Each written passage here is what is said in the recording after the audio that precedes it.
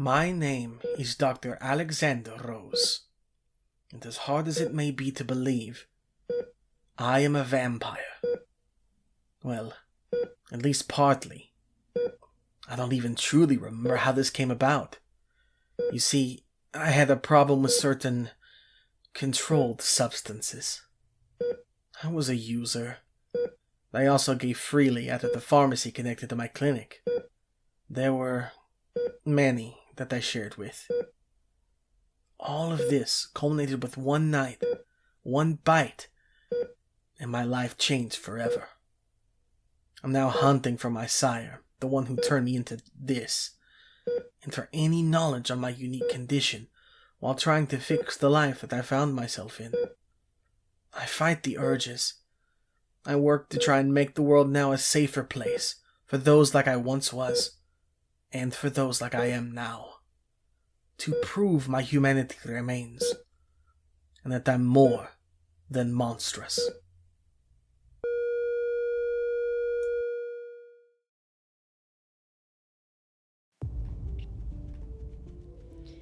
My name is Anne Darelay, and it's lovely to meet you. For the bulk of my career, I've been a dating coach. This has been a bit contentious for my parents, who think that there are more respectable paths for me to take. What's important to me is that I'm helping people. That's not what got me to where I am now. One day, I stirred from a nap with a message from an unseen deity looping through my head. The apocalypse is coming, it said, and it is your duty to ensure it comes to pass. Something inside me had woken up. As silly as it sounds, I had powers. A year has passed, and I'm no closer to learning the origin of these powers, or bringing about the end of days at that, but I've still found a way to put them to good use. If you ask politely, I'll still give you tips on flirting with a beautiful stranger at the bar. But if they turn out to be a shapeshifter, then I'll be the one to take them out. I am the head of Apophis, the Egyptian snake god prophesied to swallow the sun and bring about the end of the world. I was summoned from my slumber about 20 years ago by a group who didn't understand the weight of their actions, by a group that failed to acknowledge my power. And so I was split. I should have been risen as a horrifying, monstrous snake, large enough to swallow the sun, but instead I'm just the head of one. As I wondered, contemplating the life I now had before me, this form couldn't bring about the end of days, I began to appreciate the world around me and see what it had to offer. The apocalypse is my destiny, but I'm not sure it's the future I really want. The name's Chuck Duval, though some people might be more familiar with my old work title, the Silencer. You could say I was a hitman. I used to take out anyone for the right price, be it people or monsters. How many people I killed is a secret between me and God. I've been retired for the past couple of years, but things change. Retirement got boring, and I don't have that much time left to waste doing crossword puzzles in between my daily dose of Vicodin. So might as well use it to silence a few deadbeats on my way out. 1 second, folks. Recalibrating the sonic rifle. Almost there. Hot damn! Oh, shit. Oh, I apologize. Let me introduce myself. My name is Theodore Ulysses Franklin. You can call me Teddy. Born in good old San Antonio, Texas, back in 1959. My mama was Mexican, my daddy a cow rancher, and sí, hablo español. After graduating from MIT with various degrees, I delved into some of the fringe sciences. There, I discovered the existence of the supernatural, and I realized my purpose: researching the unexplained and protecting normal folks from the terrors in the dark. My savings went into building old techs, my mobile base of operations, out of the scraps of a 442 Atlantic steam locomotive. Old Tex and I travel across the country, fighting monsters, protecting people, and riding the rails.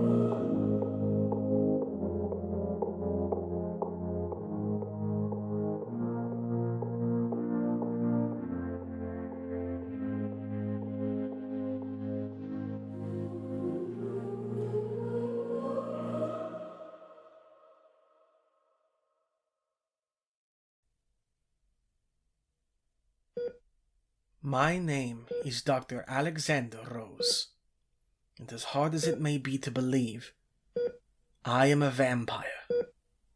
Well, at least partly. I don't even truly remember how this came about. You see, I had a problem with certain controlled substances. I was a user. I also gave freely out of the pharmacy connected to my clinic. There were many that I shared with. All of this culminated with one night, one bite, and my life changed forever.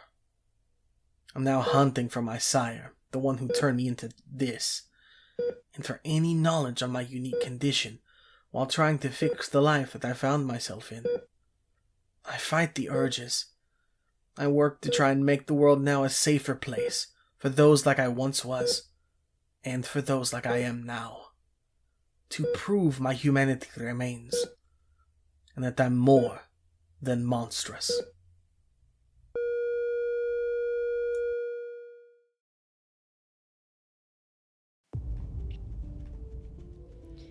My name is Anne Darelay, and it's lovely to meet you. For the bulk of my career, I've been a dating coach. This has been a bit contentious for my parents, who think that there are more respectable paths for me to take. What's important to me is that I'm helping people. That's not what got me to where I am now. One day, I stirred from a nap with a message from an unseen deity looping through my head. The apocalypse is coming, it said, and it is your duty to ensure it comes to pass. Something inside me had woken up. As silly as it sounds, I had powers. A year has passed, and I'm no closer to learning the origin of these powers, or bringing about the end of days at that, but I've still found a way to put them to good use. If you ask politely, I'll still give you tips on flirting with a beautiful stranger at the bar. But if they turn out to be a shapeshifter, then I'll be the one to take them out. I am the head of Apophis, the Egyptian snake god prophesied to swallow the sun and bring about the end of the world. I was summoned from my slumber about 20 years ago by a group who didn't understand the weight of their actions, by a group that failed to acknowledge my power. And so I was split. I should have been risen as a horrifying, monstrous snake, large enough to swallow the sun, but instead I'm just the head of one. As I wondered, contemplating the life I now had before me, this form couldn't bring about the end of days, I began to appreciate the world around me and see what it had to offer. The apocalypse is my destiny, but I'm not sure it's the future I really want. The name's Chuck Duval, though some people might be more familiar with my old work title, the Silencer. You could say I was a hitman. I used to take out anyone for the right price, be it people or monsters. How many people I killed is a secret between me and God. I've been retired for the past couple of years, but things change. Retirement got boring, and I don't have that much time left to waste doing crossword puzzles in between my daily dose of Vicodin. So might as well use it to silence a few deadbeats on my way out. 1 second, folks. Recalibrating the sonic rifle. Almost there. Hot damn! Oh, shit. Oh, I apologize. Let me introduce myself. My name is Theodore Ulysses Franklin. You can call me Teddy. Born in good old San Antonio, Texas, back in 1959. My mama was Mexican, my daddy a cow rancher, and sí, hablo español. After graduating from MIT with various degrees, I delved into some of the fringe sciences. There, I discovered the existence of the supernatural, and I realized my purpose: researching the unexplained and protecting normal folks from the terrors in the dark. My savings went into building old techs, my mobile base of operations, out of the scraps of a 442 Atlantic steam locomotive. Old Tex and I travel across the country, fighting monsters, protecting people, and riding the rails. My banana bread came out of the oven and it was very tall. And then, like, it just sank immensely. And it broke my heart. It happens often, and I definitely put more banana in it than I should have. Also, we're live. Hello, everybody. Hi, everyone. I made banana snack check. I have banana bread. I will hopefully have a snack for the snack check at break. But I probably won't. so y'all can see my camera now. What Nicolas Cage does, he kind of like holds up his hands like this almost, and then like he brings it up to his temples, and he holds it there for like a millisecond, and then he starts shaking it, and he goes, "Let's ride." And it's I don't know why he does this, but it's real. It just gets me every time. I want to watch the weird like Five Nights at Freddy's movie he is in. Like it's not Five Nights at Freddy's. Like they don't have the rights. Like Willy's Wonderland. It's like they wanted to do Five Nights at Freddy's, but like didn't have the rights. So they were like, "What? How far can we rip this off?" And for Osteonaut Eric, I don't think it's Ghost Rider. I think it's the one where he's like a part of like a band of car thieves, and I know it has like some kind of like speed oriented name title. I just can't think of it at the moment. Ghost Rider. But yes, hi, hello everyone. Hello. Hello. Here we are once again. Let's see here, back on our own.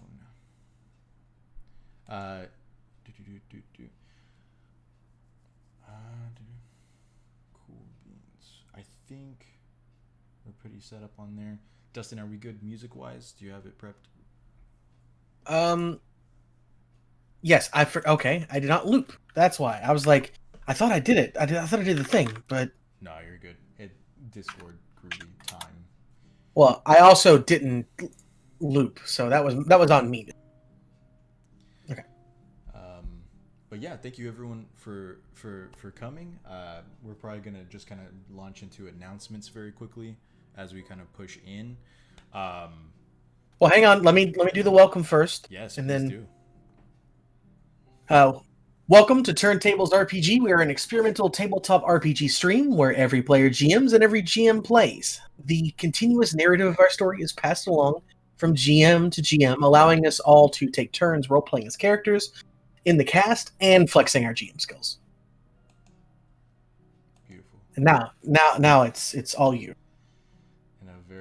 In a beautiful timber. Thank you. Yes, so thank you for joining us. Just some quick announcements before we jump into tonight's session, because I'm sure we need all the time that we can get.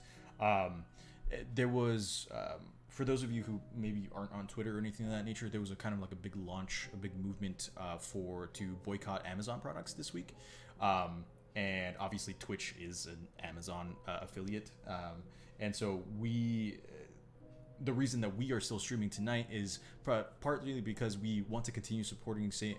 Jude Children's Research Hospital, and we want to maintain just kind of like the consistency. And right now, we're not like, arguably, we're not even getting a payout from Twitch at all. We want all of the prospects from tonight to go to St. Jude Children's. And so with that in mind, the other half is that we just couldn't really find any concrete resources that we could share with y'all in order to get you informed, to give to you in order to support, and so on and so forth. And so hopefully if any of you know anything or have heard anything, feel free to drop it in the chat. But as of right now, we're just going to continue pushing forward, and instead of asking for everyone to subscribe or do Twitch Prime in any way, shape, or form, we ask that you check out our donation link inside of our at the bottom of our stream description. Right now we are, I believe, at $254, and that's just about halfway. We've unlocked the custom smartphone screens, the smartphone backgrounds that are going to be created by Mars and Chris. I did that right. And then at the 250 mark, we hit the the art stream, where it's going to be the cast artists versus the non-artists, and it's going to be I'm very excited for that one. Our next goal is $400, and we are planning. We decided to do a PowerPoint party. So if you would like to hear us ramble about very obscure and probably for most of us, or like half of us, like scientific topics, I'm excited for that part for sure. And so because the more you know, that was very off key, but yeah, no, I think that will be a lot of fun. So please help us get to 400. Again, we're going to be doing this the entire month of March. So if you can't donate right now, but you'd like to donate later, you're absolutely welcome to. The donation link, I'm pretty sure the bot should still be active. So hopefully they'll post in the chat. If not, we'll post the link on there as well. And that's going to be active the entire month of March. And so again, this is a really great opportunity for us to support St. Jude Children's research and like the amazing work that they do, not just for children's cancer, but for other diseases as well. And we're really excited to be working alongside them and to have you here with us. Along with that, I think, yes, we will be having another stream this Thursday from 2:30 p.m. to 5:30 p.m. Central Time. And I believe we're playing golf with your friends, if that's correct. Yeah, we are. Right on. And so, again, that's kind of like mid-afternoon. And honestly, if you want to start your weekend early, we would love to see you there. I believe some of us will be there. Others may be like hopping in and out. But it's going to be a fun time in and of itself. And again, it all goes to St. Jude Children's. So thank you so much for your continued support during this month. And I think that's what I got. Yeah. Yeah. Yeah? Yeah. Yeah? Yeah. Yeah? No. Yeah. Oh. Yes. Shut it down. Shut it down. All right. Yeah. Anybody else got anything? I have a new Pikachu in the background. Ooh. Very Yeah. cool. That's unrelated, but still very important. It is. Agreed. It is, yes. Masha? Wow. I'm eating banana bread. I've already told you all that, though. Wow.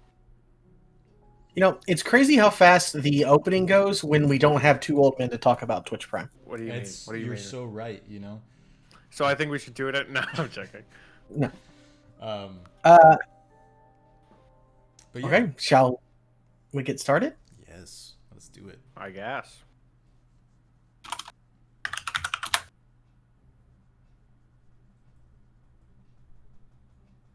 They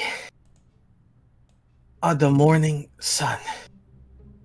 Lightning flashes, and again we see Alex Rose, though this time not as he was before. Where once we'd seen him on a throne, we now see him shackled to a wall. His eyes are sunken, dark rings and bags hang heavy beneath them. His skin looks taut as though he's been starved. His breathing is ragged, tired, as he stares into the darkness in front of him. The sound of a door opening is heard, and from the shadows walks Alexander Rose, regal, full-formed, and with wicked black and red eyes. His face is twisted in anger as he looks at the chained Alex. You think you're so smart, don't you? Well, you are only rushing them to their doom, he screams. The other Alex remains silent, simply staring at with a small spark in his otherwise dead eye. I will handle them, and with that despair, I shall end you. He turns and slams the door behind him. We zoom in on the other Alex's face. His eyes continue to stare blankly as the camera slowly zooms until finally it stops on his lips. Come to vanquish this horrible night, he says simply, and then he smiles. Welcome to Monster of the Week.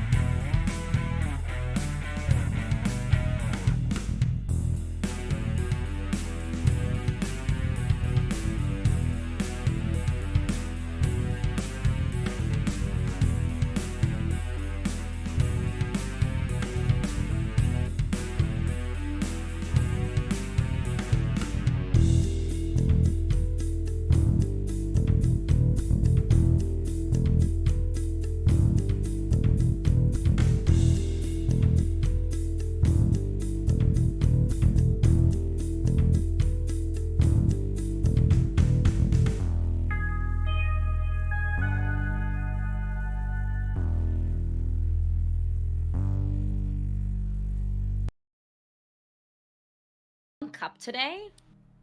Dustin has a fun cup today. Is it filled with blood? Hey, It's blood. Hey, you. Dude, if your blood looks like that, man, go to the hospital. Please Go go right to the now. hospital. Hello, my blood is translucent and bright. My blood is Kool-Aid. Absolutely, Dustin. it's. Hey, Dustin, are you drinking Gatorade out of a wine glass? We are not sponsored, folks. That's called fashion. That's called. Have I told you how much I appreciate you today? Because if I haven't, I just want you to know that I appreciate you. Excuse me. You know what, Masha, you level up. Thank you. She already But- leveled up. Yo, That's can I right, level up? baby. You level up until the only thing you have left is to retire your character. You did Oh it. my gosh, what a freaking. No, thank you. What a freaking chaos. That's more pressure than I would ever like on myself. How much level ups do you have, out of curiosity? Like, how many options do you have left before you have to retire? Well, she can switch to a different. You are correct. You are correct. So, infinite, I guess. A I lot. only have 5. I only have 5 level ups before I have to choose either change the hunter to a new type, make a second hunter to play as well as this one, or retire the hunter Okay. to safety. Interesting. Can we get Anne to the very end before the finale? Is the question. Yeah, can we? Because 5 more level ups and Anne has, and like some game changing thing has to happen. Or we go the whole the route of just making a second hunter to play alongside, and then I just have to. Never touch Character Anne again. voice. Well, Anne is just like on sabbatical. She just like taps in one of her friends. She's like, "All right, you got this one." She, Because like, goes either through the way, because Bahamas. if you on did choose vacay. make another hunter, Anne is still around and can level up. Yeah. That's. Yeah. She stays. I would say she stays on the train, but we don't have one of those anymore. Oh, well. Cyber Goji and Osteo brought up a good point that Anne could always just bring on her secret sister, Jan. Hello, I am Jan. Just don't- another. You know I'm divine. different because I don't have a scar on one eye. No, I think or she has a scar on the other eye. Yeah. I think she actually has scars on both eyes. no. Anne with a mustache named Stan. Oh, okay. I like You know, Stan. and it's her brother, but it's literally Stan. just like Anne, but with like Teddy's mustache. Oh, okay. Yeah. No. Here's what happens. Anne switches to a new type. All right. Anne becomes like what's the normal one? The The mundane. mundane. Anne becomes the mundane, and then in comes her brother Stan, Yes. who is the divine. It was the divine. Fun, It works fun. out, and Anne's just like lost all of her memories, and Stan is like, "Don't worry, twin sister." But in that same We scenario, always bring back the twins. in that same scenario, Anne would still be a part of the group, and Stan would desperately try and join the group. But we're like, no, we don't No. want. We don't want superpowered Stan. You. Well, that's just sad. We want mundane Anne. We'd rather have mundane Anne than divine Stan. That's correct. I am so honored that you would pick my character Over your other Over character. your over other my character. other character, who has not yet been created. Oh my gosh. Yeah. So Anyway. The game we're were I playing. got we time, though. Were we gonna do a recap, or were we? Mhm. Okay. Dustin basically, and I'll go ahead and drop $1 for this because St. Jude. Dustin basically mind fucked us last week, and then That's a $2 word. okay, fine, $2, and then. It was well worth it. It's the only word I can use. I had for social media. I had to think of so many different words to use, but I'm going to use it this way this time. And left us questioning 1, our existence, 2, our sanity, 3, our destinies. Yes, and then we did it all to get our Monster of the Week weapons back within this D&D world. And correct me if I'm wrong, Dustin, but I think the mechanics for tonight are that any monsters that we encounter, we can fight in the normal D&D way, like they have an HP number, but they also have a harm count, so we could use the limited shots that we have with our weapons from the Monster of the Week game to take them down if we wanted to. But again, we only have a limited amount of those shots. Yep. Cool. If anyone wants to elaborate on what we saw in the session last week, you're absolutely welcome to. But I said my piece because it was what I was thinking the entire time.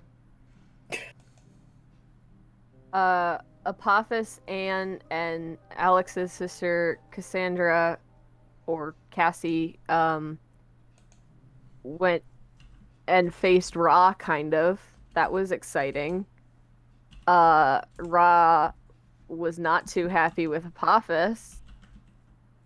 And Apophis now doesn't have as many hit points as he did. That's a fun way to put it. Yeah. Yeah, to add to that, I guess a little bit of background. We were able to talk to Cassie a little bit in the beginning of the session because we ended the previous session on that big reveal. Basically, we learned that she, at some point, regained consciousness inside Alex's mind, and that there was some kind of additional presence inside it that made Alex sick. And the, I guess, like, epitaph that is underneath the sculpture of Alex that's in the middle of this graveyard is... I think this is what it is. In order to break the bloody memories, you must first face the chains of the future, which was our clue to do the thing in these strange alternate realities. Yeah. And then we fought Raw, which was a vibe. It's a bad vibe. And everybody else was in, like, elapid robes, and Teddy and Chuck were there, and they were angry with us and forced to fight us, and it was, Technically, we were dead, right? And then... Yeah, we were Dead dead and then reanimated, resurrected yeah. by Raw. It was a vibe. It was a day. Real quick, I wanna, because I think they shot up like really fast and in succession. So big thanks to 63 Des, our anonymous donor, Cyber Goji, and not myself because mine was only $2. But essentially, we've now reached $300 on our donation. Hey. Thank y'all so much. Thank you so much. We are less than $100 to the PowerPoint party. Point party. But yes, thank you all so much. I just wanted to give a shout out. Sorry. I just want you all to know that if we do PowerPoint party, mine is either going to be about birds or cheese or something kind of in those spheres. So just a woman of the world. And I think that perhaps Chris or Saul should talk about what happened with Chuck and Teddy. But I can also discuss what happened as the cliffhanger of our last episode, which is that we all left. Well, we did get all our weapons back, and then we heard a big splody noise, and we walked out, and the sculpture of Alex was no longer there, and instead there was like a route to some kind of underground tunnels, which we presume will lead us to the Count's cliffside keep. There we go. Yes. Say that 5 times fast. I am trying very hard to limit my number of uhs and ums, like as a person, which is, I can't tell if it's worse to just have the extremely long pause in speech instead. Tell me in chat, what's worse?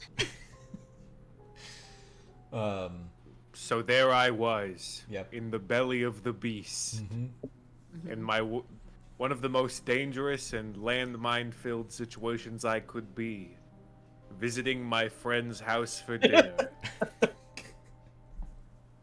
I faced many challenges, like children, and gaslighting me into taking medicine. But then my friend stabbed himself in the arm, and now we're all good. The fake arm. That's the fake illusion. Yes. Yeah. I mean, so yes, our specific trial took place at the home of Teddy's daughter Carol, and essentially it was the classic trope of, gaslighting of like, oh, everything that you've lived is a dream and you need to take your medicine so that you don't, freak out during dinner. I remember specifically that we were having cornbread and chili. But yes. And then I wasn't chilling. And then when Sorry. No, you're good. The Teddy went upstairs to get his granddaughter June ready for dinner, and June was playing with her stuffed friends around a tea table, and they were all of our friends, Apophis and Alex, and it was a very, my mind has not recovered since, and I'm hoping that some good old D&D combat will jog it back into okayness. I guess it wasn't much D&D last time, was it? It was pretty heavy Monster of the Week. Yeah, that's true. But it's a good balance, for sure. Yeah, I think that was... We were investigating the tombs because apparently we were also the founders of this town in some way, shape, or form. And that's kind of what led us there. But... So the... Have we gone we also down the confirmed... ladder? Or, yeah. I mean, we also confirmed that this is all like a dream world taking place inside of Alex's mind. Yes. It was all a dream. I used to read Word Up magazine, right? So can I pat myself on the back real quick now that you all know that part for sure? Mm-hmm. Liquid Courage, it was misspelled Corage. Cor is Latin for the heart. Oh, wow. Nice. And Boo. yeah. Okay, watch it. No, that's great. I love it. Yeah, no, that's awesome. I guess are we going down the ladder? Have we gone down the ladder? Are we still standing outside this manhole?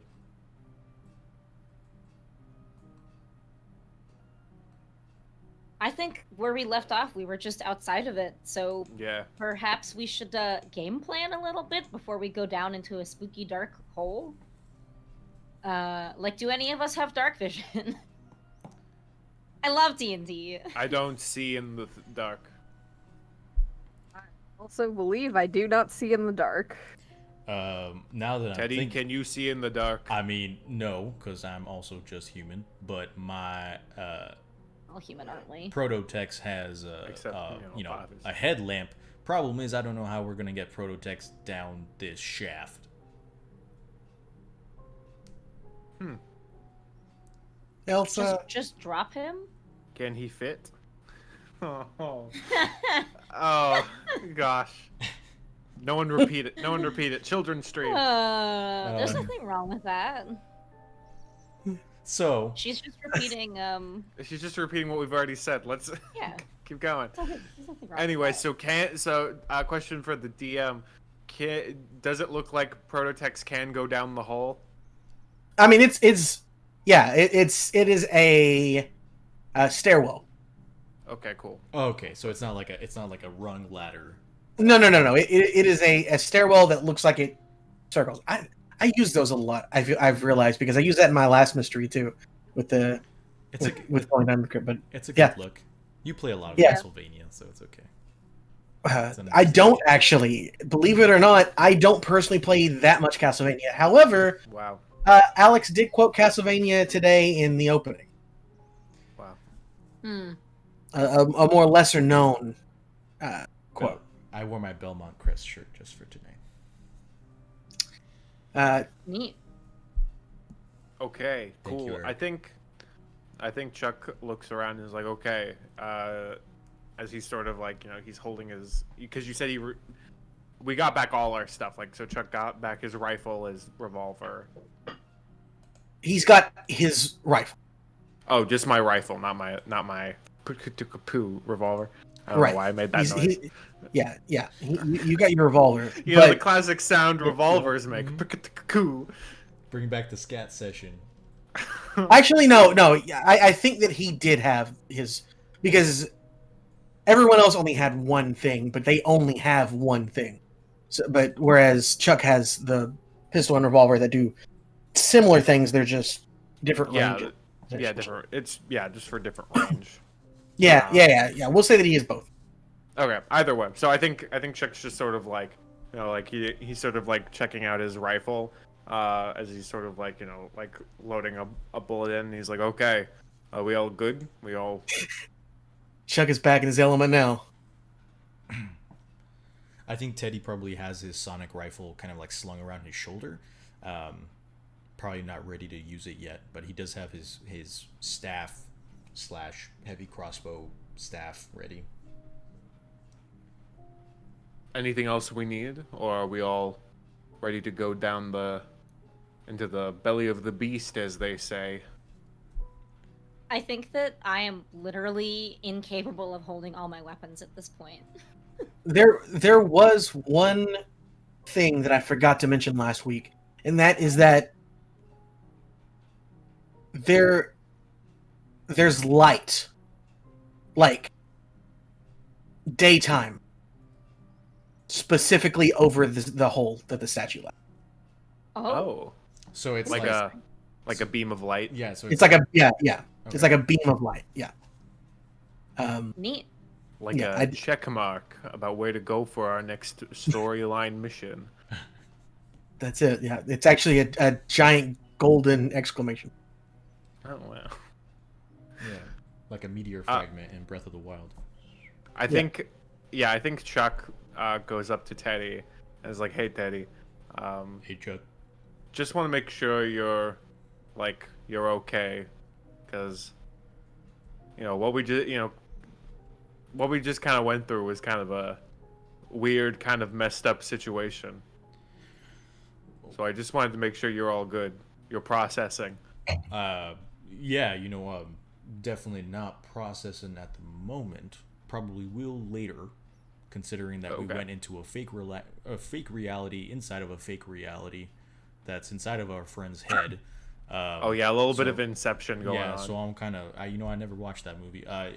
It's a little confusing, but once you get into it, you get it. It's overall good acting. We should try maybe have like a movie night when we get back. We should. I do like Elliot Page. Just like a quiet night, I think would be really good for us in general. Honestly, just a quiet night would be nice. Yeah. And Elliot Page was really great in that movie. Yeah. You hear a behind you, and Ned has lit a torch because you guys probably forgot Ned. Oh, you're still here. Oh, you're still. Because I know I sure as heck did when you guys went into the tombs. Was he here? Did he come with us to the tombs? I think Teddy's going to look at Ned and just say, "Were you outside the entire time, or?" I mean, you guys were just in there for like 5 minutes. I don't. Mm-hmm. Okay. I think it's because he doesn't have a token on the Roll20 thing that I just forgot he existed. That is true. That is factual. Object permanence. Yeah. Once he is out of my view, I'm like, who? Never heard of it. Wait, what Ned? What Ned? Wait. Not. No. You're yeah. So. Stop.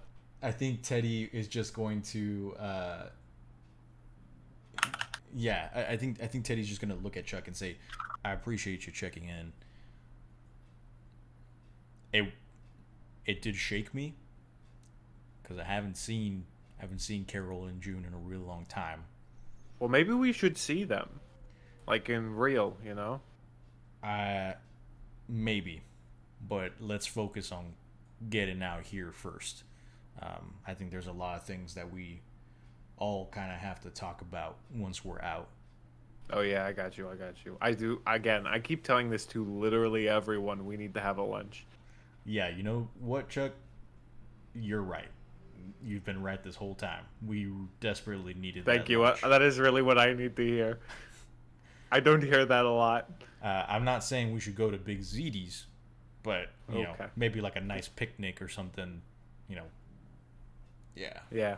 I mean, if you have a picnic basket somewhere, let's go. But anyway, let's. A picnic basket. A picnic basket. I think at this point, Anne leans in and says, "Well, I did hear that for a period of time, Big Zeddy's is going to start doing a brunch menu. That is so good. I think that we should go for that. Teddy's just gonna look at her and try and deduce when Big ZD's got to her. Like, when did this happen? Just kind of like he's gonna look think very it's like betrayed in his eyes. Just kind of like, Sweetheart, I'm gonna go anywhere that there's bottomless mimosas. It doesn't take much. that is much. crazy. there's Where bottomless mimosas at Big ZD's. Yeah, you know, it's You for have to it's pay for each of them, but they're still bottomless. it's still bottomless. It's like one of those special like off the menu items. You have to like nudge the cashier or whatever and be like, "Hey." I think legally they The have general to cut you manager off at has some to be time. your best friend of 15 years, and they Yes. just have champagne in the back that they pour for you. It's not on the menu because it's not legal, but because you're friends that let it slide.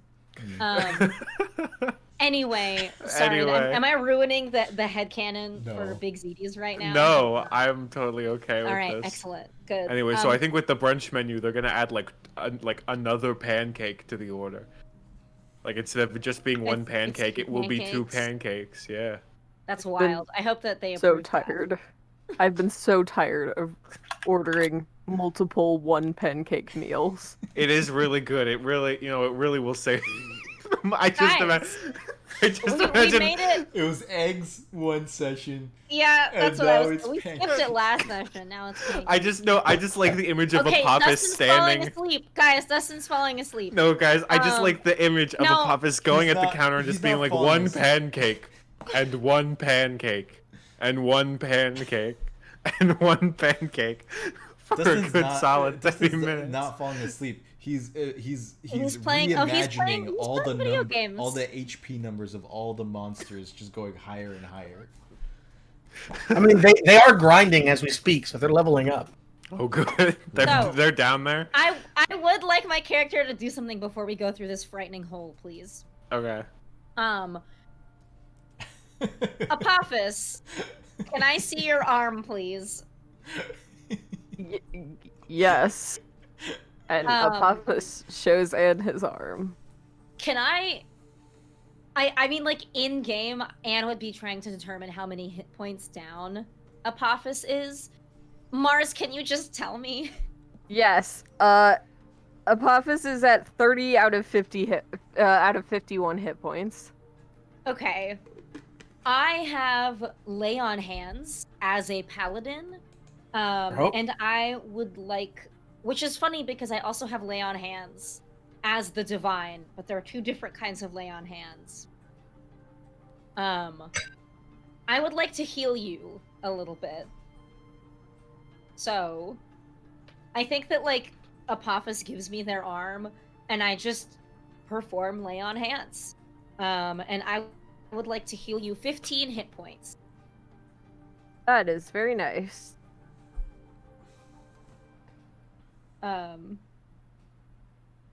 Because you are our big bruiser, and without you, we will probably die. Says the paladin. Should I have saved some of them? It's fine. We'll be fine. Don't stress about it. No, I didn't mean that. I just mean that you are also tanky. That's fair. Oh man. While they're doing this, I'm gonna walk up to Cassie and be like, "Hey, so you're dead? How's that?" That classic Chuck charm. Well, I'm asking just because I'm curious about what death is like.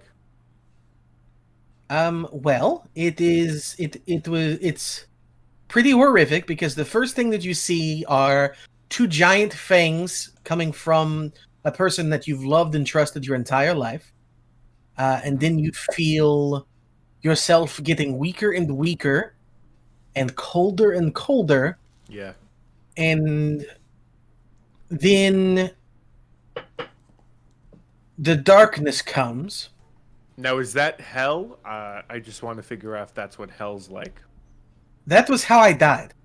No, but I'm just saying, like, the dark, cold, like, do you think that's what hell's like? No, I mean, I actually got colder while I was still alive because I got blood that one because you're is losing draining. blood, but I'm Yes. saying, like, I don't You me- remember. If you're I think asking you me what the mentioned afterlife was like. I don't remember. Okay, I was just curious about what the Yeah. afterlife was like. Sorry, I didn't mean to like intrude. The next thing that I remember is waking up in some in my brother's body, looking at it some I don't know, manure infested field or something. I don't know what it was. And do you think like yeah, like just out of curiosity, like what would you say, like are you happy like where you are? Like do you like are you cool are you cool with being like looking through your brother's eyes, or do you I mean, like what's the plan? the answer is I'm not happy that my brother is going insane or something that's going on right now. That there's something Yeah, trying to that kind of stinks. take over his body and stuff. That's just. But I mean, it's good to see, that he's got friends and stuff. That's nice, and to see you all, in the past few months do some crazy. Do you hear his thoughts? Like, do you know what he thinks? No, Oh, okay. I feel like I could know, but I just don't. was curious because I wanted to know what he thinks about us. Chuck, you can always just ask him. I think. Where did you come from? He's gonna kind of like walk up, because I'm assuming that like maybe Anne and Apophis have finished the healing process, and I think we're kind of starting to get ready to go down. And so I'm just gonna come up to Chuck and I'm gonna put a hand on his shoulder and I'm gonna say, I think asking a memory inside of your friend's psyche about how they feel about you is kind of more of a roundabout way than just asking your friend how they feel about you. Yeah, but this is like, going through the back door without having to talk to the person out front, But that's what if you're trying to get the bottomless mimosas at Big Z's, you have to meet them at the back of the parking lot.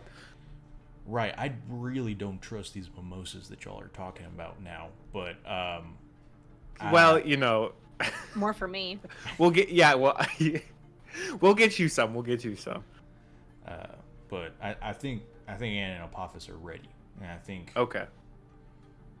Sorry, I just wanted to get to know our new friend. Let's ask Alex on the other side. I was just curious. That's even who's on the other side. I mean, when we get out of this space, but sure. Oh, that other side. Yeah, that other side.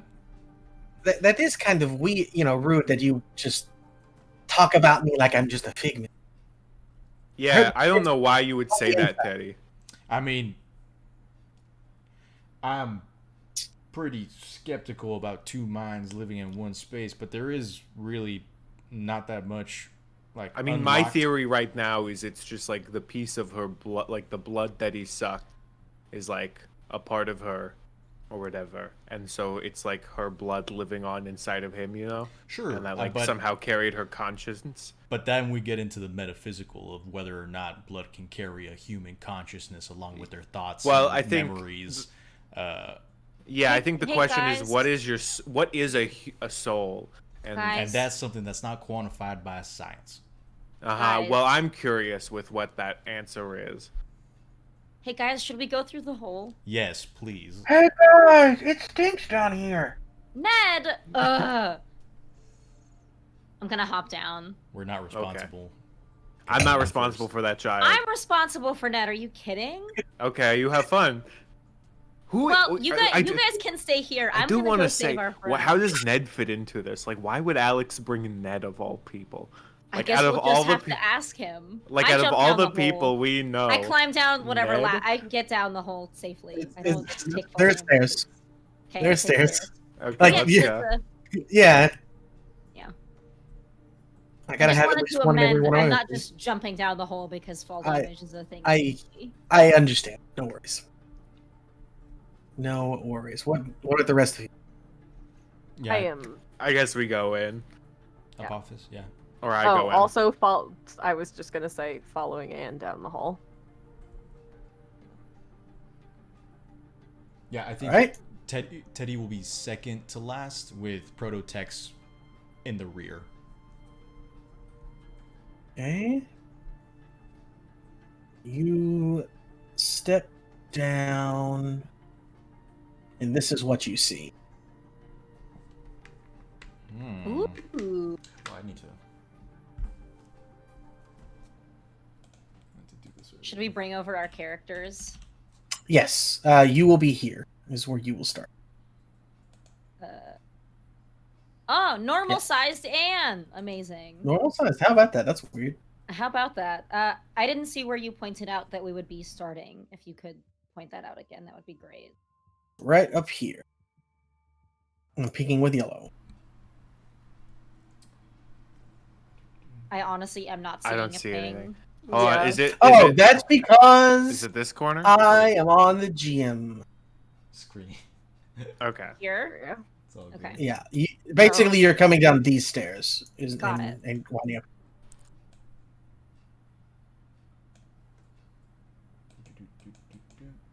Those funky buboes. So, Ned wasn't kidding. It stinks really bad down here. It smells like, I mean, you all have smelled rotting flesh before, and it's definitely what it smells like. And it looks like this was also part of some kind of crypt. These are actual, like, coffins just kind of hanging out. But yeah, so welcome to the landing. I guess I can put.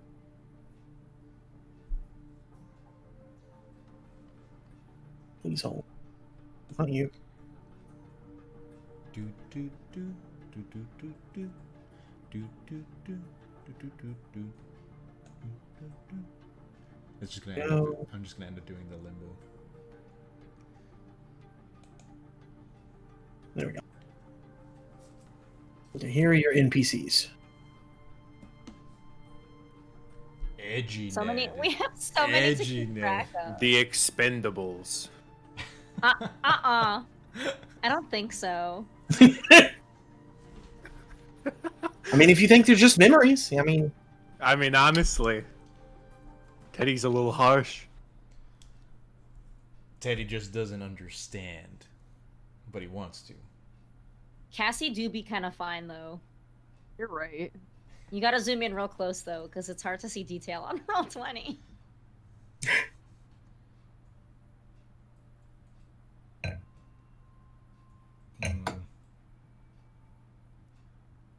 That's a good point, Cyberkoji. He said that those baubles look a lot like villi. What's villi? Like intestines. made up word. Okay. They're the It just looks like they're hair. the intestine They kind of fingers look that, like stroke your food when they float. It looks past. like a hairy Well, arm. then maybe they'll just with, whisk us like, away so we don't bumps have to walk. with it. They kind of look like a mix between a kumquat and a blackcurrant to me. So, hey, where's Ned going? I'm gonna follow Ned. Where's he going? Hey, Oh, kid. Not okay. This is where he is when you all come down the stairs. Okay. Yo, kid, why do you... Yeah, I feel like you have a death wish. Guys, this Considering is- how loud our party is, I'm just going to light a torch. I don't think we're gonna be able to make it through here with any semblance of I think Ned has a secrecy. torch, right? Ned does have a. Ned has a torch and And- Prototex has a light. Yeah, he has the little headlamp. Okay, team. Yeah. We're... So We also... Weird thing, just thinking about this. We really need to come up with a name. is My name's Apophis. Okay. Oh, Thomas, I love you. That was so good. That was really good. That was perfect. I can't... Okay, never mind. I'll bring it up later. That was so good. Justin, do you just want us all to like move out onto the floor, or Hang what on. does the space look I do have a. Yeah, like, So it looks exactly as it looks here. But let me kind of explain what some things are. Because you obviously can't see over here just yet because of there's walls here. But as you enter in, again, the smell of rotting flesh hits you, and it's really gross. Just an overwhelming sense of decay. The area looks like it was once a crypt. There's just a large square here that looks kind of like a stage, almost. It is elevated, and Ned has climbed up on top of it. There are a couple of passageways here. It's a little dark now because I think Torch only got 30 feet. Oh, well, I guess you could see the shadow of the little coffins and stuff there. This stuff on the floor looks like webbing. Don't like that. Oh no. Oh, by the way, we ran into a bunch of vampire spiders, like a few, like me and Apophis a few bits ago. We did do that, and they did apparently originate at the graveyard. So, Huh, wonder if that's related. Anyway, let's keep going.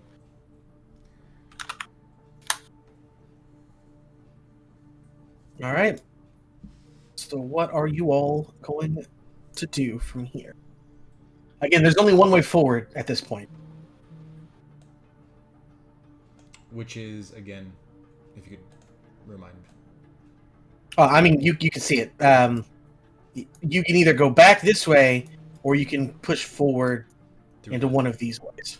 Gotcha. Gross. I roll a perception check as I'm looking around and trying to figure out, Yeah, why doesn't everybody do that? Actually, give me a nice perception check. I got a 9. Oh, cool. I also got a 9. Okay. You said perception, correct? I did say perception, correct. That is a 13. I got a 14. Well, Chuck, and only Chuck, I'm so perceptive. here's skittering coming from this direction. Is that the pitter patter of little feet I hear? It's only briefly there, but Oh god. Guys, I don't think that we're alone down here. Yeah. Although I feel like we probably could have guessed that. Let's move on forward, I guess. Move on with extreme caution. Okay, let's go. I'm walking. You're walking here. I'm walking here. Yeah, I think Teddy, since Chuck has elected to go forward and be our the leader of this line / the scout. Conga line? I think Teddy's just gonna continue to go down the same path that Chuck is going down as best as possible.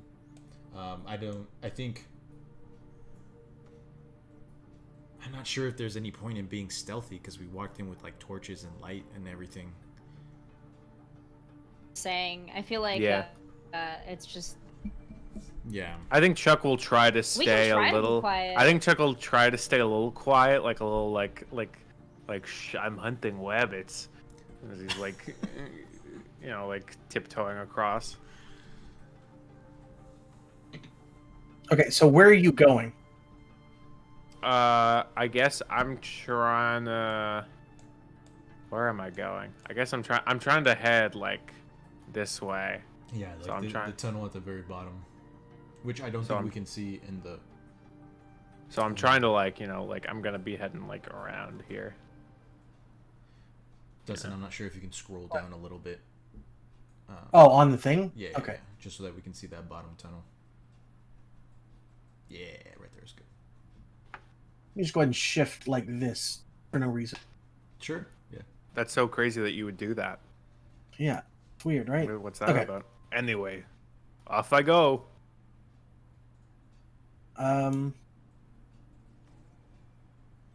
Okay. Is anyone else moving with Chuck or? Apophis is gonna move like on the other side of the crypt, like Chuck went one way, Apophis is just gonna go the other way. Okay. I think Anne will join them in that. Are the coffins open in any way, shape, or form, or are they sealed? Like No, they're broken open. Okay, they're broken open. Gotcha. Yeah. Weird that it seems like they were empty or something. Who knows? Yeah, can I take a peek inside, see if there are any like personal effects or anything? I mean, if you want to, I guess. I would yes, dear keeper. Roll I would investigation. Okay. I need to learn how to zoom in my PDFs better. Like squinting when I could just, not. 16. 16. So there's no personal effects or anything in there. They're coffins. But there looks to be almost like a bit of gore making its way out of it and onto the webs. The webs? Like, yeah, like there's like blood and perhaps other visceral, disgusting liquids leading from the coffins and then onto the web. Can I take a closer look at the webbing? Is it like spider webbing or something entirely different? I don't know how many webbings there are. It's spider webbing, yeah. I mean, it's spider webbing. What are you doing to it exactly to examine? Just asking for a friend. Asking for no reason in particular, whether or not I'm actually touching the webbing. I don't think that Anne would touch it. I think that I would just just look up close to it and see if it has that same kind of like shine that spiderwebs seem to. I mean, it definitely looks like webbing. Like, okay. Without touching it, there's not really much else that you could. And then I would like to throw my full body into it and then shimmy around a lot and see if anything comes and gets me. I'm completely joking. I absolutely do not do that. Too late, you said it. No! That's canon. Put it in the wiki. Classic Anne acting like a fly. Anyways, so. She does use her wings a lot. All right. Anne, use fly. Anyways, okay. Are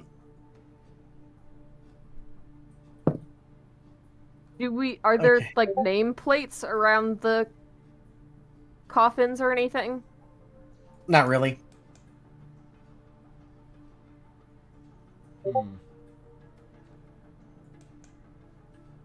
Let's continue. Yeah, I think. I guess. Yeah, I think Teddy would just go down continue. one of these pathways. Yeah, I need to know where people are. Like, yeah. Please move yourselves. Basically in your marching order. So it looks, to me on the map, it looks like there's a pathway going here to the right. Are there other pathways as well? No. Okay. In fact, it looks like the wall's almost been broken out and burrowed through. The passageway on the other side looks like it was... I mean, it's now coated in webbing, but it looks like it was purposefully made. But the wall here looks like it either collapsed or was broken through. And so, like, the walls themselves are like a combination of, like, stone, earth, and webbing? Yes. Okay. Can we see one of those little bulbous things from our viewpoint at the beginning of that path? Yes, you can. And it is glowing the color of blood. how large are we talking? Are they like, like maybe like half our size, with like volleyball size? I'm trying to think of how I can picture them in my head, and I'm just trying to think of how to get the point across.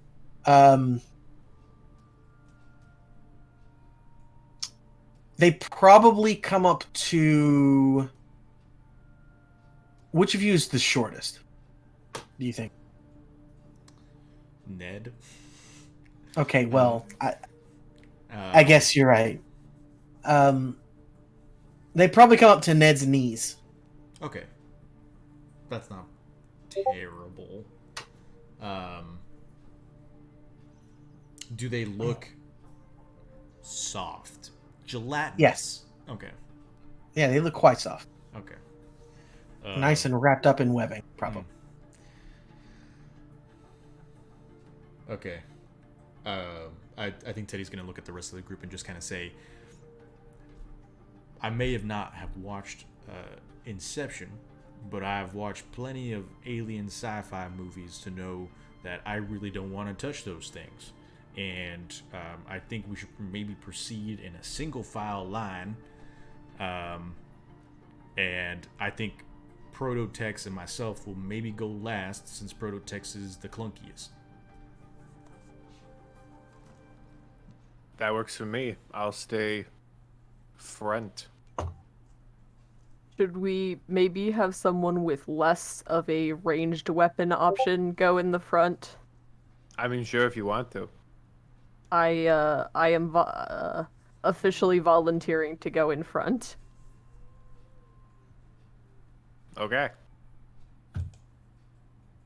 And would you like to go in front or behind of me?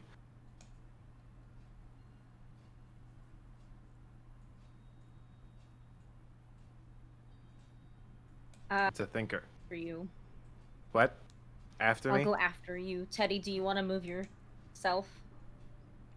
Or we could do that. Boop. Oh, where so are- much space. Where are Cassie and Ned gonna go? Yeah, good question. Where you want them? I I will say that these things are giving off a slight glow, so you don't need a torch in here. Okay. So since they're giving off like a soft glow, I mean, I could turn off the headlamp, but it's just kind of there. I feel like that's a lot. I think I will let Cassandra and Ned go in front of Teddy, because again, he said that he would be the last one, just in case, Prototex does like bump into something. Okay. Cassandra does say, if something happens and we are attacked, I will protect the boy. So do not worry. Okay. Yes. Conga line we go. Please protect the boy. I can protect myself.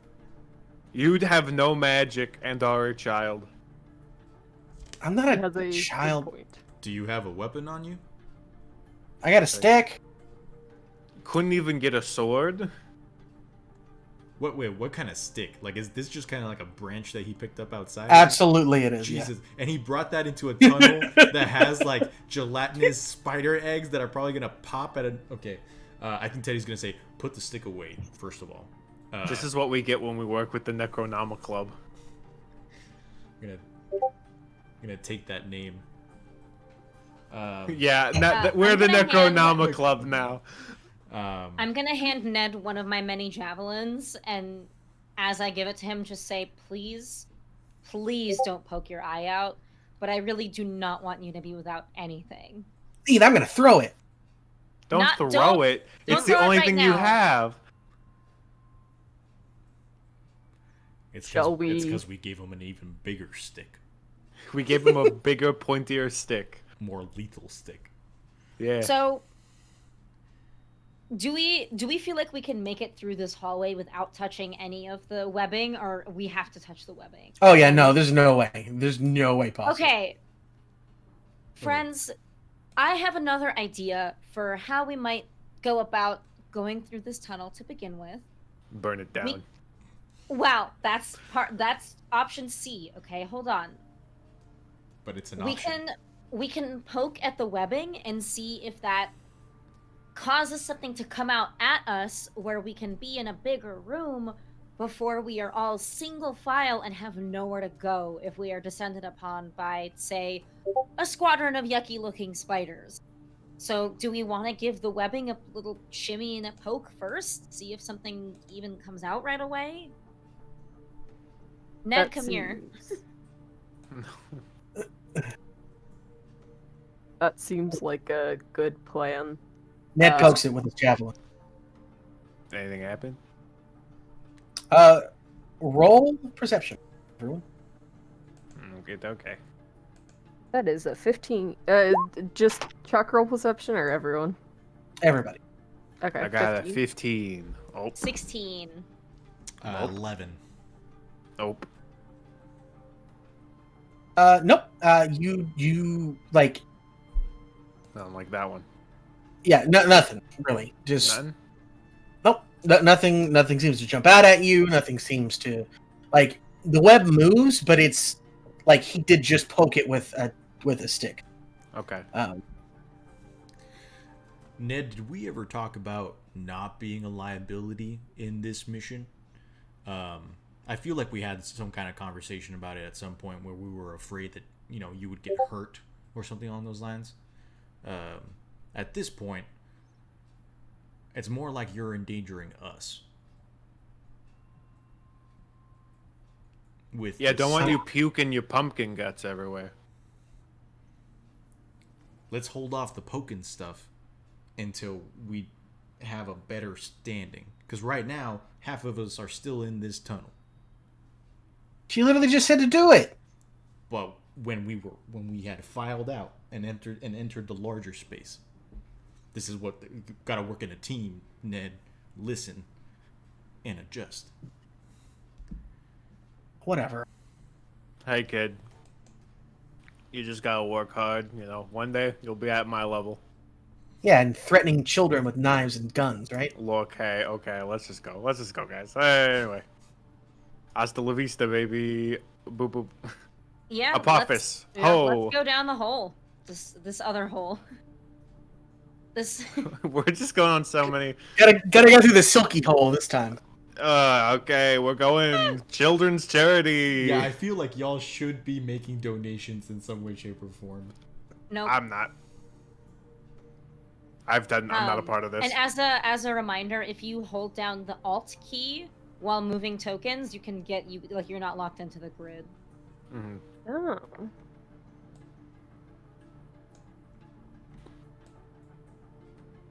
If you want to get real close to someone. Oh my. Yeah, I mean, I got your Game back. Master, we're just gonna walk down this tunnel until you tell us that something terrible has happened. All right, keep Don't moving. worry, Apophis. I got your back. Yeah, and the whole way that we go, I will definitely, continue to look around and see if bad things are happening. Cool. Uh-huh. Oh, what the heck? All right, that was weird. All right, stop. Put yourself where you would be if Chuck was in that position. Could I request that the Dungeon Master move his NPCs as well, so that I can be behind them? Thank you.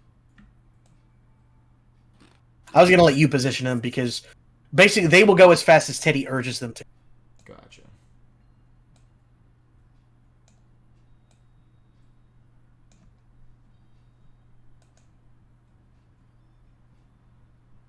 Okay. So it is at about this time that I didn't mean to move Prototext there. It's okay. He was right behind you if you want to move him back. No, it's okay. I'll move him in a second. Also, thank you, Womakin, for your donation for evening out our number as well. That was also bugging me, so thank you. Super MC Gamer. Nice, even numbers. MC, if you're watching, I love you. And I miss you. I love Minecraft. No, don't. Also- That's not. I love Minecraft. Ah, yes. Goose got smooched. Goose is Womakin's dog, just by the way. Okay, cool. So this so doesn't it- sound weird. Mm-hmm. Hang on just a moment, because I'm going to need. How does it? Okay. Oh.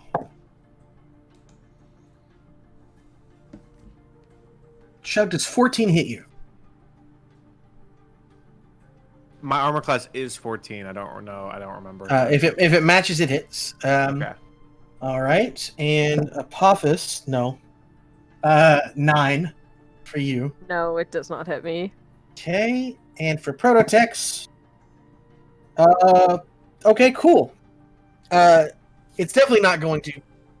I don't even need to ask you, but I'll explain what happens in just a second with Prototex. So the only one it hit was Chuck. All right, so There we go. out of nowhere, seemingly nowhere, 3 gunks of web shoot out. A wild Pokemon appears. One shoots to Apophis, which Apophis is ready enough to dodge, or it misses, however you want to flare that.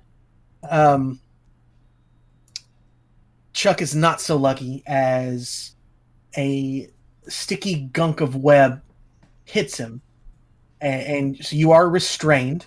You can't move to get your weapons or anything like that at the moment. Ow. Let me see here.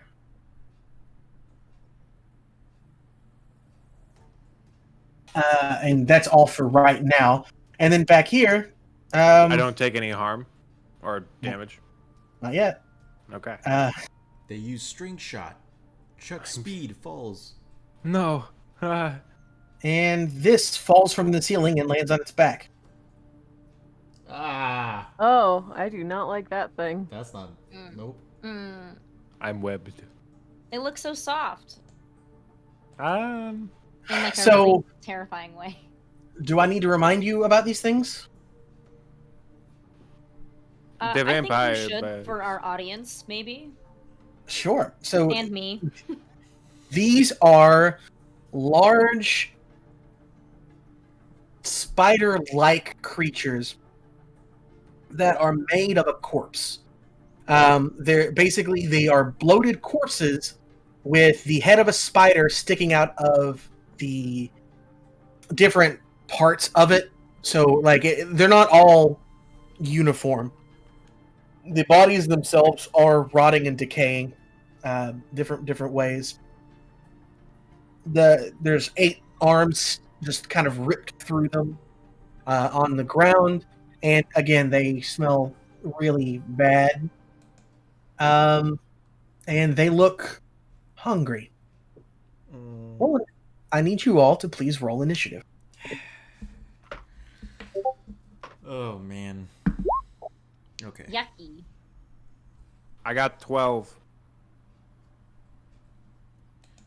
I got 10. 15 for Tex, for Teddy and Prototex. 11 for Anne. Man. Chuck was 12. Okay. And I'm sorry, what was Teddy one more time? 15? 15. Yeah, and then Prototex goes right after me.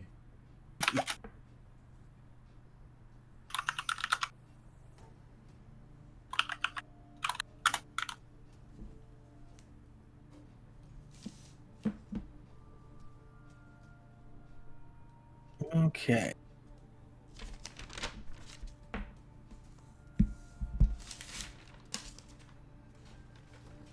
What are these things?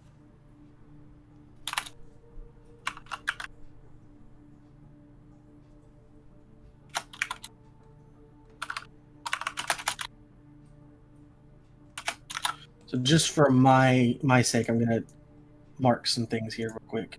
Mm-hmm. These mean. Oop.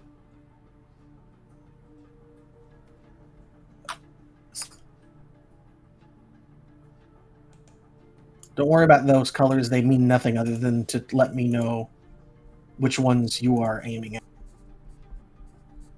You've got the red one, the blue one, and the... Gotcha.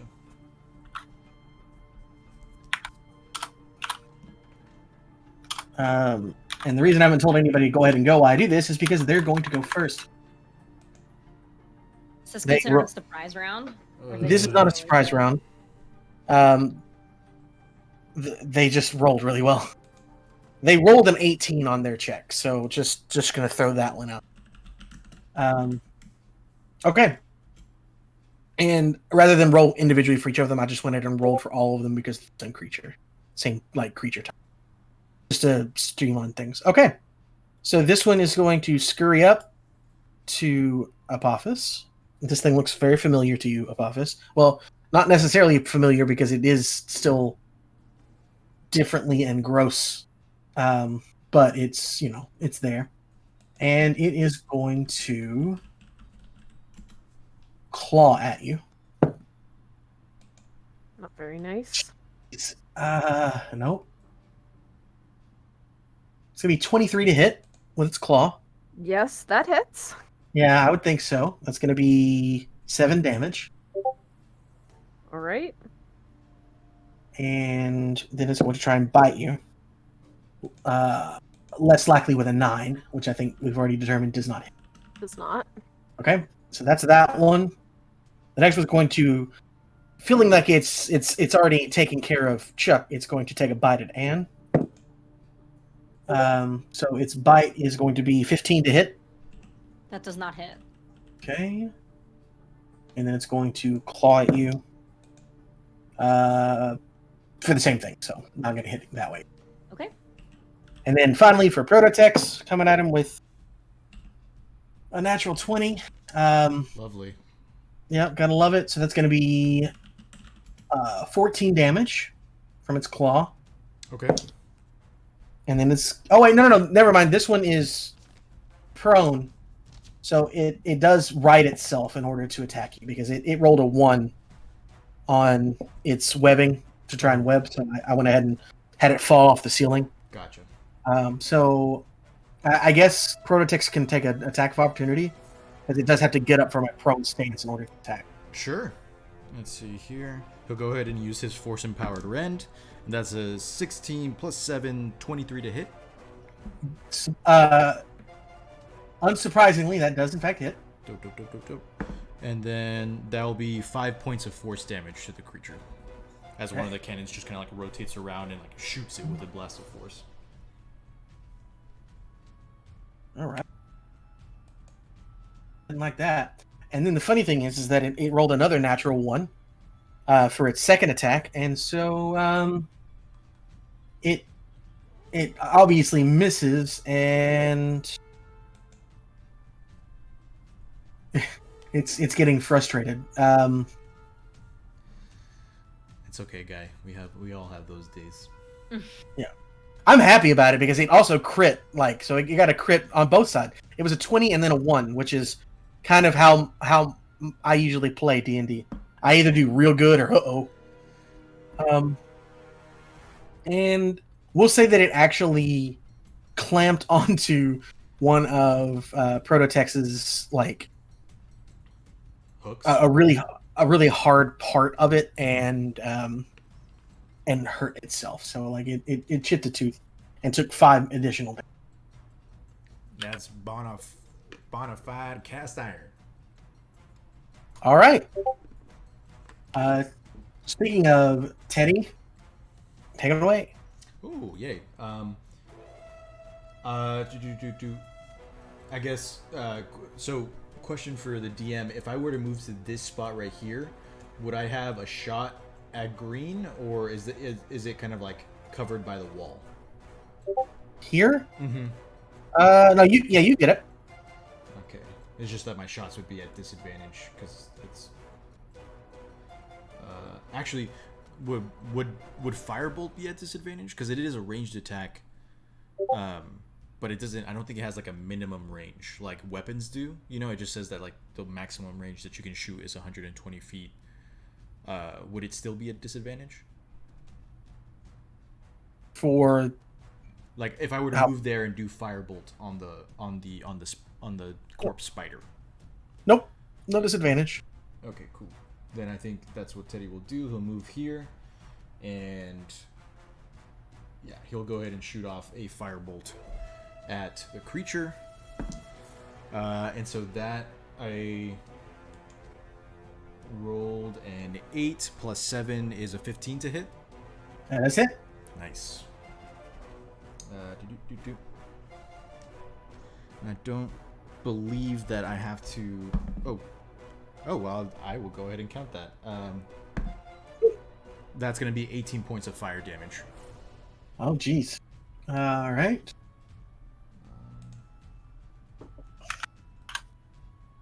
It does not seem to take extra damage, if just in case you're wondering that. Mm-hmm. What? Does the fire seem to work on it well, or just like normal? It's normal. Yeah. Okay. Yeah. It's fair enough. And then Teddy will use his bonus action to instruct Prototex to attack the creature right after. Okay. So now it's Prototex's turn, and they'll go ahead and do another Force Empowered Rend. That's a natural 19 plus 7, 26 to hit. I mean, yes. Beautiful. And that's a 4 plus 3, so 7 force damage from Prototex.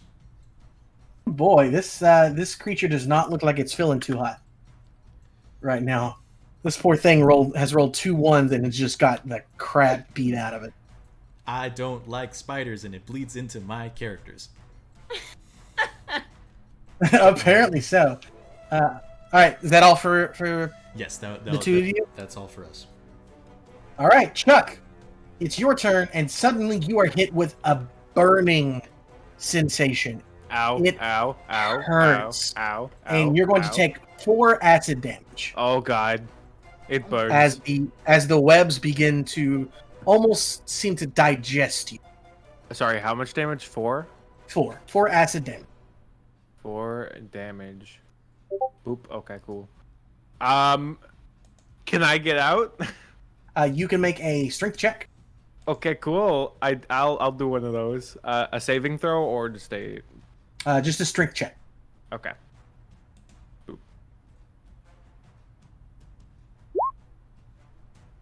That is going to be a 12. Yeah, you break free of the web. You thought you could contain me. Yeah, you hulked out and just flexed a little bit, and it just tore apart. Okay, cool. I assume that's my action. Or... That is an action. Okay, cool. God, I haven't played D&D in a while. Can I still make an attack, or can I only make a movement? You can make a movement. You cannot attack because an attack is an action, unless you have something that's like a swift action or something. Yeah, I can only. Action. You can take a bonus action to either dash, disengage, or hide. Is there anywhere I can hide? Not where you are right now. No. Okay, like you can hide behind the creature. Like, but I oh, think there's some really egg. there. There's some rather large eggs over here. Let's see if I can squirm my way in. Cool. I'm going to simply back away this way if I can, and so you using your bonus action to disengage. Yeah, I'm disengaging. Okay. And so yeah, so that's what Okay. I'll do. All right. Anne. I am going to step between this spider and Chuck, after seeing him get hurt. And then I am going to... Nobody has hurt this creature yet, right? Not the blue Correct. one, I don't think. Correct. For funsies, I would like to use my razor whip against this thing. Oh. Okay. So would I roll? So I would just take Roll a step 2d6? to the side and then just try to hit this thing as hard as I can. All right. And so this is the part where we're mixing the Monster of the Week rules with the D&D, and she's rolling for kick some ass. Yes. Right. And does the amount of harm they deal equal a certain amount of damage? Like they're like No, it deal no. I think I see what you're saying. They are two separate tracks. Yeah. Oh, okay. So Well- now that and doing harm to them with the razor whip they're still technically, if I tried to kill them with D&D logic, then they're still technically at full D&D hell. Yes, but Okay. yeah. So I rolled a 9 plus 3 is 12. Yes, basic math. And kick some ass is one of my advanced moves. Okay. So I can pick an advanced effect. Okay. And I'll read the options because I don't know if we've ever read these out loud before. I think so. My options are: you completely hold the advantage. All hunters involved get +1 forward. I suffer no harm at all. My attack inflicts double the normal harm. Or my attack drives the enemy away in a rout.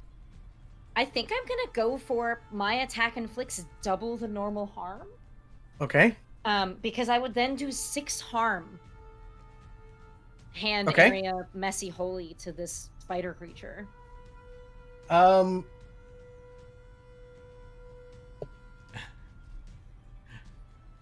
So this creature is hissing and it's angry and it seems almost triumphant in the way that it has webbed up Chuck. It's a little angry that Chuck got away. And you pull out your razor whip. And as the razor whip makes contact with this creature, it's almost surreal what happens. It's almost like it is burning through its reality. It's really hard to explain because it's almost like you are seeing an additional dimension to this creature that it itself is not aware of, and it vaporizes. It's gone.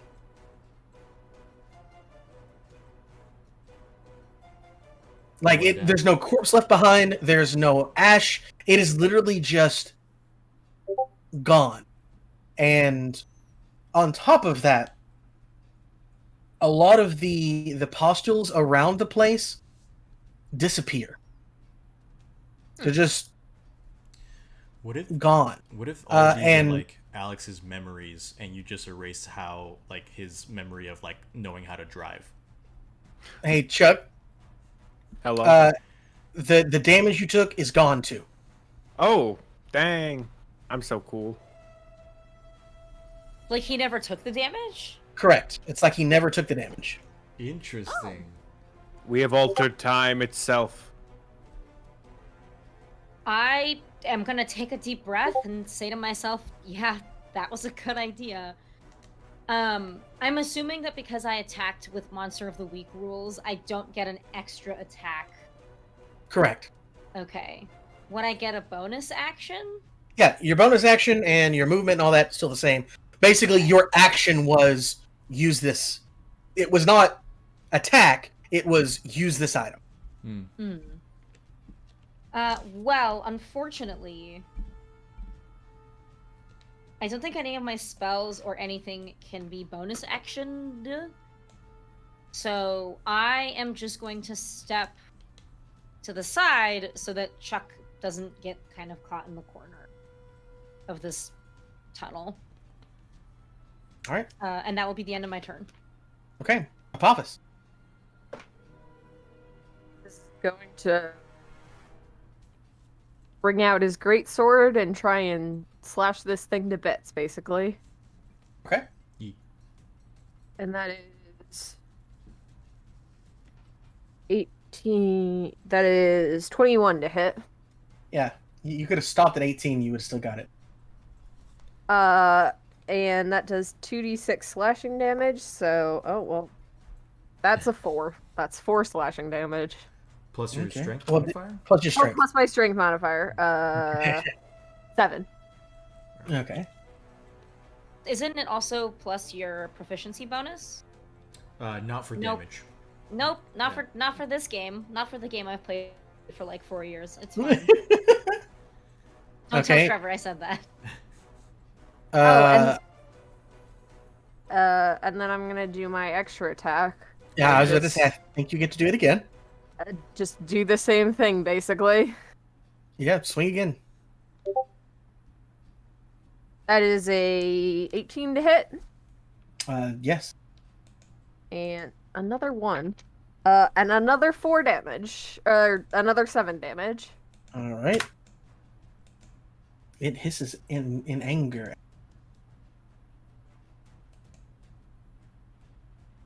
And then these two, the two NPCs, Cassie devotes her time to protecting Ned, and also keeping Ned from actually trying to go up and attack one of these things. Yeah, that's my bad. I So- shouldn't have given him a javelin. So they are. That is what they're doing at this point, and to keep me from PCing too hard.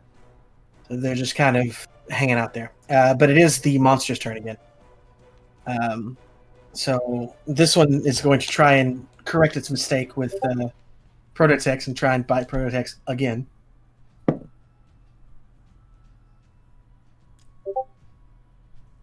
That's another 20. Okay. Natural 20. Again, this creature is either 20s or 1s this whole time now. And that was for the bite. So it is going to take 6 piercing damage plus 4 necrotic damage. Okay. Is that Does that- doubled? Yes. So, no. That was before it was doubled. Good thinking. Mhm. You're welcome. So that's going to be 12 plus 8. I don't know if it's... that's 20 total. 20 total. 20 total damage. Because because Prototech took 14 last round.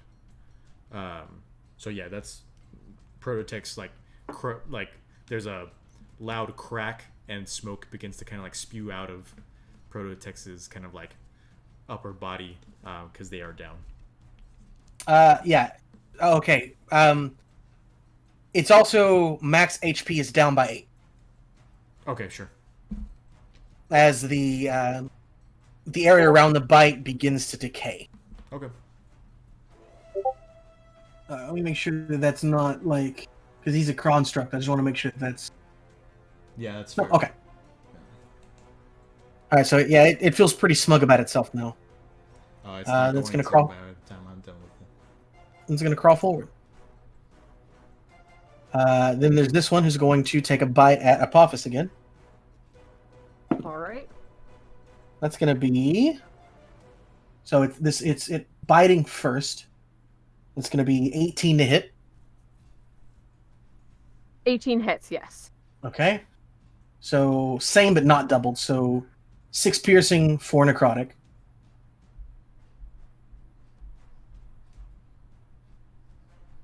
And your max hit points are lowered by 4 as part of Apophis's body decays. That doesn't feel great.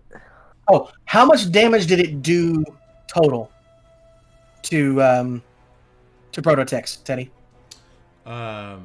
The spider Yeah, how much did it do total? altogether that was 34 points of damage. So with the 14 from the last round and the 20 of this round. Jesus. No, I know, but when did he go? How many did he have left this time? Like, how many did just this attack do before he went down? He had 17. Yours did 20, and so he went down. Okay, it was 3 over. Yeah. Okay, that's it looks a little healthier. Okay. The creature does. Yeah, the creature looks a little healthier. We'll see. Yeah, true. Okay. Anyways, so how much damage did it do to Apophis? Like, does Apophis resist any of that? No. Okay. Cool. It also looks healthy. And it's going to try and claw at Apophis, too. That's not very... It's going to be 22 to hit. That also hits. Okay, that's going to be 6 damage. 6 slashing. That's not great.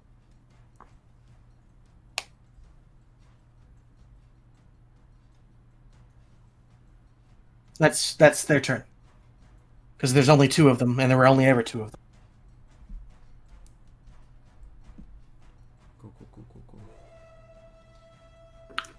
What blue one? Teddy.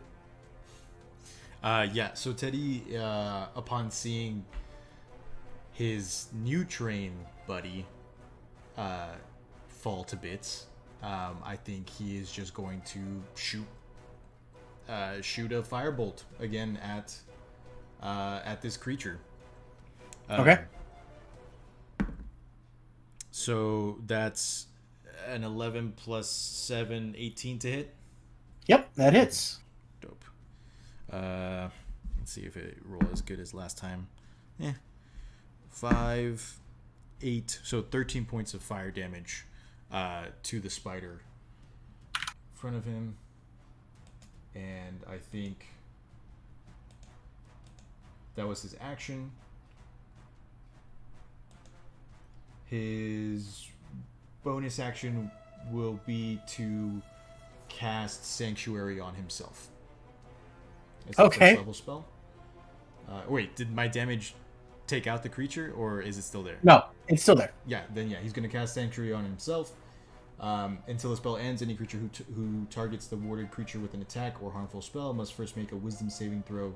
On a failed save, they choose a new target or lose the attack/spell. Oh, good. So let's take a look and see where this thing is mapped. Okay. So we can't target Teddy. All right. Do it, Dan. It's not its turn. It's Chuck's turn. If you kill a child. Anyway, so out of curiosity, am I able to shoot either of the vampire bugs with my bow? Yeah. You Okay, can shoot cool. either of them. Okay, cool. And which one looks like it's doing a little worse than where? Definitely one Teddy just set on fire, essentially, right in front of him. Okay. So I'm gonna aim for the red one then. Okay. And I'm gonna use my sneak attack to Okay. add an extra 3d6 to it. Well, you got to hit first. I know, but I just want everyone to understand where I'm coming from. Is it at disadvantage? Is it? I don't know. What bow are you using? Short bow. That's within 20 feet. That should be fine. Okay. Right? Yeah. Boop. 12. That is going to I'm miss, rolling Helen. 12s. Wow, yeah, you are. That's 3 12s in a row, but that is unfortunately a miss. Okay, well, I'm useless. Do you not have extra attack? I don't believe I do. I don't No, rogues get that. I don't think rogues. Yeah. Can shooting my gun be a bonus action? Or No. is that... Anyway, so that was... I guess that's all I can do. I don't know magic. I don't do nothing. Cool. You go, guys. Man.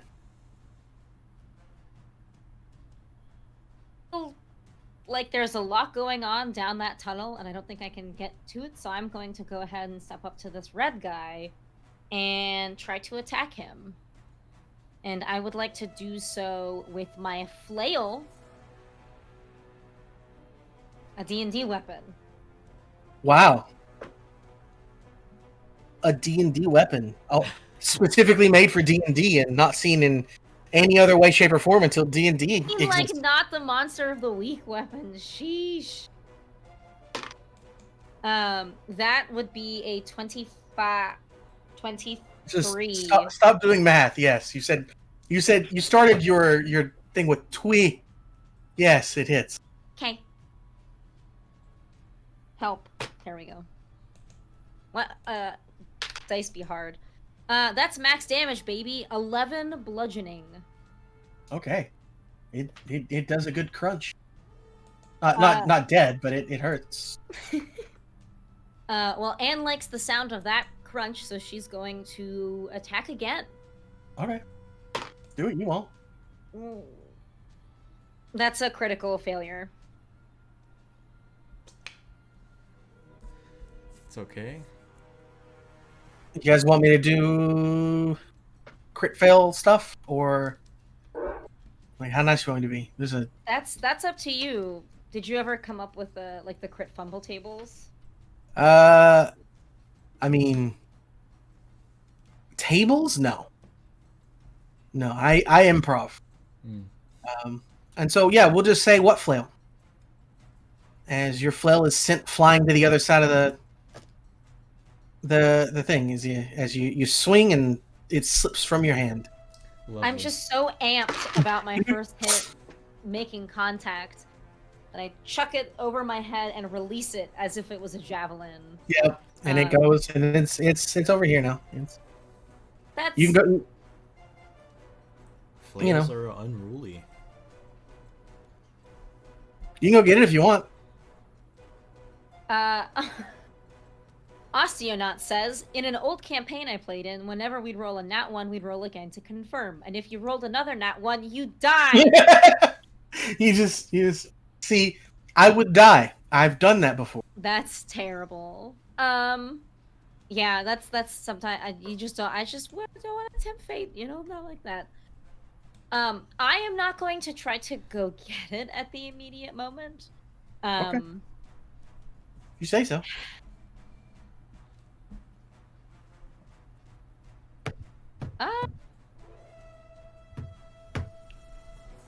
I mean, can I even get around this guy? Can I, you said, I mean, yeah, sure, why not? I'll shimmy around him and I'll go get my flail. Why not? You can pick it up next turn. Okay, alright. I have other weapons. I'm gonna stay where I am. That's the end of my turn. Okay. Apophis. Apophis is going to use the great sword again. That is a 22 to hit. That hits. And that does 10 damage, or 10 slashing damage. No, wait, 13 slashing damage. I keep forgetting to add the strength bonus. That's a good one. And for my extra attack, I'll do the exact same thing again. And for my next trick, that's a 20 to hit, or Yep. 19 to hit. Okay, you're good. And that does 11 damage. Nice. I switched dice, and I damage dice, and I am now rolling a lot better. It does not look good. All right. Let's see.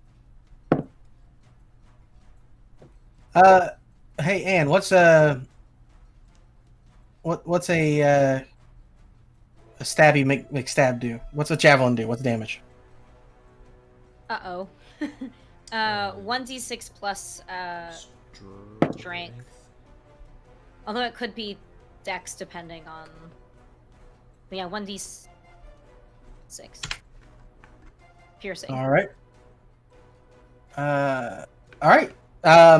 Ned stabs the thing, and it goes through with a nice Ned! crunch. Doesn't kill it, but he hit it. Now it's gonna be... Yep.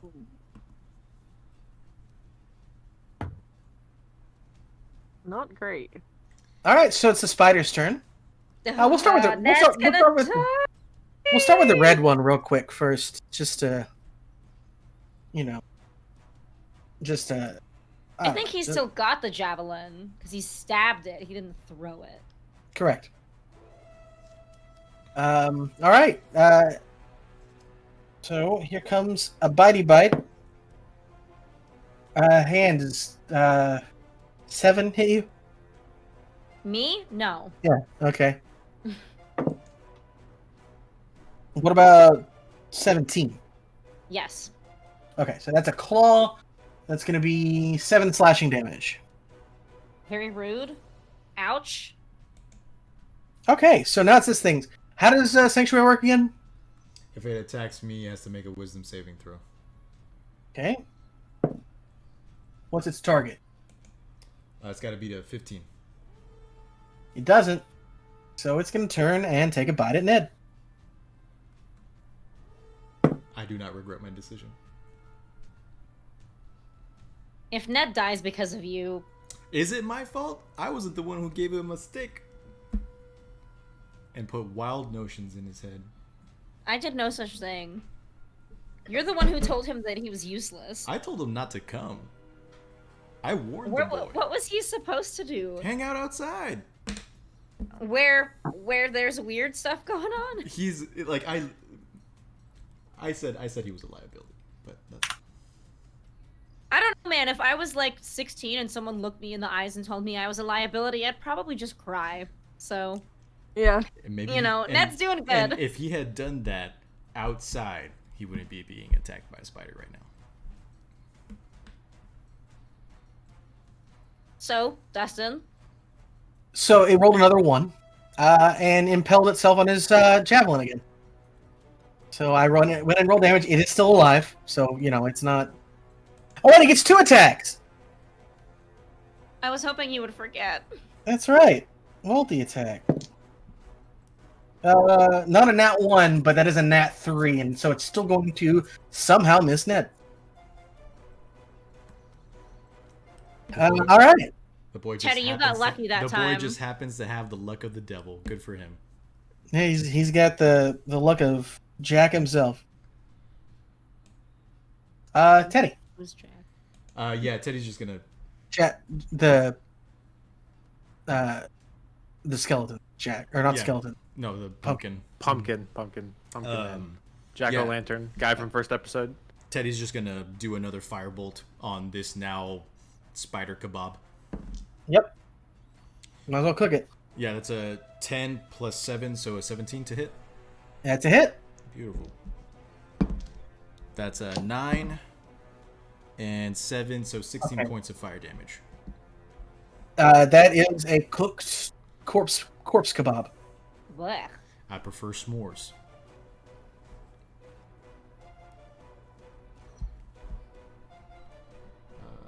And then with the rest of his turn, I think Teddy is going to move over to Prototex and wait.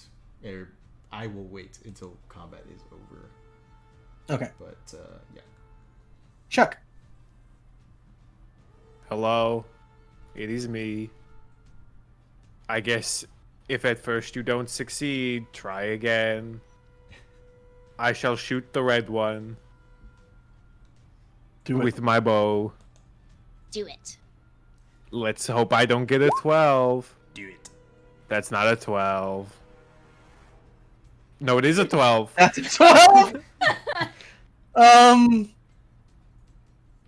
Oops. Welp. Anyway. It's a very constricting space. My just hands. I can't pull my arm back far enough. You know. In better news, thank you, Anonymous, for donating $5 to our campaign. We're now Thank at you. Yay. Thank you, Anonymous. I'm not a good shot, but you're a good person.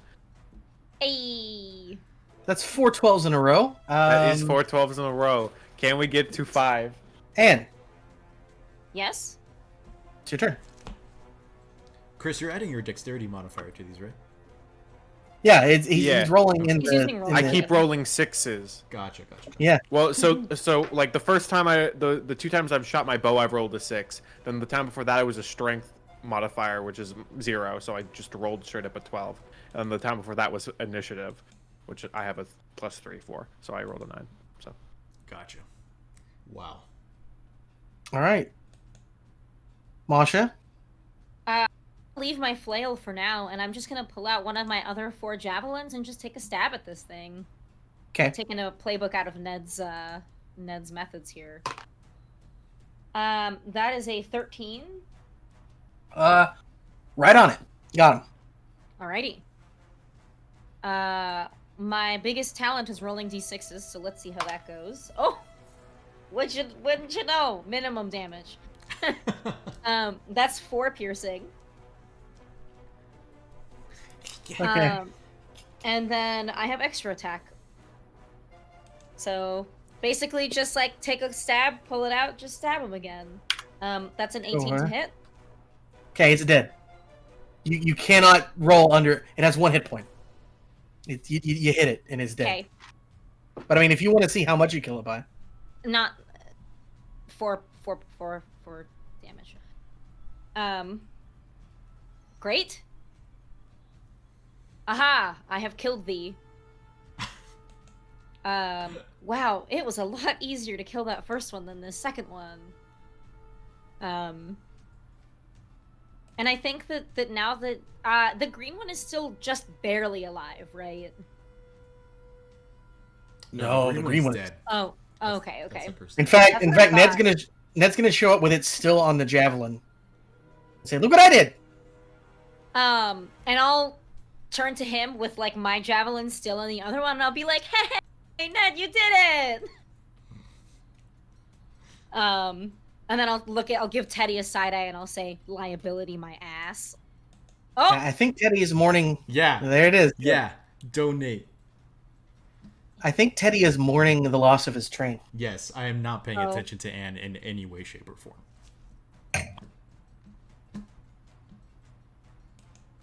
What are you doing?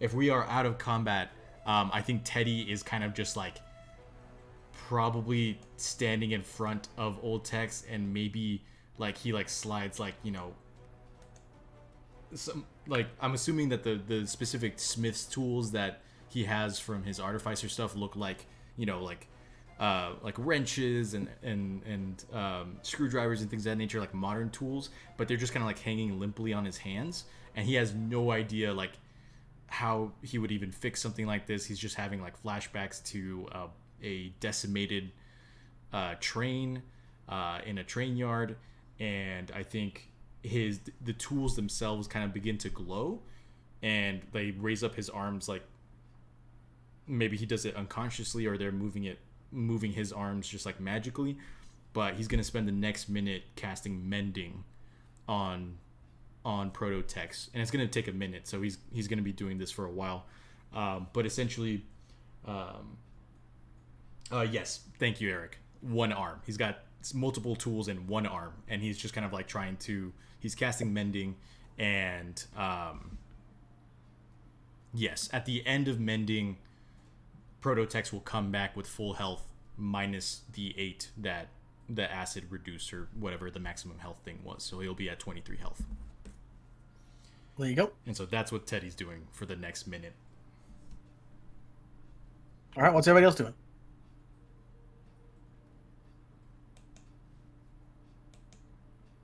I am going to pick up my flail. Okay. And I am going to take a look around at the area where you said that some of those like polyps disappeared, and see if I notice anything in particular about it. It's like polyps were never there. Okay. And I think I would definitely mention to my party members, like, hey, when I used my real life weapon, first of all, I killed the thing in one hit. Second of all, you guys remember there was a third one, right? Like, it just vanished. Do we remember the third one? Yes, you all do remember the. So I was too busy burning and missing my shots.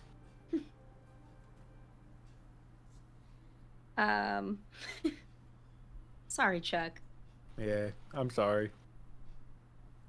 And then I think it's at that point that I noticed that like Proto-Tex is in shambles, and then I was like, oh. Don't talk I to assume him. that I He's can't very like distressed. heal. I can't like heal Proto-Tex, right? Because he's a construct. Okay.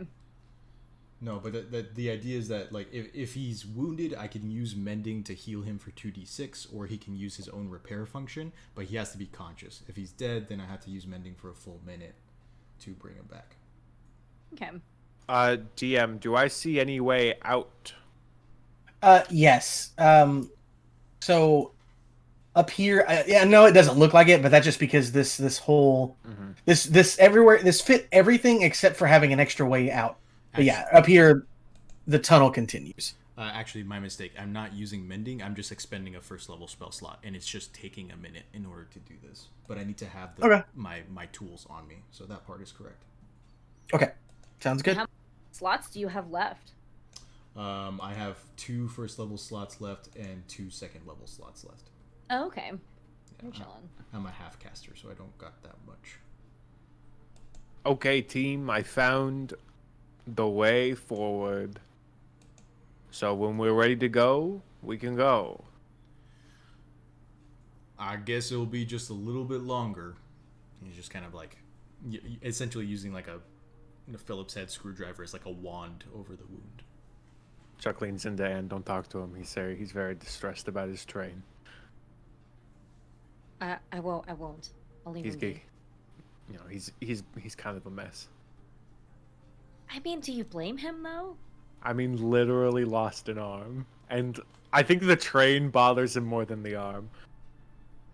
He was like, It was a. I don't know. Yeah, I think if by the end of the minute, I think very kind of like rough, like the area of that Teddy has patched up still looks rough, but it is sealed. It's just kind of like a little shoddy, like a little dent in the normally, smooth cast iron. So.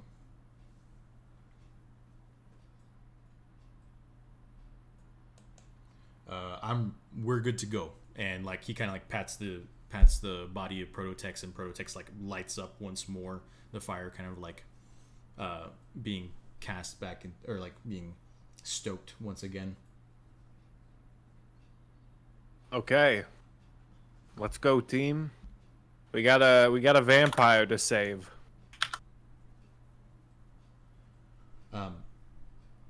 Dustin, we technically haven't like rounded this corner, but it kind of looks like a dead end. I'm assuming there'll be more to see. Yeah, he talked about it. He was like, it keeps going. Okay. Yeah, this map worked for everything that I wanted for it, except an extra way out. So I need you to use your imagination. That this continues going forward. I'm going. Yeah. We'll just say that the entrance is like webbed up, so you have to kind of like cut your way through it. But gross. It does continue forward. I'm getting out of here. I'm breaking out. oh no, All Chuck, right. get I'm back. breaking out. I'm breaking out. I want to break free. Okay. I want to break free. Make sure. All right. So the rest of the tunnel is uneventful as far as like any kind of combat or anything like that is concerned. Although it does seem to be getting colder.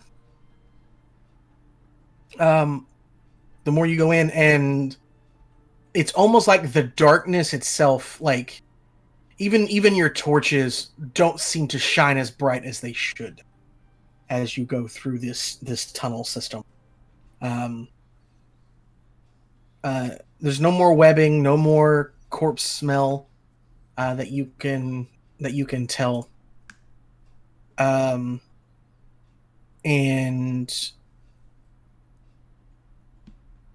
sorry, my system is running dumb. Okay. And eventually you come to an entryway that looks like it's large stone double doors that look as though they open inward from where you are, so they or rather outward from where you are, so they would open inward.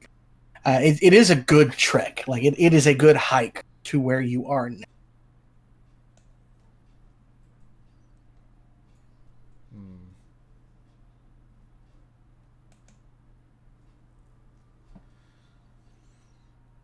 So what's the plan? I guess we can just go in. Anyone down for not going in? Yeah, I'd like to Ned? go back the way we came, please. I think Teddy's going to look at Cassandra, and he's gonna ask, "What are we gonna find in there?" Best guess. I honestly don't know. Alex, hopefully. But Yeah, let's hope Alex. but I honestly have no idea. Insight check. I've never been to the keep before. Okay. Insight check. Dang, son. You think big brain twist? It's Dustin. I'm going to do. I rolled a 12 plus 3 is a 15 for insight. She's the secret twist bad guy. That'd be a fucking. She seems. Oh yeah. Well, there you go. She seems genuinely. Genuinely like she really doesn't know what to expect going into this. Confused, genuinely confused. Then. Yeah, not confused. Unless you like. Because it's not like she doesn't know why she doesn't know what's going on in there. She's never been here before, and so she really doesn't know what's going on inside of this keep. Okay, all right. Then I guess we move forward cautiously. Yeah, real cautiously. I'm very sneaky. I think Teddy's going to look at,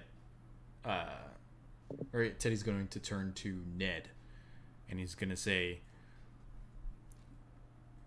"I guess you proved me wrong, kid. Good work with the javelin, but you really should probably either, if we get in here and it's something that's not just a spider, stick with Cassandra or stick with Anne or Apophis, or maybe not Apophis because they're usually in the thick of things, but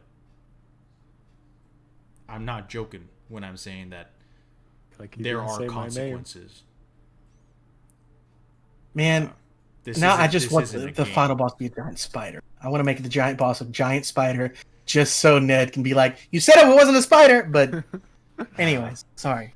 I know that this is based off of a game, but just because you have powers, just because you have tools, doesn't mean that there aren't going to be consequences. And you're young enough to where you've got a whole lot of life left with you. And so just be smart out there.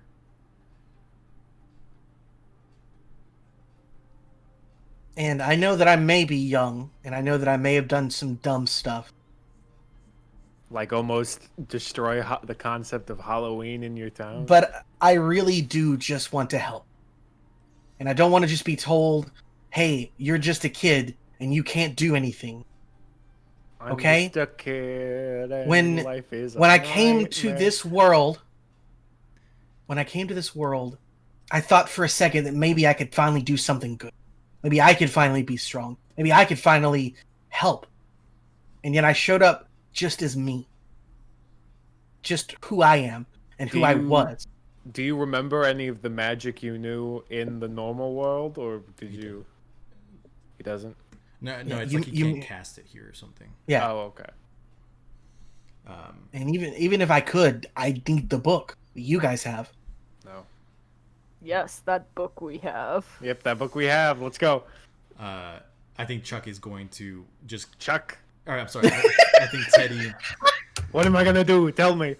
I think Teddy's just going to say, "I understand. As someone in a group of extraordinary individuals who doesn't necessarily have amazing powers, I understand the frustration. But at the same time, sometimes the best way to help is to stand by. And even then, you may not even be safe. That's the life that we live. That's the life that you are dipping your toes into right now. So we're going to move forward, and you can help us however you want. But just understand, these are the consequences that we live with, and these are the choices that we have to make. With all due respect, Teddy, I almost lost my friends to an ancient demon because I tried to impress a girl. I understand that there are consequences to the choices that we make. And That's while yes, I get it. I'm a kid. I don't have as much experience as the rest of you. But you know what? Never mind. Just forget it. And he just kind of like huffs up. No. Ned, Just do whatever makes you happy first. Sorry, and you can go. the four of us in here are still who we were out there. We're not any more or less special. Obviously, it's a little bit confusing, but all this means is that when you get back out there, you could just work harder. I mean, that didn't come out right. Yeah, great. Someone else just tell me, just do better. No, I don't that mean sucks. it. That was yeah. I don't mean it like that. I just mean that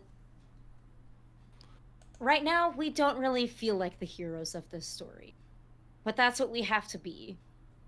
And I mean, I didn't really ask to be this way. Hell, neither did Apophis. And sometimes Chuck is just the guy with the gun, and it makes him I not am feel always so the great guy. either. So, and what really sucks is when I can't I can't make my shots. That's really that's all I can do. I think that where Teddy's coming from is that we've seen too many people around us get hurt because of what we do and who we are. Obviously, you have a better understanding of that than the rest of those people did. None of us want to see you get hurt. So, just be careful. But I'm not sending you back through that tunnel. So, we're here now, and any help that you can give is fine by me. And let me trade out your javelin for a clean one. And I'm gonna take his like gunky spider javelin and give him one of the clean ones from my pack. I'm trying, okay? He actually I'm looks not a even scientist. more disappointed now that he doesn't have his trophy Oh, javelin. Do you can have No, the gross? it's fine. I'll gross this one up too. I mean, okay, yeah. I mean, if you'd rather have that one, I don't necessarily want it stinking up my bag. It's just nasty. Enough with the mushy stuff. Let's just go. I'll be careful. Apophis, you want to say something mushy to the kid? I feel like we're all saying something mushy to the kid. If you would like to go first, then I can go, and then I feel like and then maybe if Cassandra wants to get in. I think we should open the door and go through it. And if you die, I will resurrect you and kill you again. So, don't. Wow. So that was don't- just a threat. Well, yeah, I don't have anything nice to say to him, really. I just don't want him to die, you know? Oh, okay. But You want me to die twice instead? Yeah, you'd rather he die, resurrect, and then you will kill him. I figure if he... Fear is a good motivator. Fear's a good motivator, and I figure he probably doesn't want to die twice, so I'm doubling the stakes. He has to stay alive, Okay. or otherwise he won't just die once. He'll die twice. Wow. Also, I'm pretty sure I don't have the power to resurrect anyone, but don't tell him that. I mean, if you figure that out, call me. Anyway, let's go. Then I guess we go up the stairs and through the doors. All right. So the doors lead to more stairs, and the stairs lead to a hallway, and the hallway leads to another door. I guess it's up to you if you want to do anything before you go through these doors. Okay, guys. Prep talk number 2. Did anyone take any damage during the spider fight other than Prototex? I Apophis didn't. took some. How much did you take? I took to the point where I'm at 22 health right now. Okay. Or HP.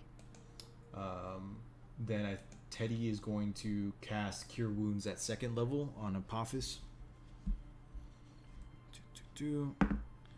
Yes, 7 and 4. That's 11 plus 4, so that's 15 points of healing to Apophis. Thank you.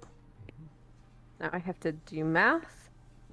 It's Good a luck. curse and a blessing. There we go.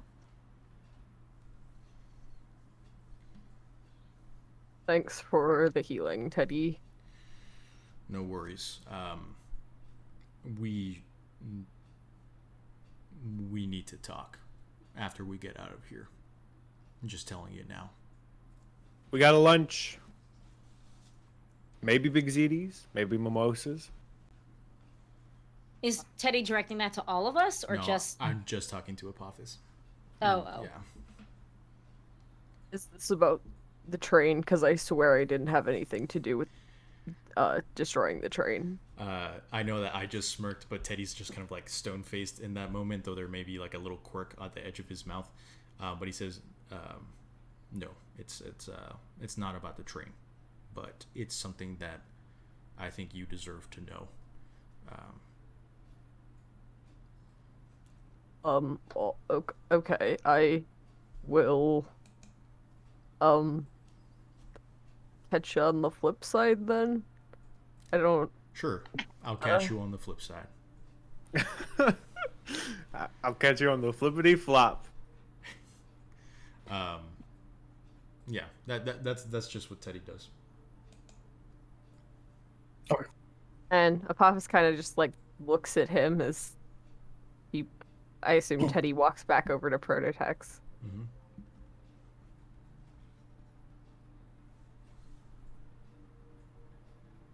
Anybody else gonna do anything before? No, I'm good. Let me check Alright. one spell's details real quick.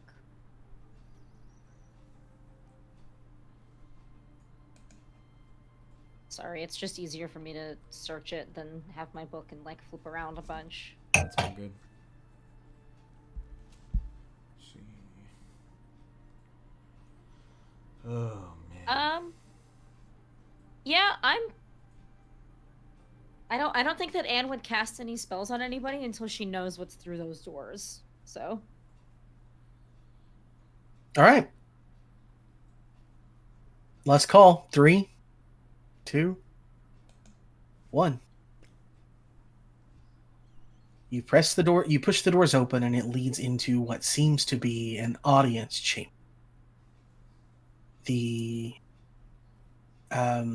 There are 4 pools around a walkway heading toward what looks to be a throne. The pools look like they should contain water, but the water is red.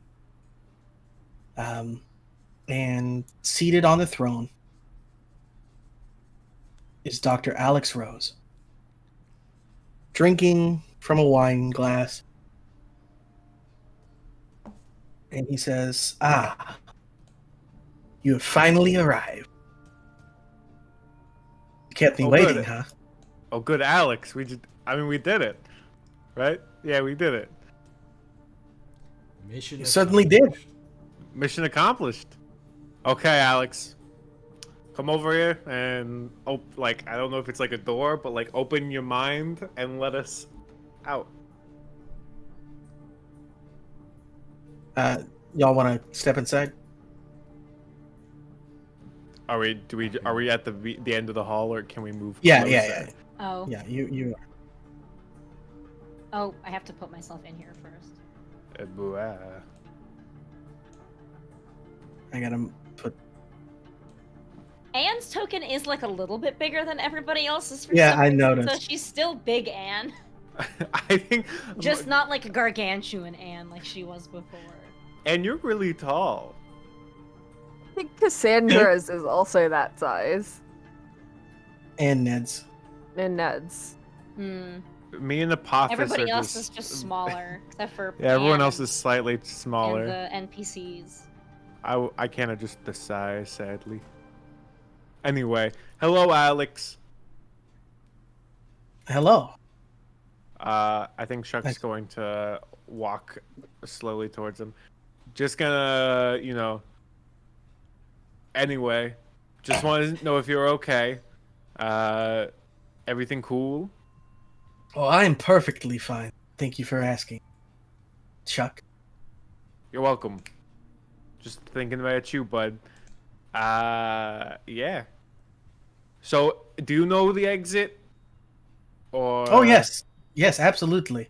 The Okay. exit is in the way behind me here. And he gestured. Okay. So so why don't you open the door and we can all go in, Well, first, why don't you come and take a look at this throne? I think Oh, you'll like the wow. way it looks. Oh wow. Out of character me very much is interested.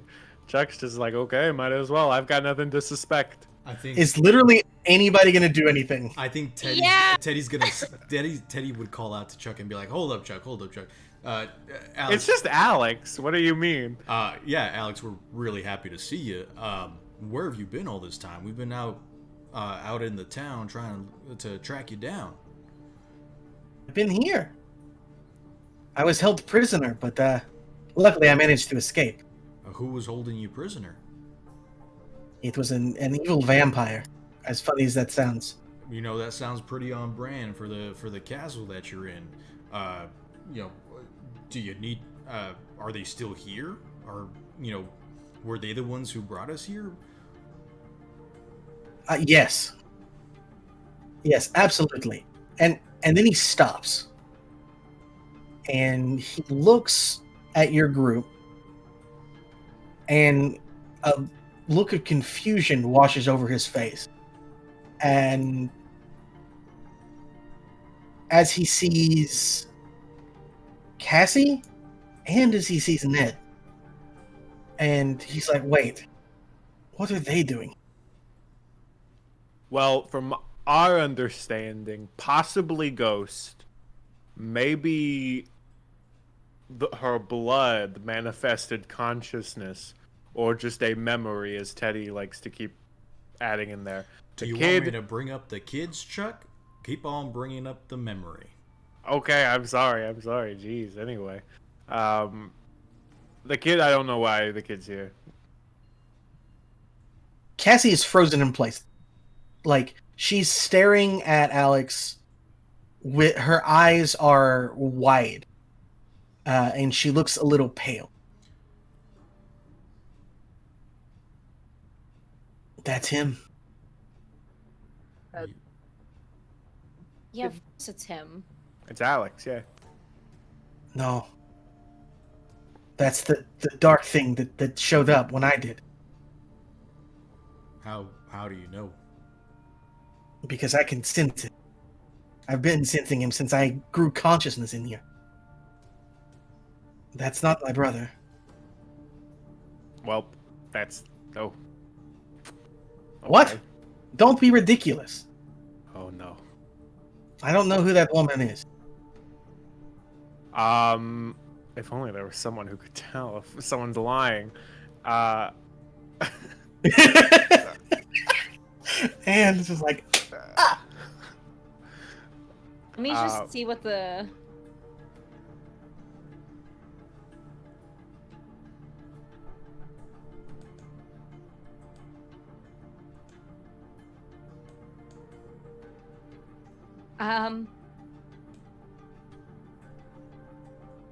Yeah, oof.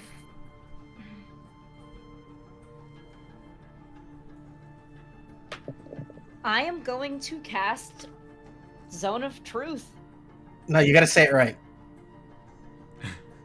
I cast Zone of Truth. There it is. Okay. Is that better? Yeah, that's much better. Thank you. Why don't you tell us how Zone of Truth? Yes. I create a magical zone that guards against deception, which is a very interesting way of saying something. in a 15-foot radius sphere centered on a point of my choice within range until the spell ends, which is about 10 minutes. Exactly 10 minutes, don't mind me. A creature that enters the spell's area for the first time on a turn or starts its turn there must make a charisma saving throw. On a failed save, a creature can't speak a deliberate lie while in the radius. You know whether each creature succeeds or fails. An affected creature is aware of the spell and can thus avoid answering questions to which it would normally respond with a lie. Such a creature could be evasive in its answers as long as it remains within the boundaries of the truth. That's it. And so, what's the size? Or what's the... It is range? a 15-foot radius sphere, so it's a 30... Right. I think I could maybe draw a thing. Draw a shape. Yeah. Show me where it's hit. Hold on. This is where math hard. If you hold Alt, you can make it a circle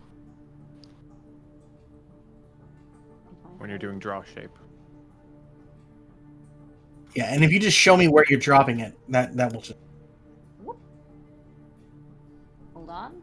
Ah! Neat. Don't mind me. Neat square.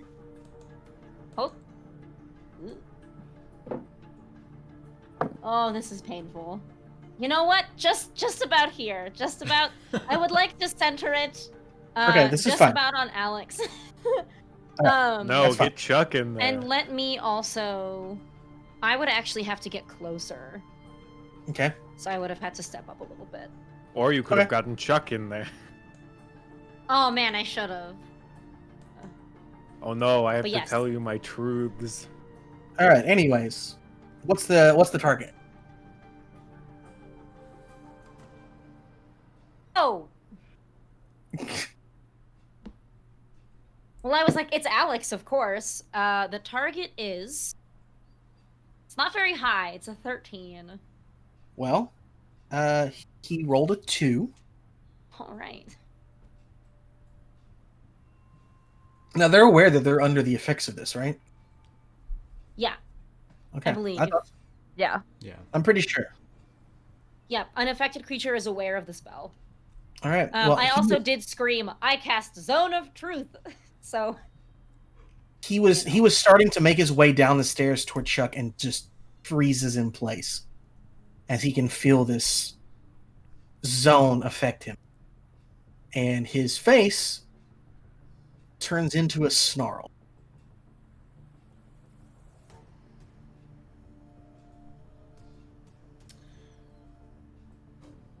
You're telling me that you are my friend Alex Rose. I was telling you that, yes. Wow. Tell me now, dear Tell friend. you now what? Are you my friend, Alex Rose? I am not your friend. But you are technically Alex Rose. That is a difficult question to answer, isn't it? Okay, cool. Where I'm is just trying to Alex Rose? Where is Alex Rose? I'm here and I'm there. Oh, because we're actually Where is- inside of him. Our friend, Alex Rose.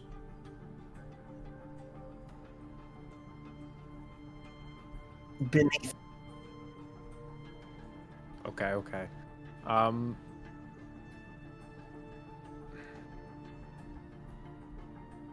Does Is this a healthy way to deal with our friend's issues, like by brutalizing his inner darkness? What are you talking about? I'm more of that to the whole group, you know, Oh. not specifically to you. I mean, if you have an opinion, like, are you his would you define yourself as like, oh, I'm his sadness, or are you like legitimately just like, hello, I am the dark evil vampire inside of our friend? Like, I don't know. I'm trying to weigh like how we deal with our friend's problems. Really quick, slightly like out of character question for Masha. Did Anne tell the group about the two must survive thing that her? Yeah. Okay, so we have that piece of information. Absolutely. But I mean, So, yes. as of right now, Anne still has no idea what it means. Masha does, but Anne does not, because this is he's right here. Where is? Yeah, so I don't Right, know. we Do just- we want to kill this guy, We or do just we? asked that the other Alex was also not like beneath us or whatever. Well, but what does that mean?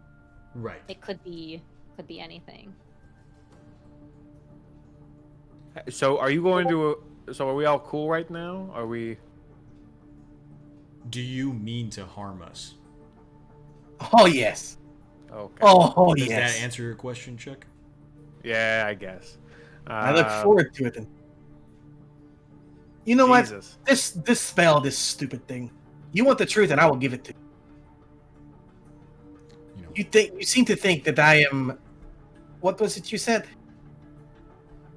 Alex's inner darkness Alex is, yeah. is Yeah, vampire. Yeah, I don't know. Oh no. Chuck, you of all people. Don't. You of all people should know me. What? After all, we spent at least some time together ourselves. What are you talking about? Oh, come now. Oh, wait a second. Yes. I feel like I remember a voice in my head once upon a time, Do you now? outside of my normal voices during a Ren fair. Ah. Now it's coming together, isn't it? Yes. You thought you defeated me, didn't you? You thought that I had been destroyed, that I had been deleted, but no. No. Your friend decided to partake of my blood. He decided to drain something from me. And because of that, I'm here. Oh. And for the longest time, I watched you bumbling idiots. Just moving around like with no guidance. And just wanting nothing more than to take control. Who would have thought that it would have been those cultists blowing a magic explosion through Alex to give me just the boost I need? Welcome to Rubrum, hero, where you will die. And when you die, Alex will have nothing left to cling to. And with no hope, and with only despair, I will devour him. And his body will be mine. But that is neither here nor there. First, I have to take care of you, don't I? But I do not like to get my own hands dirty. Instead, why don't I give you a small taste of what it was like to be me? To feel like you were in triumph, and then to face something that was insurmountable. You see, I've built this lovely world myself. I have drawn from Alex's memories. Some things may or may not have been a little off, but that doesn't matter, does it? No, the things that he had emotions attached to. The things those that he had partaken of blood, or those that he had strongly been tempted to, his dark side. That's why you're here. Thanks for the blood, bud. Well, anyways, and he just kind of stretches. I have someone to entertain. In the meantime, why don't I introduce you to an old friend?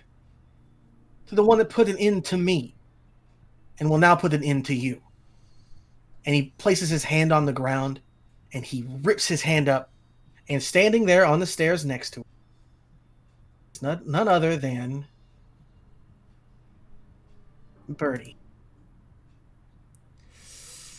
Oh no. Gary Oldman. Wait a second. Oh, wait, no! Greetings and salutations, What the? vagabonds Excuse me? and blackguards. Excuse me! What the? What do you mean? What do you mean? To the warlock. I say, my lord, I will take it from here, if you so desire. See that you do. And Whoa! he takes a step back and slowly lowers into the floor. Ah! Time for a break, don't you think? Yes. You son of a. Jesus I'm so mad at you, Christ. Dustin. Oh my god. Oh my god. Oh my god. My mind's blown. I don't. So a break. We'll be back in 15. Yes, we'll be back in 15. Oh my god. Something that's sure to be very interesting. Oh my god. All right. Thanks, everyone. Y'all back? Ah. We'll see you in 15 minutes for what comes. Oh. My name is Dr. Alexander Rose, and as hard as it may be to believe, I am a vampire. Well, at least partly. I don't even truly remember how this came about. You see, I had a problem with certain controlled substances. I was a user.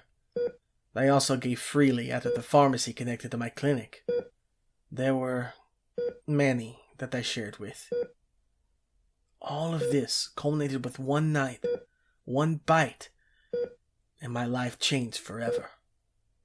I'm now hunting for my sire, the one who turned me into this, and for any knowledge on my unique condition, while trying to fix the life that I found myself in. I fight the urges. I work to try and make the world now a safer place for those like I once was, and for those like I am now. To prove my humanity remains, and that I'm more than monstrous.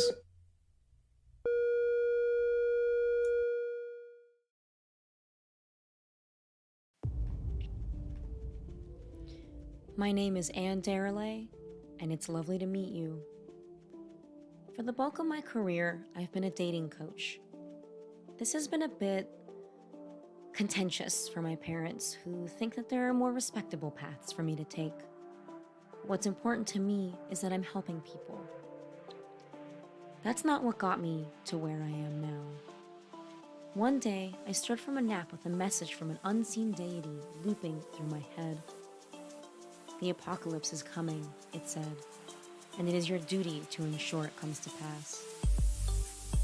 Something inside me had woken up. As silly as it sounds, I had powers.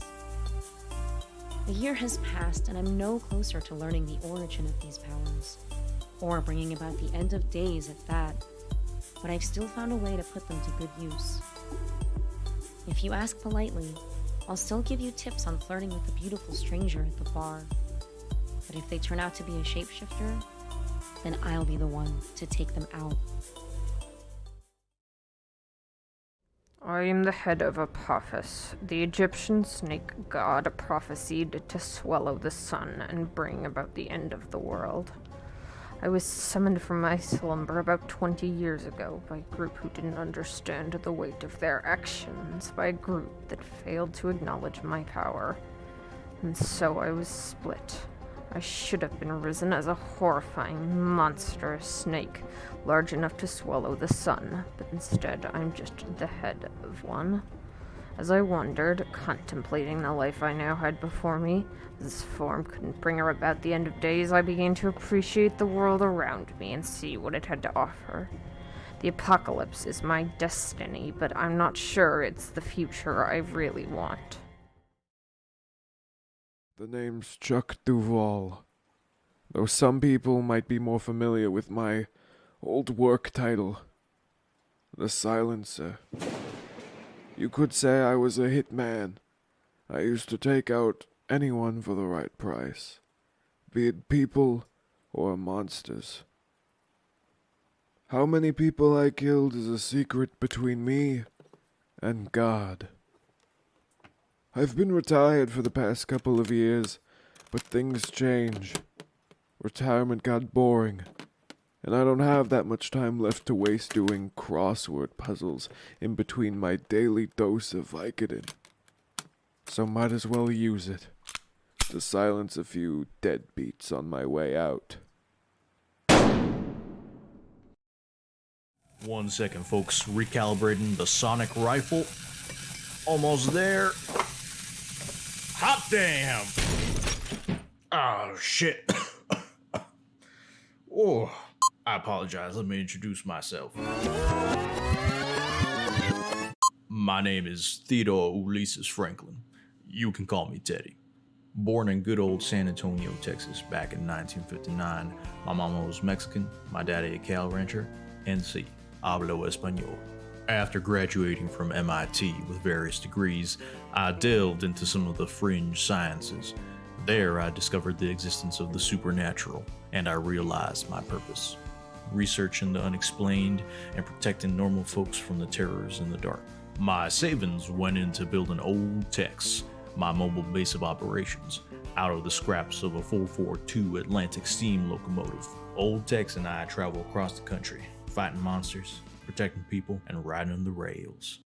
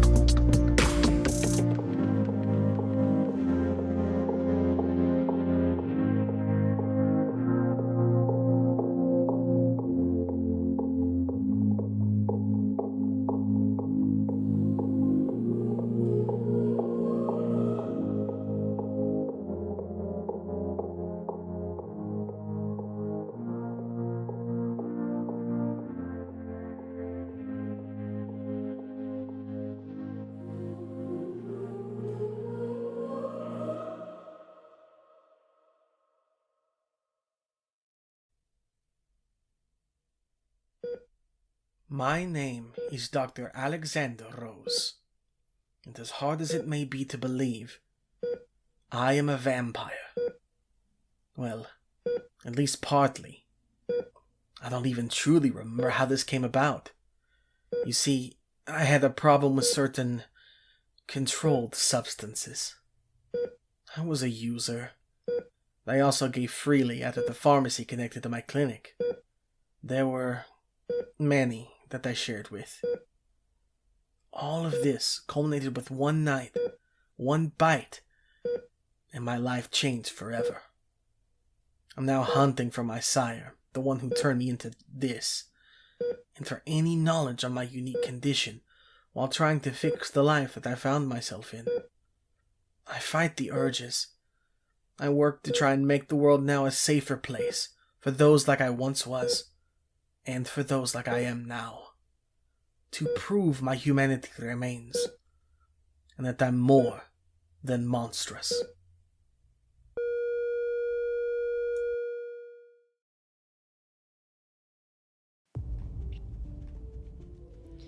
My name is Anne Darelay, and it's lovely to meet you. For the bulk of my career, I've been a dating coach. This has been a bit contentious for my parents, who think that there are more respectable paths for me to take. What's important to me is that I'm helping people. That's not what got me to where I am now. One day, I stirred from a nap with a message from an unseen deity looping through my head. The apocalypse is coming, it said, and it is your duty to ensure it comes to pass. Something inside me had woken up. As silly as it sounds, I had powers. A year has passed, and I'm no closer to learning the origin of these powers, or bringing about the end of days at that, but I've still found a way to put them to good use. If you ask politely, I'll still give you tips on flirting with a beautiful stranger at the bar. But if they turn out to be a shapeshifter, then I'll be the one to take them out. I am the head of Apophis. The Egyptian snake god prophesied to swallow the sun and bring about the end of the world. I was summoned from my slumber about 20 years ago by a group who didn't understand the weight of their actions, by a group that failed to acknowledge my power. And so I was split. I should have been risen as a horrifying, monstrous snake, large enough to swallow the sun, but instead I'm just the head of one. As I wondered, contemplating the life I now had before me, this form couldn't bring her about the end of days, I began to appreciate the world around me and see what it had to offer. The apocalypse is my destiny, but I'm not sure it's the future I really want. The name's Chuck Duval, though some people might be more familiar with my old work title, the Silencer. You could say I was a hitman. I used to take out anyone for the right price, be it people or monsters. How many people I killed is a secret between me and God. I've been retired for the past couple of years, but things change. Retirement got boring, and I don't have that much time left to waste doing crossword puzzles in between my daily dose of Vicodin. So might as well use it to silence a few deadbeats on my way out. 1 second, folks. Recalibrating the sonic rifle. Almost there. Hot damn! Oh, shit. Oh, I apologize. Let me introduce myself. My name is Theodore Ulysses Franklin. You can call me Teddy. Born in good old San Antonio, Texas, back in 1959. My mama was Mexican, my daddy a cow rancher, and sí, hablo español. After graduating from MIT with various degrees, I delved into some of the fringe sciences. There, I discovered the existence of the supernatural, and I realized my purpose: researching the unexplained and protecting normal folks from the terrors in the dark. My savings went into building old techs, my mobile base of operations, out of the scraps of a 442 Atlantic steam locomotive. Old Tex and I travel across the country, fighting monsters, protecting people, and riding the rails. So it was really sad when Masha became such a big star. Masha just screaming. Yeah, it's I just don't- Masha screaming. That wasn't Masha, that was my sister. Oh, Yeah, okay. it was so Masha, but I'm like, sad. wait. It was so sad when Masha became such a big Hollywood star and then left us all. Yeah, in the past 15 minutes. She was invited. She was actually invited onto Critical Role, and so really had to. Wait. And so She really got a- quickly had to go out. We're sad to announce, Masha got a phone call from Matthew Mercer over the break, and she will not be returning. It's so Yeah. sad. We're keeping her little camera up, though. We're keeping her Damn. just, just because we miss her. And she just walked In- past. In memoriam. That's Um, her leaving. That was her, on her way out. She had to put her shoes on. It's fine. Oh boy, here we Elsa. all are. Yep, here we all are. there we are. Live. There she is. There she is. Hi, Masha. Oh boy. Welcome Let back. me just say that a wizard is never late. He arrives precisely when he means to. You know, I can't refute that. Yeah. So. You chose just Yeah, but the right. you're playing a paladin.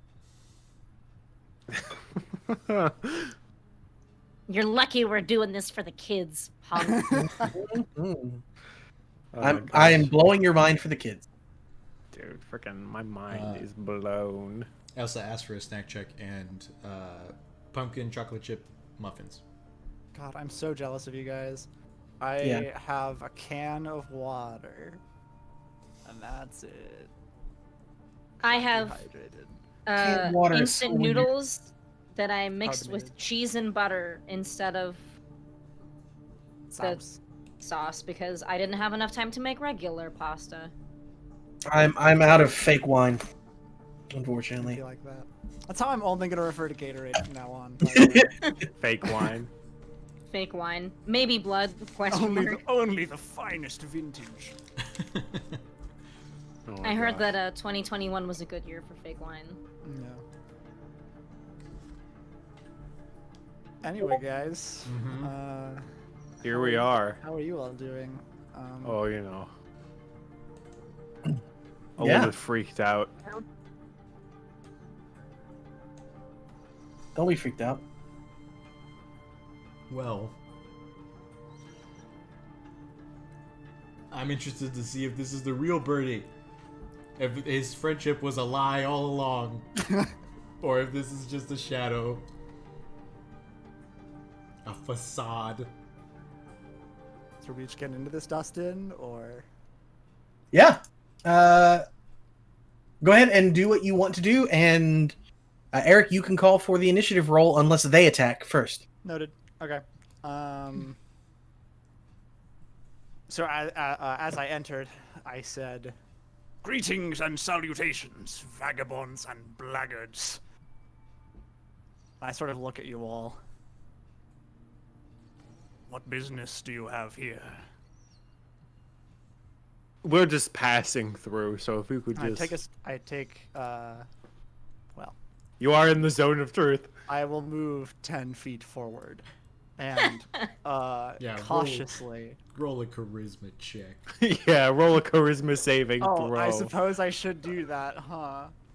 Okay. When you first entered the zone of truth, I did do that. I did He enter. did enter. So charisma throw?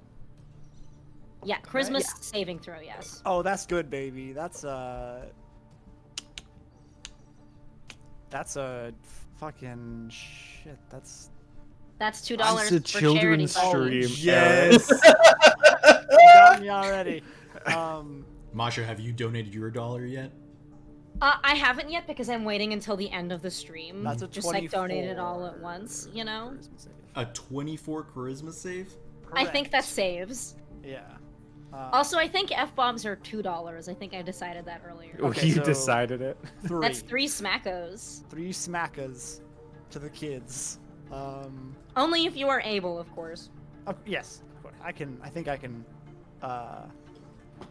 Otherwise, Masha will front the money. Of course. Again, I know I have money to donate. I'm just waiting until I inevitably, by the end of the stream, say another bad word. It's just easier for my bank account to not be like, "What are you doing? What are all these $1 charges?" I'm going to precautiously cast magic weapon on my axe. Speaking of, do you want to tell people what's going on with Birdie? In how much detail? Good thing. We'll talk about his class and stuff later. Like we'll leave it as a surprise to these, unless they make some kind of check or something. Also, since most people look different, Birdie looks mostly the same. He was pretty high fantasy to begin with, so yeah. But there's he is still large, oaken flesh, stone armor, big axe, yellow eyes, and mossy goatee. So he looks exactly the same. There is no differentiation between this Birdie and the Birdie that we know outside of this. Yes. Fuck. I was hoping there'd be like some kind of rotting wood situation where we could be like, This is not the red and black variant, unfortunately. I can't believe we got evil Birdie. Does he still look like That's at least a 4-star. What's the Gary Oldman? Yes. No, because that was when he had the illusion belt equipped. Oh. Yeah. Right. Yeah. Fair enough. So he's stepping forward. Yes. Is there like a somatic element to magic weapon where you gotta flourish or something? Oh, I forgot to grab my player's handbook. It's fine. I believe so. He brandishes his axe and sort of moves a hand along it. But you can tell it's not like directly or overtly aggressive. It's more just like cautiously. So yeah, we're just trying to get by. If you can just let us pass, we're all good. I cannot allow it, unfortunately. Vocal and somatic. Just so you know. Okay. So I do murmur some magic words. I have been charged by my lord to prevent you from following him by any means necessary. Well, you hate to see it. Birdie's straight up the Black Knight right now. It's like, you shall not pass. None shall pass. I am allowing you this one grace. You may turn around and flee if you so desire. I will not blame you if you do, though it is a coward's move. And Birdie, I think you know me well enough to know that I'd never do that. I have never met you before in my life, peasant. Oh, wow. Wait, now hold on a second. Do you want to fight us or not? You're giving me mixed signals here, which is not a good thing to do. I seek to follow my lord's orders. And, well, I suppose he did tell me to fight you, so... I suppose I should fight you. Okay, then. Anyone else want to say anything, or should we get into the thick of it? Birdie, if you'll do me one kindness before we scrimmage. Skirmish? A scrimmage is when you play a sport. Yeah, no, let's do scrimmage. I like scrimmage. Scrimmage is let us get the soccer ball and we shall go across the field and kick it at each other. How does that sound? In my homeland, we call it football. Have at me! Oh, no. Your mother was a hamster and your father smelt of elderberries. Sir Birdie, would you be so kind as to do me one kindness before we fight? Could you show me the inside of your left arm? Okay. Smart.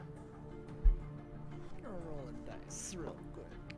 I love rolling dice. I do it every week. I look at you very, sort of distrustfully, but I look down at my arm.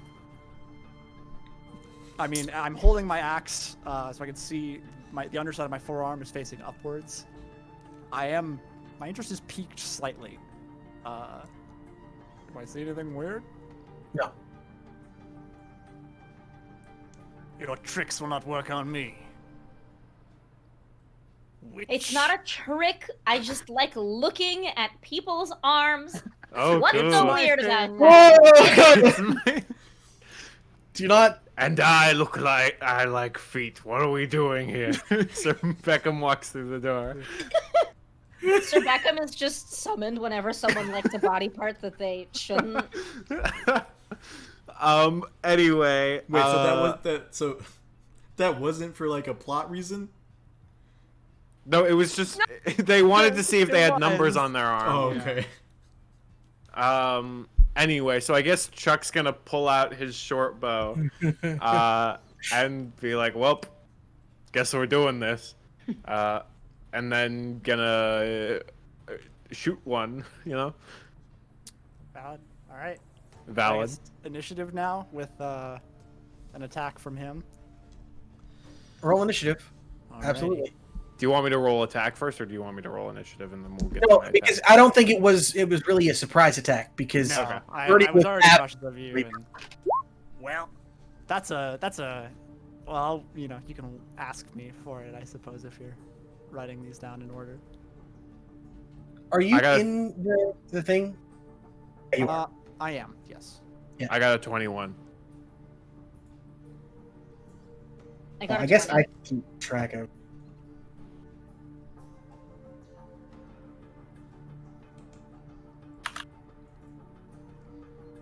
If you could message me yours, Bernie, we can. Actually, great idea. Card games on Zambonis. If we make it to, if we make it to 400 by the end of this session, not only will we do a PowerPoint party, but all of us will do terrible Australian accents for the rest of the session. For My this session, Australian Not the accent rest is of the very session. good. this It's would so ruin good. all emotional stake in this session if we all do Australian accents.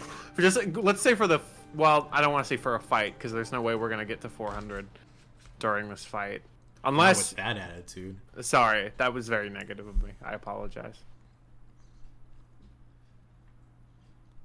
The gauntlet If we has do- been thrown, The gauntlet has been thrown. Gauntlet thrown. Indeed. both in the game and in charity. Cool. What's everybody else's initiative? 17 for Teddy and Prototex. 17 for Apophis as well. What's your guys' dex? Oh, never mind. I keep thinking my dex is +3, but it's +2, so I got a 16. Okay. Did you get mine earlier? Yep, 20. Yeah. Fantuvan. Okay. For the children, Masha. It really is. The order is Chuck and Teddy, Prototex, Apophis, Birdie. Oh. Oh. Oh, okay. Natural 1. Baby. Oh. Let's see how this goes. Lucky you guys. I don't get to go first. So anyway, So, I guess Chuck gets his surprise. you know, if you really think about it, 21 is just 12 backwards. It's true. Roll to hit me. Okay. Fuck. Chuck. I do short bow.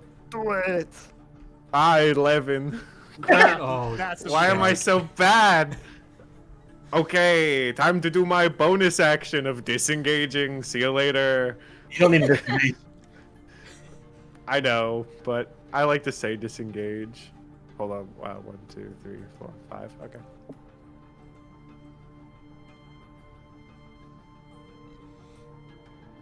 How far am I from you? Okay. Eric, I just saw your roll 20 avatar. Oh, I did not move as yeah, far as I didn't- could. I didn't change that, did I? That's fine. 16. Wait. Boop. I believe that's 30 feet. Yes. Perfect.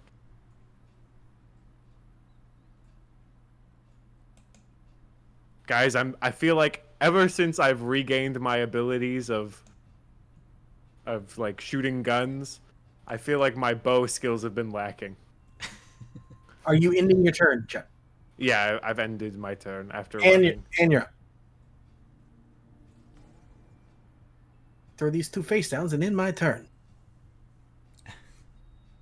I miss all my shots and end my turn. Anne? Anne? Anne! You're friends! We believe in you! The power of friendship. To the Shadow Realm with all of you. You gotta believe about how the cards! Believe. You're a Anne, second-rate duelist, Wheeler. believe Let me know in when the... you guys are done. And believe in the me that believes in you. Yeah, for anybody that wasn't here last Thursday, we were talking a lot about Yu-Gi-Oh! During our Stardew Valley stream. And also, I shared a birthday with specifically Dark Yugi. It's very important that you notice that. That you know that. The Pharaoh. So, Aten. this is tricky because I don't want to hurt him because he's my friend. But at the same time, kind of do want to hurt him. I Break him like kindling. don't know if I can do that. Dirtier stuff. Sure. I'm also wearing stone armor. It makes it a little difficult. But... Yeah, I think actually what I am going to do is cast Bless. Which is I can bless up to 3 creatures of my choice within range. Whenever my target makes an attack roll or a saving throw before the spell ends, the target can roll a d4 and add that number to their attack roll or saving throw. So basically, for a full minute or like 10 rounds of combat, you get an extra d4 to your roll. I will go ahead and bless Chuck for no reason in particular. Why would you do that? I'm so good. I'm just gonna go ahead and bless Chuck. And I think I'll just bless Apophis and Teddy as well. I just want my part, you know? Yeah, I'll bless Chuck, Apophis, and Teddy. Lovely. Yeah. Thank you. So yes, so I will incessantly remind you to add a 1d4 to your roll.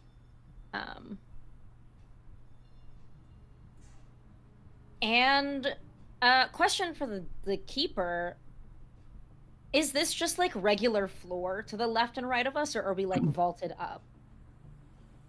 No, you are not vaulted up. The area with the throne is vaulted, but everything else is just floor. Like there's like little raised whatever for the thing, but it's not like a step up. It's just a little bump. Understood. Okay. Yeah, I'm gonna move a little bit closer and a little bit to the side. For no reason in particular.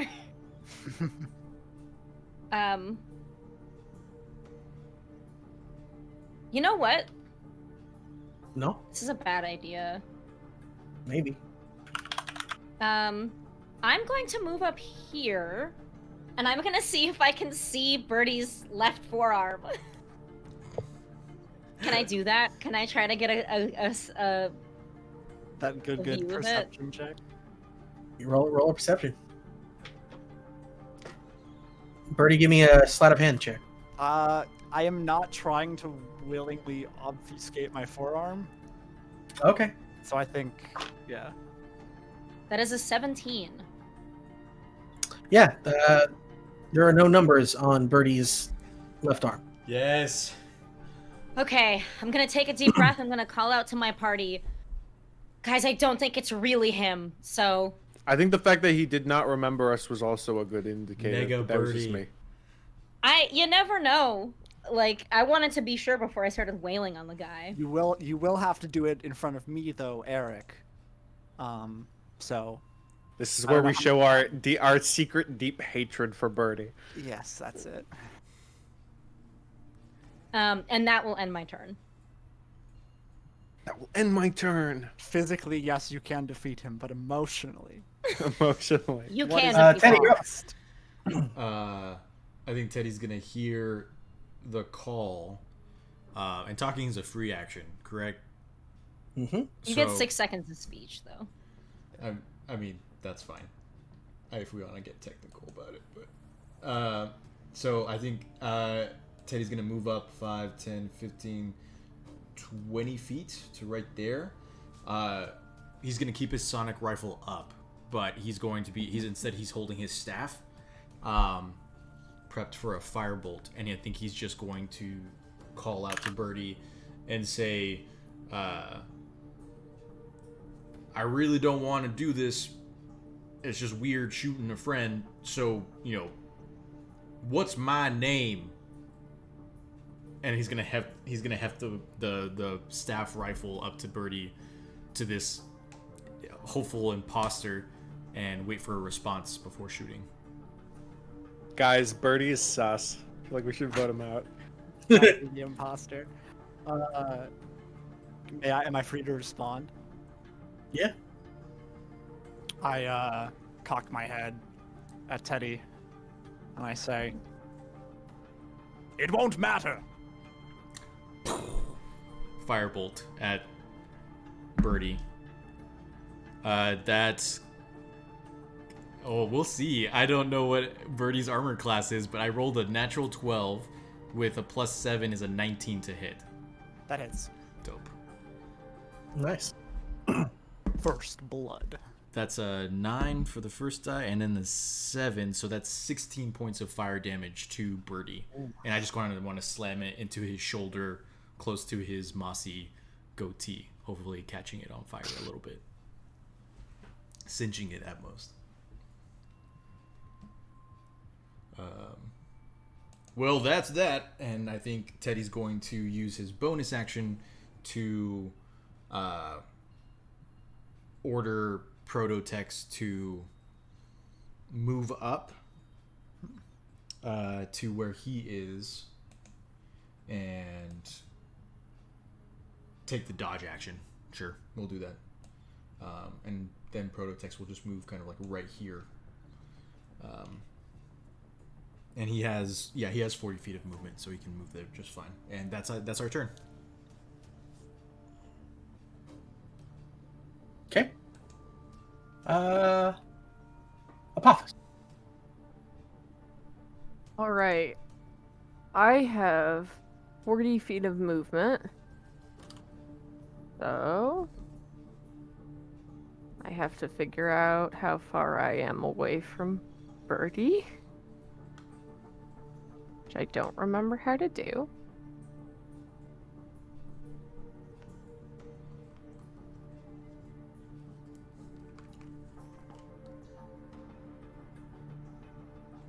Oh, I am very far from Birdie. Yes. I guess I will just... I guess I'm just gonna move up 40 feet towards Birdie, and that's it, because I can't hit him. All my weapons are close range, and my bite is close range, so I'm just gonna move 40 feet towards Birdie. You can also dash. If you're not going to hit. Yeah, it will take up your action, but you could do that. Yeah. Mm-hmm. Yeah, if you just want to get there, you can dash, but you just won't be able to. I'm just gonna move up like that much closer to him, and then go into rage. Oh, okay. Yeah, no, that's good. So now I'm real angry. All right. Well, Birdie, there's a raging barbarian coming for you. What are you gonna do? Is it my turn? Yep. All right. I'm going to use my bonus action to cast Shield of Faith, spending a first level spell slot. I believe that's first level. Or is it second level? No, yes, it's first level. Okay. Let's see. What's the right course of action here? Not to hurt your friends. Well, I didn't say what the smart course of action was. Well, I suppose the most logical thing would be well, you know what? Let me just measure some stuff real quick. Okay.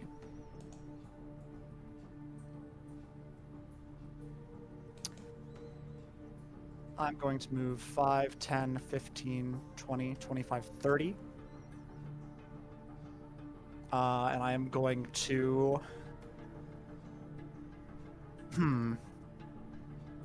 I suppose logically, I will just dispense an attack at Prototex. All right. And he's gonna pump a 5th level Divine Smite. I don't have that high level Divine Smites, unfortunately. But you do have Divine Smites. He's a paladin. We got it, gang. We figured it out. That's a 15 to hit. 15's the armor class, so you hit. Paladin versus paladin. All right, so that is. My god's better than yours. That is. They just get into a religious debate in the middle of the battlefield. 11 damage. 11 damage. I will not do any Divine Smites yet. I. Oh, I'm sorry. It's at disadvantage because he took the dodge action. Oh, okay. Well, let me roll again. My apologies. It's the same. I rolled lower the first time. Okay. So. I have extra attack. So I'm gonna attack again at disadvantage. Yes. He essentially right now has kind of like a cloud of steam around him. Okay. That is only a 10 to hit. That will miss. Okay. That is my turn. Lovely. Let's play ball. It is squishy. It's like fur, like it's like it's like a solid foam. You know what I'm saying? Yeah. Anyway, I'm reading chat. Masha asked about it in chat. Anyway, I guess what I'm going to do. Do I want to just give up on the bow and just go full monster of the week? I might as well just keep going with D&D while we're here. Might as well. So let's go for another hit with the short bow. Don't forget to 20. add a D4. Okay, I guess I can add a D4 to that, but It hits already. okay. Do it. Okay. And so, since you are within 5 feet of an ally of mine, I will obtain sneak attack damage upon that. And so I will first roll the damage for the short bow, which is 3, and then I do an extra 3d6. Which is 10, so 13 damage. 16 damage. 16 damage? You are correct, yes. Because I rolled a 3 and then it's plus 3 so 16 piercing damage. Because rogues are good.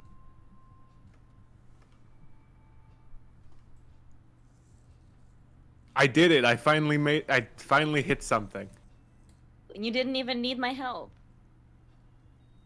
The power was in me all along. I don't mean it like that. I don't mean it like that. You know how I mean it. Maybe. I got you. What are you showing us, Saul? Oh, I thought we were showing off dice. I'm sorry. Oh. This is like a metal D6 I got, anyway. Well, because Chris and Saul both have like really big, squishy-ish D20s, and then Yeah. Mars has a pretty big D20 too, and so I pulled out my smallest D20. So. I have a D30. Do you guys want to see a D30? No, that's a crime. Okay. I'll simply close my eyes. All right. You can show it to everyone else. Okay. I'll do that.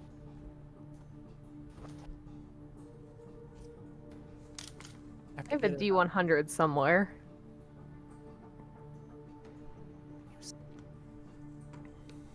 Very fun. It's weird.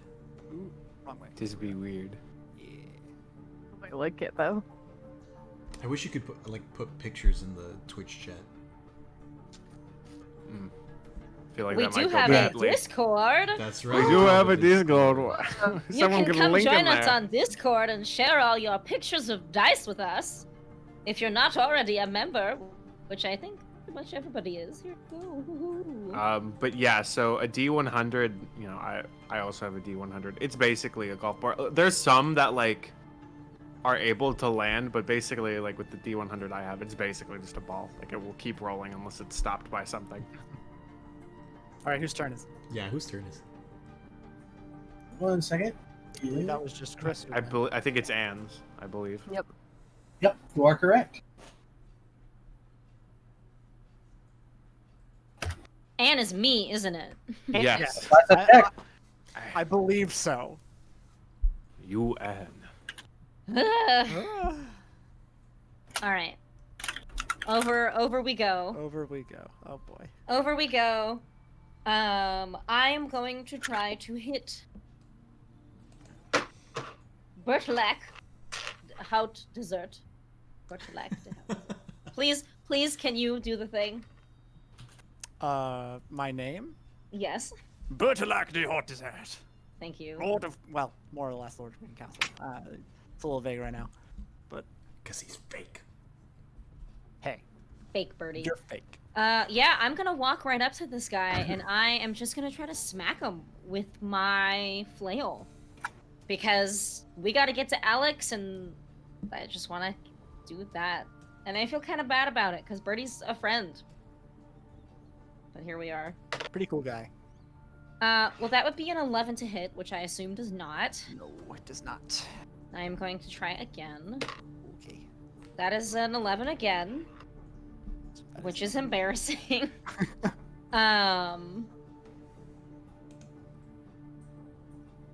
And then that's my turn. It'd be Alright. like that sometimes. It'd be like It that does. sometimes. It do be like that sometimes. Well, let's see if Teddy and Uh, Prototype can be like that. Be like that less times. So it's my Yeah. turn? Yep. Okay, Teddy is going to move back 10 feet and take another firebolt shot with his action. Let's see here. That's a natural 1. For a total of 8, but you know, whatever. Yeah, so he moves back, and I think the backward momentum just throws him off, and the firebolt just goes like way off the side.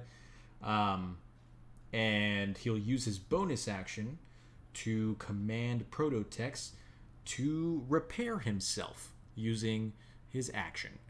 And so I think that'll be the end of Teddy's turn. And so on Prototex's turn, they use their action to repair themselves. These kind of like almost like golden coils of like magical metal begin to like wrap themselves. Yes. Does that count as a spell? I don't believe so. If it's like a class or ability feature, I imagine not. It but is a just- class or ability feature because like Okay. I'm not casting cure or mending on Okay. him or anything like that. I It's just a- wanted to make sure that wasn't like. Yeah. Okay, Yeah. we're good. We're good. I Party's ready to smack. I see your Warcaster feat. And then Me? and then so he heals for it's 2d8 plus proficiency bonus, so that was 11 plus 2, I believe. Yes, because that's my no, it's plus 3 because that's my proficiency bonus right now. So that's 14 points of damage. That he heals for 14. I think I only did 11 to him, so. You did 12. Did I But do 12? Okay. yes. Question for the DM: that those hit points that were reduced, is that until like a long rest kind of situation? Long rest. Gotcha. Okay, so then yeah, he just goes straight back up to the 23, and that'll be the turn.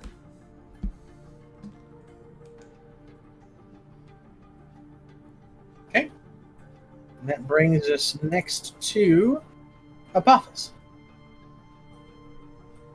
Apophis is going to go swing a big sword at Birdie. Yes. All right. This is the So- situation you put yourself in, Eric. Well, you know, Some could say Dustin put me in this job. Yeah, he was more invited. That's I'm true. very happy to be here, though. Don't get me wrong. We're happy to have you. We're happy to have you. Be a natural Please one. stay if you're gonna like. You can if you stop. Say a doing this, natural you can one? Stay. That is a natural 1 to hit. Yeah. We're doing good today. But you have extra attack, right? I do have an extra attack, which I got. That's a 2. Oof. Plus a bunch of things, but I assume that is not going to hit. We haven't been rolling with. I bless. mean, yeah, you've got your bless, which is a D4. You could roll max on that. You never know. And then it would be like you rolled a 6. Well, it'd be so Yep. the proficiency. Well, but bonus then your is bonus a to plus attack. 3. I don't know how. Well, then- I rolled a 1 on the D4 anyway, so. All right. Yeah, altogether that would have been like a 9. Yeah. Alas, his armor class is not that low. Well, let's see how you Get a attack. new D20. Birdie, you're up. It is my turn now. Okay. 2 people are trying to wail on me. I am going to shift my attention from the small mechanical, whatever this is in front of me, and Your turn size. first. Dog. Whatever. This It's a dog. funny mechanical dog in front of me, and turn to Apophis, and throw an attack at them. The dog is going to use their reaction to impose disadvantage on that attack using the deflect reaction that they have. Okay. So a The blast dog- of steam hits you in the face. The dog may do this. I will permit it. That is a 18. That hits. Okay. I am going to use a. I'm going to use a 2nd level Divine Smite. Ooh. Okay. All right. Jeez. So that's. All right. Hey, how about crazy idea, Eric? Let me pitch you what's this. up? Yeah, what's up? What if you didn't? What if you did bludgeoning, piercing, and/or slashing damage? Well, I am doing slashing to you with my Oh. axe. Yeah. Okay, well. Okay. Yeah. And I But will, the radiant damage. The radiant damage, however. Okay. All right. So that is. I will break this down for you. 7 slashing damage. If I am resistant, do I round up or round down? You round down. Down. Okay, that's what I You thought. always round down. And then I do 11 radiant damage to you. Okay, thanks. And then I will turn further and attack Anne. Now, are my attacks at disadvantage for the rest of the round, or just that one? Hold up, let me check. That's a great question. Wait, can we die? Deflect Wait. attack. The defender imposes Wait, hang on. disadvantage. Oh wait, hold on. I'm thinking about this. Can we Now you're die? asking. Okay. The defender Hold on. imposes. Can we die? The defender imposes disadvantage on the attack roll of one creature it can see that is within 5 feet of it, provided the attack roll is against a creature other than the defender. Okay, so it is on that attack roll. I believe so. Yes. Yeah. That makes sense. Okay. In that case, I'm going to swing at Anne one time. That is only a 12 to hit. That does not hit. Okay. I swing. You block it with your mace? Or was it a flail? Bare hand. It's a flail. Okay. Bare hand. No. I just grab your hand. You cannot do this to me. I blush. It's fine. Ooh. Okay. Gary Oldman. Gary Oldman. Stop. And now you Gary. match your face with my face. Gare That- Bear. What are you That's my doing? turn. You Is say that your hello. Gary Oldman impression? Anyway.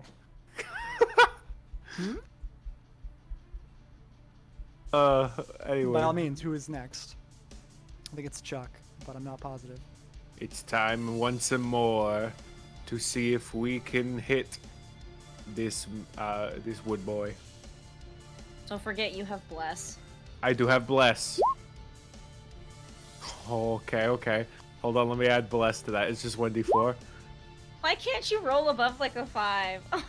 Okay. 12 again. I got a 12. Does that hit? Does that hit? You know, Does that Chris, hit? you're really saving my skin with all these 11s and 12s. You're welcome. You're welcome. I'm just thinking for you. Thanks, dog. You're welcome. Just carry it. Pass it on. Is really all I ask. So I assume that does not hit. No, it does not. Okay. Well, that seems to be it for me.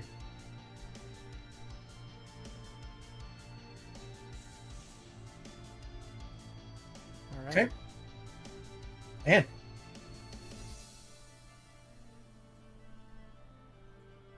That actually makes me want noodles. If I was doing a light-handed weapon, I could do 2-weapon attacking, but I don't. I'm doing ranged. All right. Second time's the charm. I Maybe. believe in you. I'm gonna lift up my flail again and just try to bring it across our little friend here. Big friend. I don't know. 20. Does a 23 hit? 23 does hit. Excellent. I will I'm be using pleased. Divine Smite. Okay, good. I'm pleased to inform you. 23 does hit. So first it will be. Is the radiant damage in addition to the physical damage? Yes. That's bonkers. First of all. Paladin's good. It's bonkers. Okay. Very bursty. That is 7 bludgeoning damage. Okay. And then you'll have to bear with me while I roll numerous dice. That is 8 plus 1, so 9 radiant damage. So in total, 16? Yes. Okay. Okay. Well, then allow me to interrupt this broadcast. As you hit Birdie, the pools on either side of you begin to bubble. And from those appear Minions. familiar-looking mists. Ooh. Oh, And curses.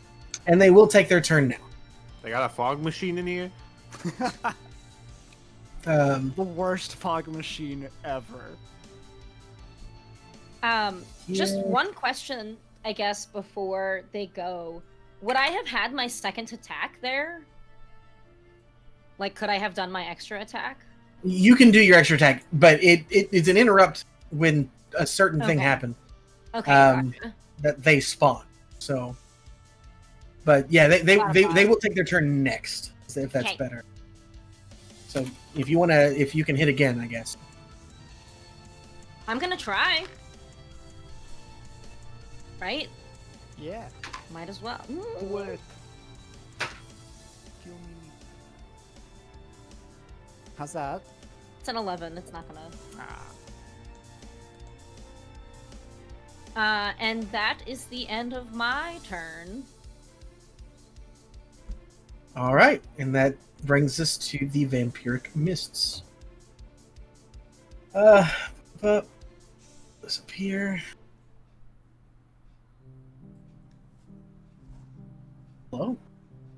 I'm pretty sure I put that on repeat. This is the song I used for The Witch is Dead. Or it was. Sometimes you just have to, like, clear the whole queue. Yeah. Yeah. It's true. What is it? Was it clear? Yeah, dash clear. Let me just put that music. I'm sorry, everyone. You gotta build up the suspense.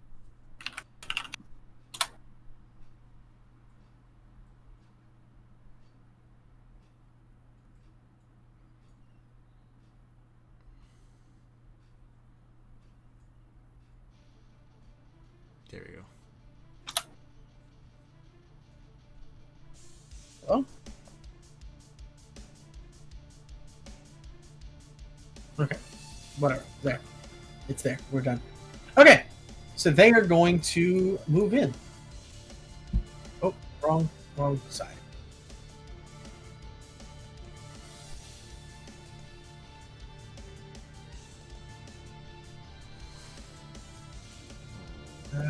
while they move, I'm going to need to ask both Teddy and Chuck to make Constitution savings. I love those. And Those we have are a my D4 favorite to kind. this because of the bless.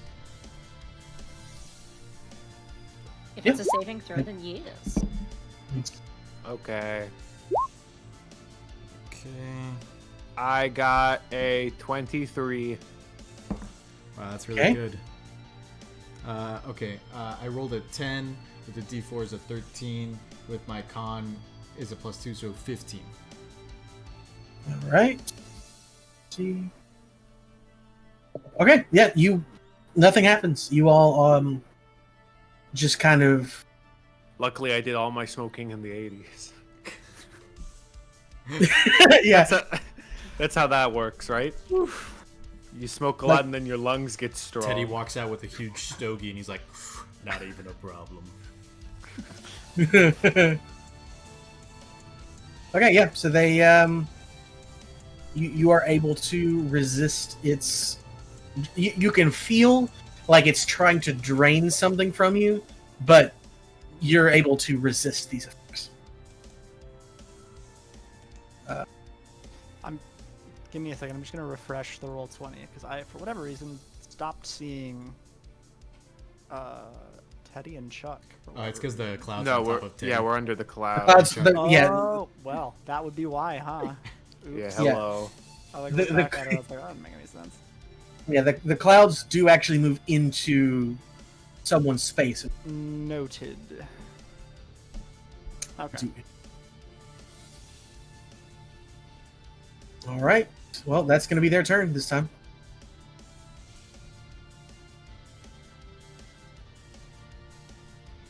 And that is going to. I forgot. I'm the one who has to tell you who's next. Teddy. You're in a cloud. Me? It's very painful here. Yeah, I'm going to go ahead and move out of the cloud.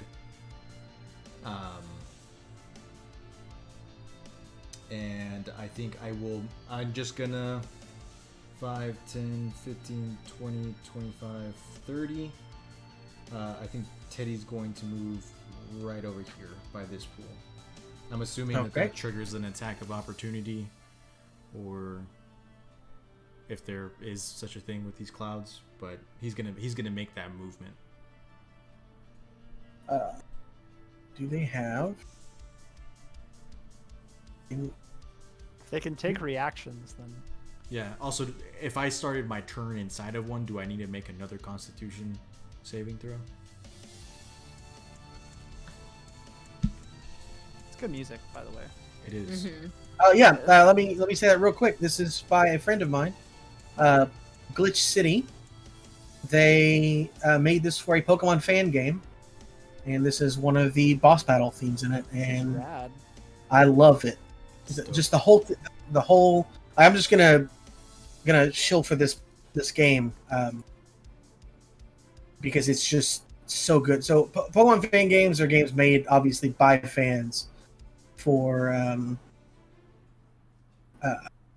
like they make it themselves in RPG Maker. This is specifically Pokemon Rejuvenation, which is a very, very well put together game. I recommend it if you like Pokemon games. Go check it out. It's by the same people who make a game called Pokemon Reborn. They are harder than regular Pokemon games, but the soundtracks slap so hard. A lot of them are remixes for Pokemon games, so I can't use them constantly. But this one was made specifically for this game by Glitch City, which is why I'm playing this here and not having to worry about Nintendo coming for us. I may download that game. No. You should do it and tell me that you're playing it, and then we can, I don't know, hang out and talk about Pokemon. I'm down. So they do not have a reaction, but you do need to make a Constitution saving throw for starting with. Right on. Okay, that's not as great. Or well, I mean, it's one less than last time, so it was a 9. Now I'm gonna do the D4. That was a 4, so 13. With my +2 to Constitution is a 15. I think that was the exact thing. Well, it's the same. Yes, I just rolled different Yeah, numbers to get to the 15. Right. So yeah, you resisted. Okay, dope. Then yes, he's gonna walk out, and just casually say, you know, I've shared a tent with Chuck before. You think you could take me down with some stank? And then he's gonna move over here. Wow. And No respect. he's gonna use his action to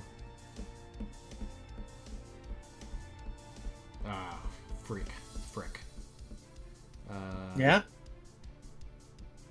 Yeah, he's gonna use his action to shoot a firebolt at the vampire cloud that was covering him. Okay. And that doesn't matter if I use a D4 because that's another natural 1. And he'll use his bonus action to command Prototex to attack Birdie. And that will be Teddy's turn. And then on Prototex's turn, he's going to go ahead and make an attack. I'm going to use this die this time. On Birdie. And that's going to be 12 plus 7, 19 to hit. That is my armor class currently. Dope. So. That's 7 points of force damage on Birdie. Ouch. And that is our turn. One second.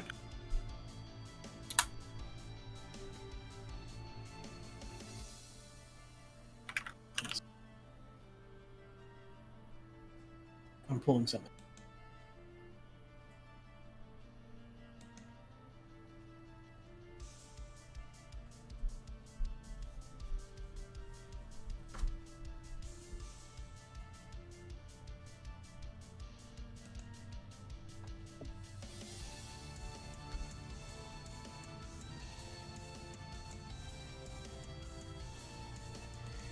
If y'all are enjoying the experience thus far, we hope that y'all will go down to the description and donate to St. Jude Children's Research Hospital so that hopefully we can continue to support them and we can get to hopefully our PowerPoint party. And then I believe the final goal is a Night at the Museum one-shot with our characters run by Mars and a desktop background to go with that too, which both of those are really cool in and of themselves. I hope we do reach the very end because I would love to play that. But if y'all are watching and you haven't donated already and you can, please feel free to. We really Toss enjoy it. a couple of bucks to those kids. Yeah. St. Jude. And remember that if we do make it to 400, Masha will do the Australian accent. We will all do Australian accents for the rest of children. the session. For the children. For the children. It's for the children. It's for the children. And if anyone's watching this and is like, what the heck's going on? Check us out on our YouTube. Just got watch our vibes. backlog of, what is it, probably like Hour over long. 100 hours of content at this point? I think I did. Not yet. It's not. It's almost. I think we're almost at 100. I believe this is going to be episode 18. So Oh, okay. Are we that many already? yeah, if it's like Damn. if it's like 3 or like max like maybe like or an average of 4 hours an Right. episode, then we're about 72. Yeah, we're about close to 80. Yeah, we're close to 80 hours. I believe. Dang. Good on you guys. Good on us. We did it. Okay. There you go. Masha, you have an Australian accent? Absolutely, she does. Yeah, absolutely she does. She doesn't. It's really good. No, don't give us an example right now because we have to wait till we get to For the $400. children. It's For the uncanny. children. Yeah, don't It's- give anything. Don't give anything. I away can yet. almost smell the koala. Is that how it works? That's how it works. Ah, yes. Shrimp on the Barbie. No, don't give him any hints. It's for the children. Y'all are bullies. Did you know that? I'm sorry. You don't have to do it if you don't want to. Man. I'm good. Apophis. Fine. Yeah, It's your turn. it is my turn. Apophis is gonna swing at Birdie again. Rude. And bless works for the attack rolls, right? Correct. Dope. Yeah. I think I believe that it lasts for 10 rounds. Apophis, please stop. Another 2. Oh, Did you roll the Plus- same d20? No, I rolled a different one. Plus 3 for bless. Plus, it's not gonna get there anyway. Yeah, if 19's Let the me armor get- class. Another d20. you guys do know my armor class now is 19, so do with that All right. what you will. D20 number 3 rolled an 8 plus 4 plus 3 plus 3. God, that's a lot of math. 8 plus 4 plus 3 That's plus 3. 19. Yeah, No, 8 No. plus 4 is 12, plus 3 is 15, that's, plus that's 3 is 18. 18. 18. Which is right under my armor class, unfortunately. Let me get out one more d20 and try and roll a bonus action, which I'm gonna use Hungry Jaws, which Ooh. in battle I can throw myself into a vicious feeding frenzy as a bonus action. I can make a special attack with bite. If the attack hits, it deals normal damage, plus I gain temporary hit points plus my constitution modifier. Nice. Alright. Third d20 of the night. No, fourth d20. No, third. No, fourth. Okay, I can count. What is 3! Oh. The Oh my curse has God. been passed on! I'm a Masha's- furry! Masha's more powerful than she's ever been. This is why we don't play D&D, guys. Masha was the warlock all along. I am wearing a cape. Not This a is cape, true. a poncho. A cowl. It's a like- sarape. Birdie. So, I Yes. failed all 3 rolls I made my turn. And that is the end of I my turn. I'm at the end of your turn. I'm going to use the legendary action. To You attack can't- you. What? Audible. Wait. You just gave him a... I'm angry. I didn't give him anything. That sucked. That is. You allowed it. Hey, there's 5 of y'all, 4 of y'all, and 1 of me. So? That's a 17 to hit. Ned, it's time to use your spear. Come on. Are you attacking all of us? Only Apophis. Oh, What did you roll? Sorry. 17. That hits. Okay. Let's see here. That is a d12. That is 7 damage to you, slashing. So half that since Oh. you're raging. As much as I do not appreciate being hit, I do appreciate that by hitting me, you are keeping me enraged. This is true. This is true. It's really for you. Yeah. And so now it's Birdie's turn? Yes. Now it's Birdie's turn. Okay. What am I gonna do? Oh god. Oh god.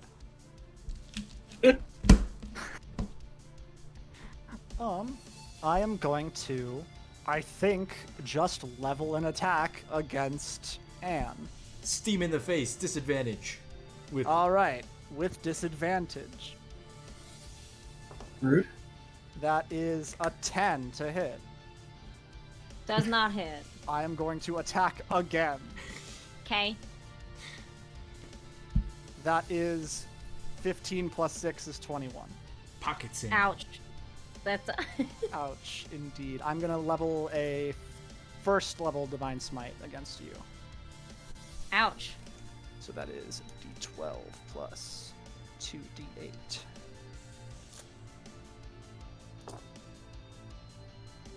That is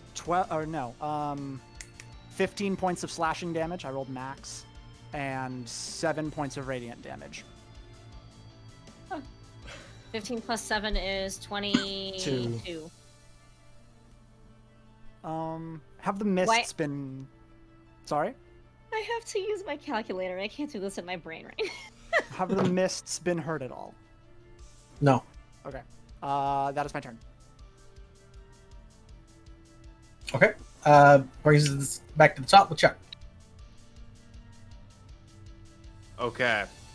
I can bonus action like disengage and then. Well, yeah, I do need you and to then make a attack. Constitution check.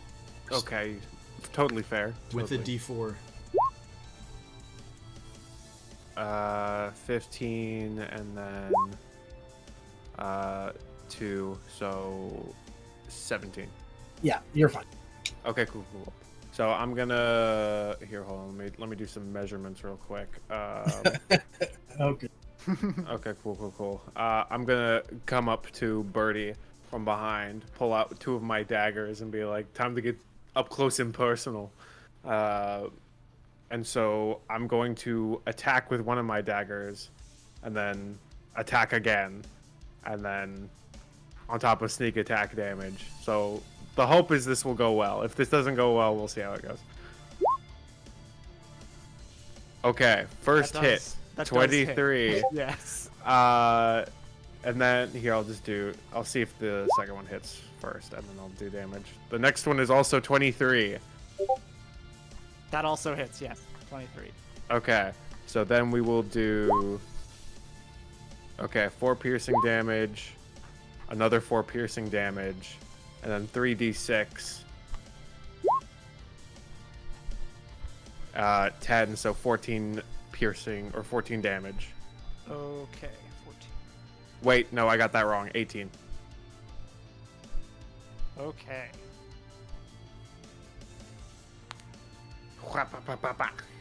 So it just goes up and is like, it just like starts going at with a knife. He carves his name into the wood of the... The back of my head.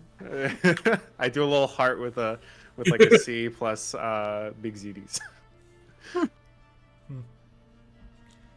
Chuck was here with a Chuck Z. was here. And then I draw a cool like explosion. Looks like a muffin. It's an Is that- explosion. Is that your turn? Yes, that is my turn. Okay. I'm gonna use another legendary action. No, stop that. Yeah.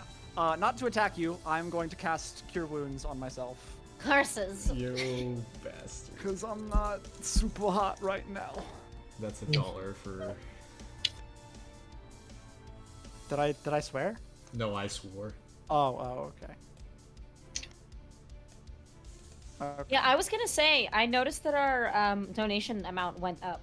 Yes, we had an anonymous donator do $3.75. So thank you very much. All right. And you know what? I'll go ahead and do $1.25 just to again bring us up to an even number.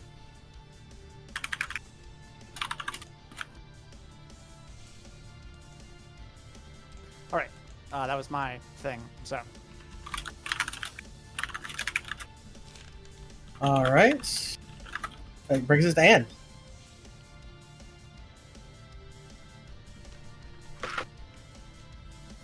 You talk smacko, you get the attacko. 10 out of 10. I can't use command to make someone die, can I? Not No. die. No. If you give them the command to die, they just pretend to. It's funny. All right, I'm gonna try to smacko this boy. Please. My dice are cursed. Let's switch Music them to out. my ears. Let's switch these babies out. We're gonna use a different set because that was a natural 1. DM, before I do my extra attack, would you like any terrible things to befall me? Did you roll a 1? I did roll a 1. I mean, I haven't really been doing it too much to everybody else this time, so we'll let it slide All right. this time. Well, I've pulled out another set. These feel different in my hand because they're not matte like the other one. So I'm gonna miss, and then I'm gonna bring my hands up again and just miss again. Everything is terrible. Okay. Everything is awesome. Yeah, I mean, there's honestly nothing else that I can really do. Because all my other spells are... Oh, you know what? I think... You should just be quiet, Masha. I think Bless is a concentration spell. Yes. So when I took damage, I should have rolled. Well, go ahead and try it now. Can you remind me? It's either half the damage that I took, or it's half the damage you took, or 10, whichever is higher. whichever's higher. Yes. And I believe I did took 22 to you. So Yeah, so that's 11. Yeah. So. Come on, baby. Don't fail me now. That's a 17. Yes. Okay. We're good. Everybody still has Bless. I have no idea how many rounds of combat it's been, but... I think like 2 or 3. I think 3. Yeah, That sounds right. that sounds right. So 7 more to go. Alright. Gotta hold on to that Bless for as long as possible. I'm just gonna play it safe and use my 3rd legendary action on your turn to heal myself again. Because I'm not statted as a boss monster. But it says after using his 3rd legendary action. Well, alright, that's fair. My hit points aren't statted as a boss monster. Okay, fair. It's fine. It's fine. Anyway. I can't do any more of those, so used all of them in one turn. Action. Round. Anyway. Whoever's next. This is really great. Stress thing. It's gonna be the Vampiric Mist.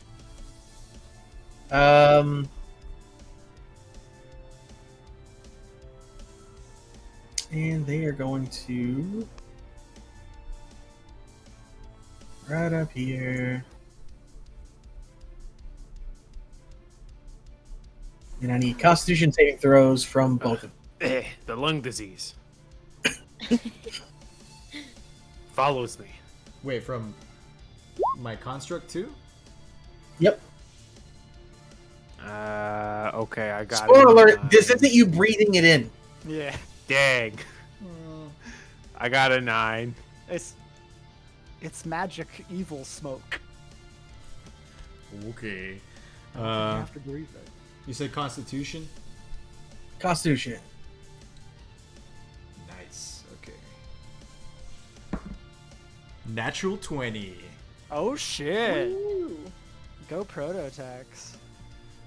He blows it away and Yeah, chucks his dick own damage. steam just We like did creates it. like a steam bubble around Prototex. Okay. Well, you guys are going to really like this. That's going to be 7 damage to Chuck, No. and your maximum hit points is also lowered by 7. Oh.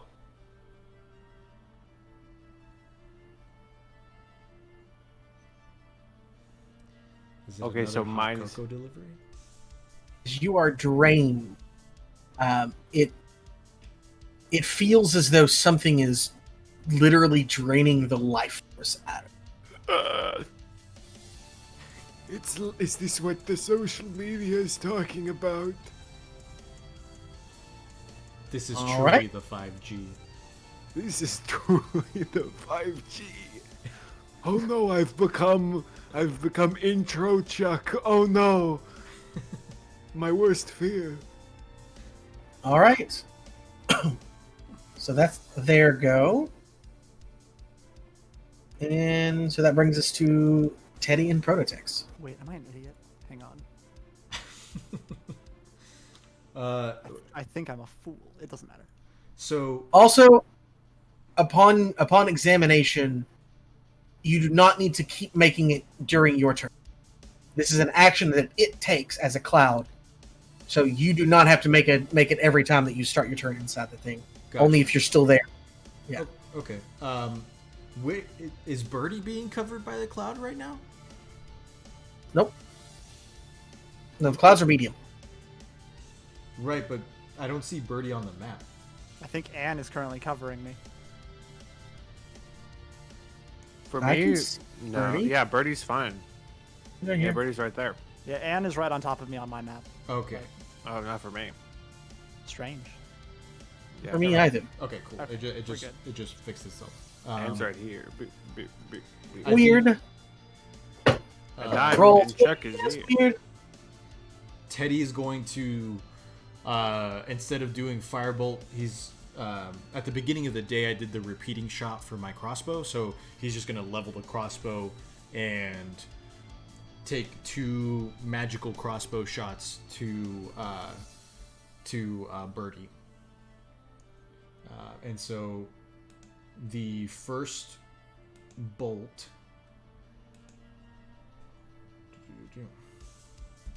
Where are you?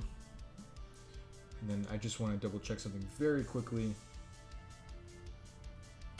God, I forgot the extra damage from a magic weapon. It's fine. Wow. Oops. Yes. So yeah, I I'll get. be remembering that. So I get to use my intelligence modifier instead of strength or dexterity. Ooh. So that will be a +7 to hit. That's good. Okay. And that's a Dang. 15 + 7, so 22 to hit. That'll do it. And then my second attack is a 17 + 7, so a 24 to hit. That'll do it. Right on. Oofa doofa. So that's a 1d10 + 5. So that's 8 piercing for the first one. And yes, 9. 14 piercing for the second one. Ouch. So 21 total. And then You said 14 and 8. Oh yeah, then 22. That is it. For me. Oh. Yeah. Oh, I feel kind of bad now. Yeah, you just and I One of my bolts just Topple goes it through down. your forehead. But, or however Dustin wants to do it. I don't know if Yeah. that is exactly 0. Oh snap! Wow. The dog Bert- killed him. Yep, Birdie begins to wobble, and at first it looks like he may stand his ground again, and maybe do another regrowth, but eventually his weapon drops to the ground, and Birdie drops to his knees, and then topples over. And then melts away into shadow. Nope, his corpse is still in there. You gotta live with it. Oh, That's another $1. Damn. That's another $1. Fine, just- fine. yeah. If I okay. single-handedly get Masha to do the Australian accent, then it will be all worth So be it. it. Shame Yeah. I had so many more fun things I could do. With You Teddy's. want me to bring you back real quick, Heal me? and then Yeah. you can. Would you do that? That'd be super cool. Okay, let's keep this episode going for another hour, We're guys. bros, right? We're bros. Yeah. Yeah. And then Teddy will order Prototex to use their attack on the cloud that's currently on top of them or closest to them.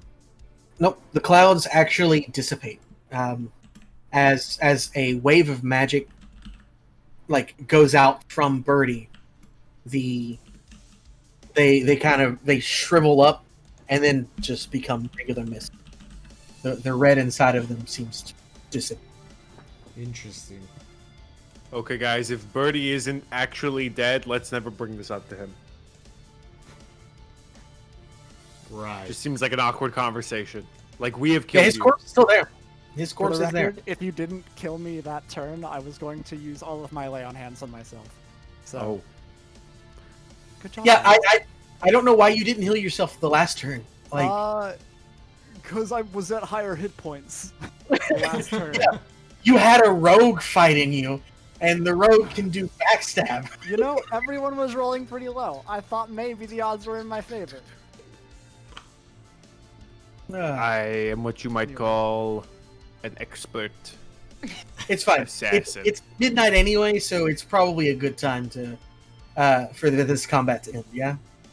Sure. Yep. All right. Okay, team.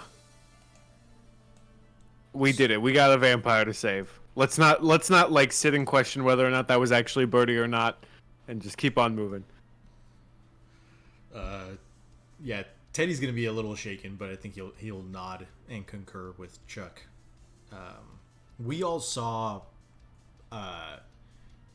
the warlock go down when he went up the stairs, right? Yeah, Like, in down front of this the throne? like this trap down this door? like hole, right? Yeah. That was a question. Yes. Yeah. So yeah. Sorry, I'm setting something up. No, you're good. But yes, the this opened and he was lowered down to something. Right on. Okay, team. Yeah. Oh no, I'm in the zone of truth. I have to make a charisma I save. cannot tell a lie. I think it would have dispersed because I think Yeah, Zone of I Truth believe. is potentially. Yeah, I think it's like it lasts for. Well, it doesn't last that long. It's concentration anyway, and so when you switch to bless it. It's not. No. Huh. Oh. It's not. So yeah. Well, it's still Teddy, there, we you have to guys roll can't lie. charisma saving throws. Anyways, yeah, Eric can stay or he can go. It doesn't matter to me, by the way. At this point, in case anybody's wondering. Eric. Whatever you guys want to do. I have played my. I don't think there's any more birdie related twists this episode, as far as I'm aware. So Well, who knows? you can kill me in real life too, by fading me out of this stream. Oh wow. Do you have the Oh, stars no. to do it? I'm sorry. Out of this, I have to dream? do it. I have to do it. This is a children's stream, guys. Let's leave it to chat. Do you want Eric to stay or do you want Eric to go?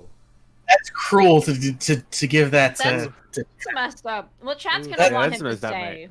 Yeah. And if they don't, I'm gonna get him. Oh no! Well, we're not Don't hurt biased anyone in on any my way. behalf. Yeesh. Well, Okay. Well, chat has spoken by one person saying one person, CyberGoG, has If spoken.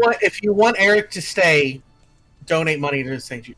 That's true. And if you want me to leave, also donate money to St. Jude. We don't Now know what you we're get doing it. anymore. Whoever donates more money will be the deciding vote. I have an arbitrary amount of numbers in my head. If you donate that exact amount of money that I have in my head, you get to decide if Eric stays or goes. Can I retcon how Teddy killed Birdie? Yeah. Still the bolt through the head, but underneath his breath, I think Teddy went, what you say?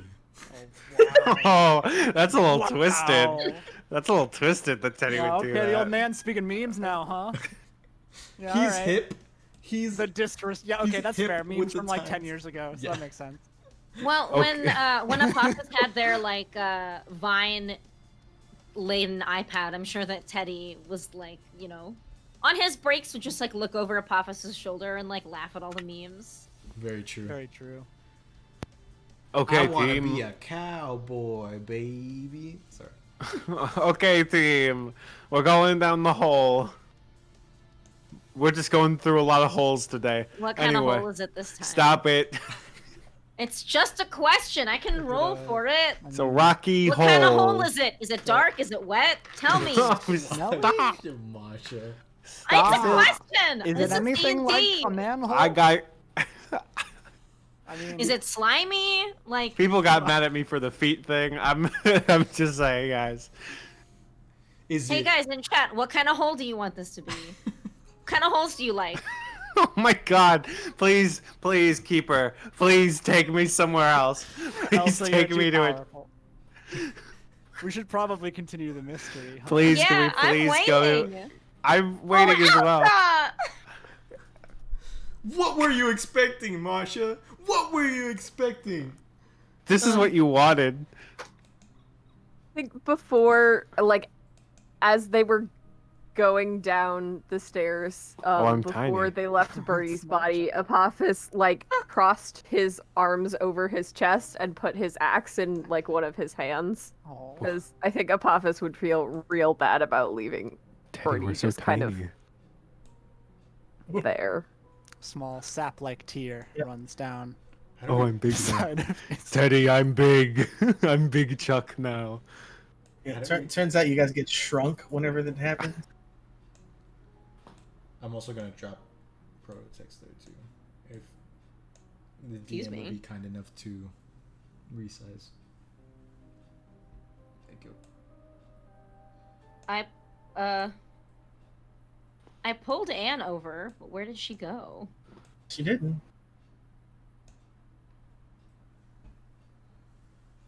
What is this book? Is this the book of the evening? Well, no, because that's completely safe and in the train, of course. Yeah. You are correct. Yeah, in the You train are you guys correct. definitely still have. Yeah, in Well, our train that we've got. I mean, My that's as far as I know. My theory right now is Ned's not real. That's my theory, but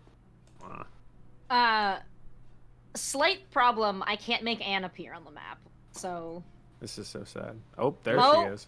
Oh no. She's Big too Ann. big. Big Ann. Big I just hope she Ann. doesn't appear like 8 more times because I pulled over a lot of. We'll find out. We'll find out. We'll see. If not, If there's, more, like, a more, delay. more. The more, the merrier. Oh, Second hand. Yeah. Yes. Third Ann. Yes. Fourth Ann. Fifth Ann. Sixth Ann. Seventh Ann. I'm so sorry. I don't know why there's this much of a delay. All the simulacrums. What do you? Is there This- a scientific no. name for a group of Anns? I think that's what we're experiencing here. I'm so sorry. I also can't select them to delete them. I don't know what to It's do. Dustin. It's Dustin doing this. This whole thing. I put Ann on there originally, and then you said something about there being multiple, and I'm like, well, I gotta do it now, and so I just copied and pasted Ann that many times. See, no, it's all canon because Alex just thinks about Ann a lot, and so he has a lot of Anns in there. Oh. Let's try that. Well. No, we already have an Ann. Thank We already you. have an Ann. No, no. Why am I so small? I think you should be able to control this one. Okay, can't. cool. Oh, all right. Well, it doesn't. It honestly doesn't matter to me right now. Okay. So you enter into this dark and dank place, and as you step in, there appears to be a ritual. There is a stone sarcophagus, as you can see it there, flanked by 2 robed statues. And as you enter in, you can see in the middle some kind of spellcasting circle with 2 Alexes inside. One of them looks healthy, and the other one doesn't. The robed figures you see there are all also statues, but they are all glowing. So it was a dank hole. And Masha took No. off her headphones right in that moment. I'm glad. Let's not talk about that one. Yeah, no, don't. That's too late. It's too It's late. done. Okay. Okay, gang. Party's over. We killed our friend. Now give us back our other friend. Help! One of the Alexes says. Oh, is this one of those classic situations where I can't tell which one's who, and I have like my guns up? I'm like, which One one of do I shoot? Terrible, and one of them looks okay. Well, Come on, you don't know. Chuck, use your object permanent. No, because what if? Now hear me out. What if the warlock beat himself up and to trick me? You know. You're the one who can tell if people are lying. I don't know. So who are the cloaked people around? Like, can we They're see anything statues. from? They're They're statues. statues. Oh, they're statues. Okay. They're statues, but it's obvious where the statues get their imagery from. Okay. I'm going in, guys. Have Cassandra and Ned entered the room too? Yes. I can put them in if you want. I just didn't want to resize them. Don't worry, Alex. We brought your sister and Ned. Wow, she just started off big. All right. Larger than Then life. Cassie. What, Ned? Yep, Ned is also big. Ned's gonna stay big. Okay. All right. That's okay. Okay. As you try to approach the circle, you are propelled backwards. Ah. Well, not that hard, unless you really sprinted into like equivalent exchange. The more energy you took trying to get in, it pushed you back with it. So I mean, if you went sprinting headlong into it, then sure, go flying back. Okay, I'm good. Okay.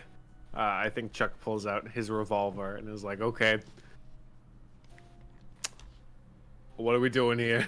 Alex, I think Teddy would call out, and he would. The two of them, like the only, there's no like chains or gags or anything. The two of them are just standing in the circle. One looks weak and one looks not. Yeah, they're both kind of swaying back. So Teddy would call out to Alex and say, "Alex, how do we help you? How do we get you out of there?"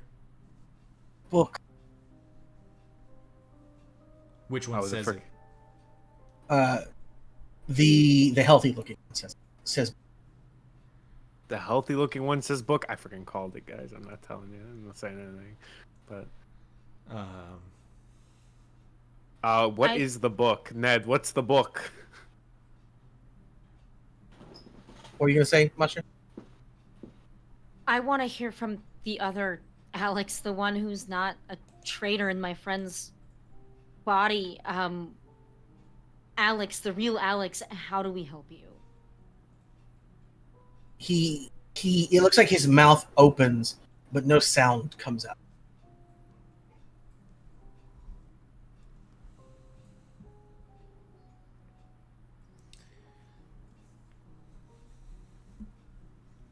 Ned, what's the book, Ned? Yeah.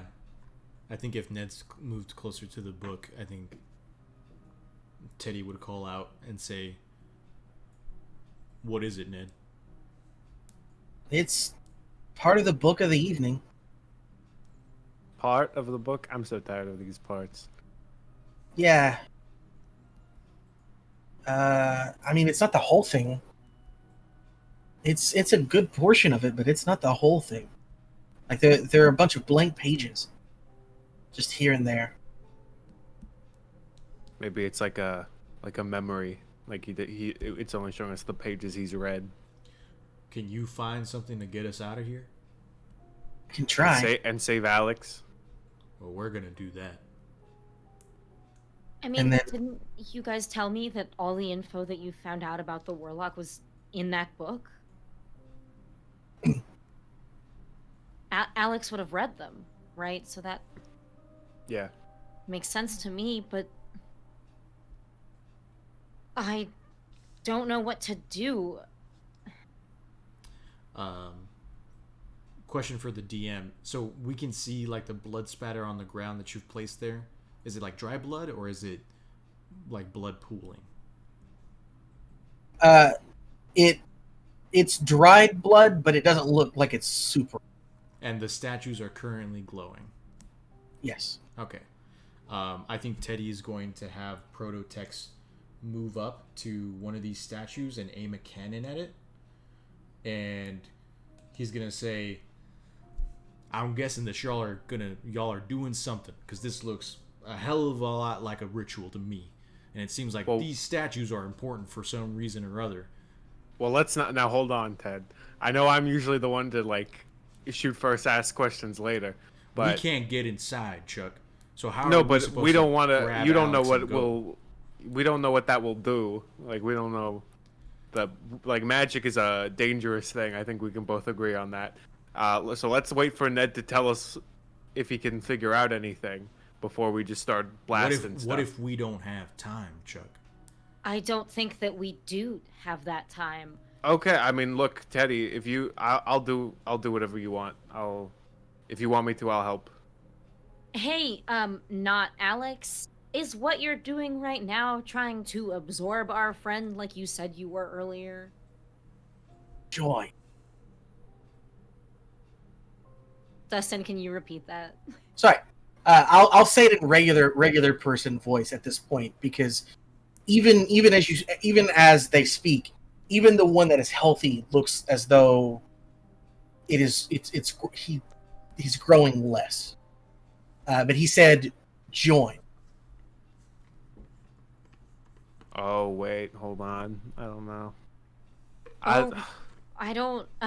Do we want our friend to be half warlock, guys? Isn't he already half vampire? Yeah, he's already half vampire. Like, can we bisect the half? Is that technically quarter warlock, or is he now half vampire and also half warlock? What is Cassandra doing in this time? She is looking back and forth between Ned and then what's going on in the circle. I look at Cassandra and I say, Cassandra, you could tell which Alex was the evil one. Which one is our friend and which one's the evil one? And I point to the two in the circle. I don't know. Their energies are. I mean, he said it. Their energies are mixing. It's like they're. check. Okay. Wait, so because we confirmed that Anne told us about the 2 must survive thing. Mm-hmm. But we don't know if that's the Warlock and Alex or Cassandra and Alex. Because the Warlock is an outside source, right? If we're taking in all the information that we've taken in so far, then technically Cassandra would have been here first. From like way back when. If she's Cassandra, a part of the blood. No, but Cassandra said she appeared the same time the energy appeared. That might have woken her up, but if like the only reason she's in there is because Alex drank her blood, right? But the wording is not specifically like, the wording is just both must survive. It's not necessarily saying like, oh, both of the things inside of Alex. Like, I don't know. Sorry, Anne. Masha. Hey, can I roll read a bad situation? You know what? Sure, do it. Go for it. Absolutely. Why not? Also, I rolled a 21 for my insight check. For insight, yeah, she's not lying to you. She and this time she is confused. She's looking back and forth between the two of them, and she's increasingly growing concerned. Okay. I rolled an 8. Okay, so hold 1.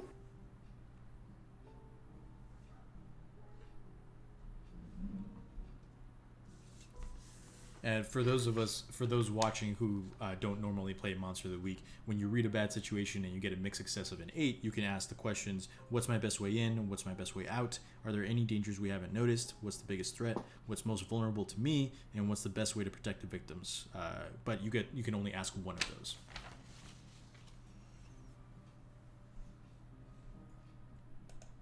What's the best way to protect the victims? And in this situation, I consider the victims to be, I guess, since we can't really tell them apart, both Alexes.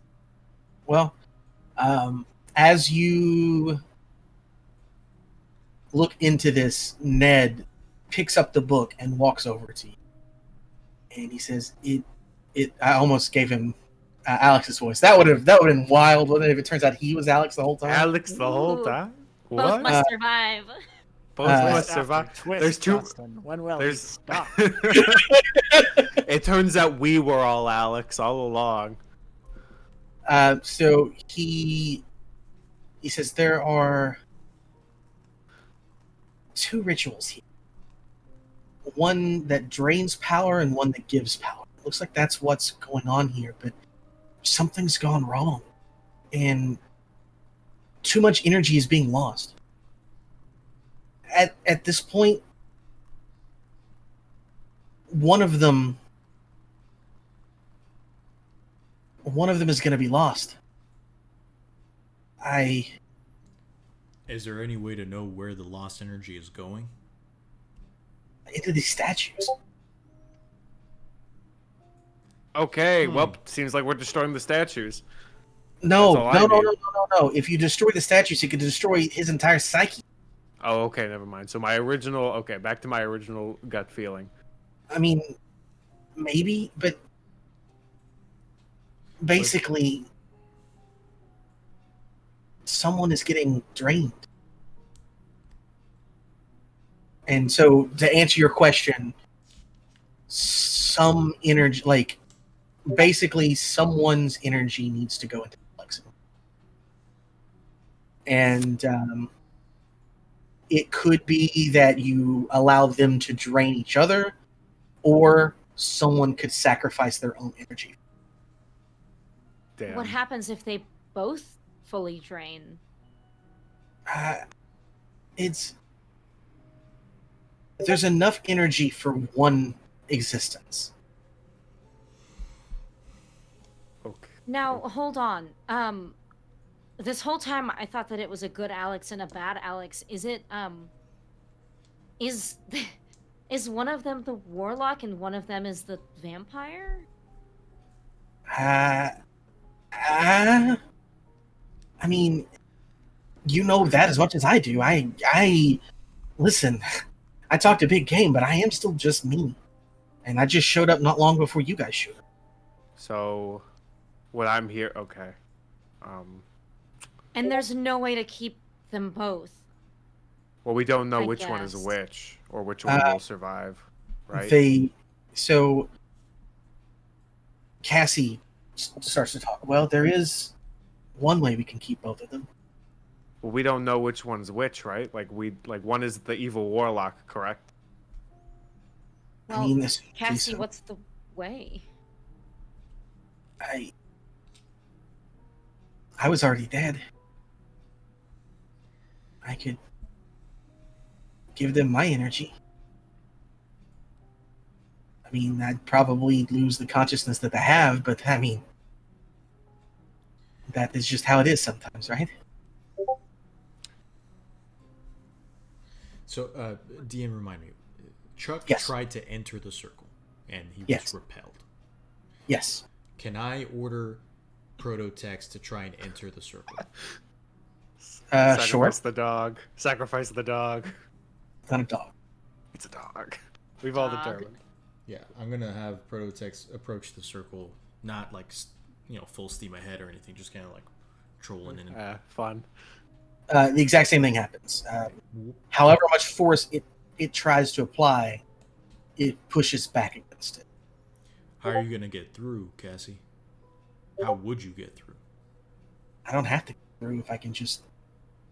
I mean, I'm magic, right? I can just cast my energy into that. Some of us are magic too. At least in this world. That is true. I feel. Can Teddy cast Firebolt? Just like not at either Alex, but just like within the radius of the spell circle, and see what happens. Sure.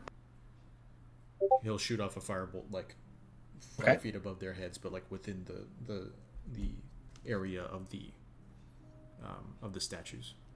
It hits the force field and seems to dissipate. Okay. Is the force field itself like a dome, or is it like a full-on cylinder? You can't see it. It's invisible. Okay. So you don't know for sure if it's like how it's set up. Okay. It only shimmers when it's pressed. Struck. Okay. Yeah. Look, hey guys, look. I don't think I'll feel right if I understand, Cassie is already, gone, but overall, I feel, I think it's. I don't know magic,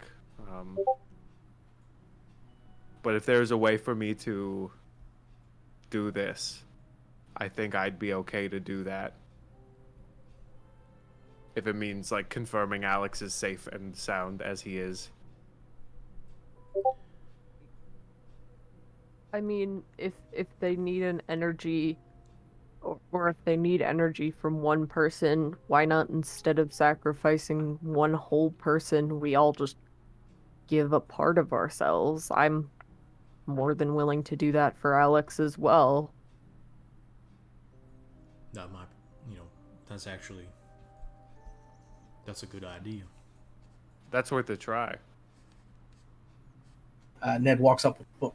And he says, there is another ritual here that can allow me to kind of channel energy.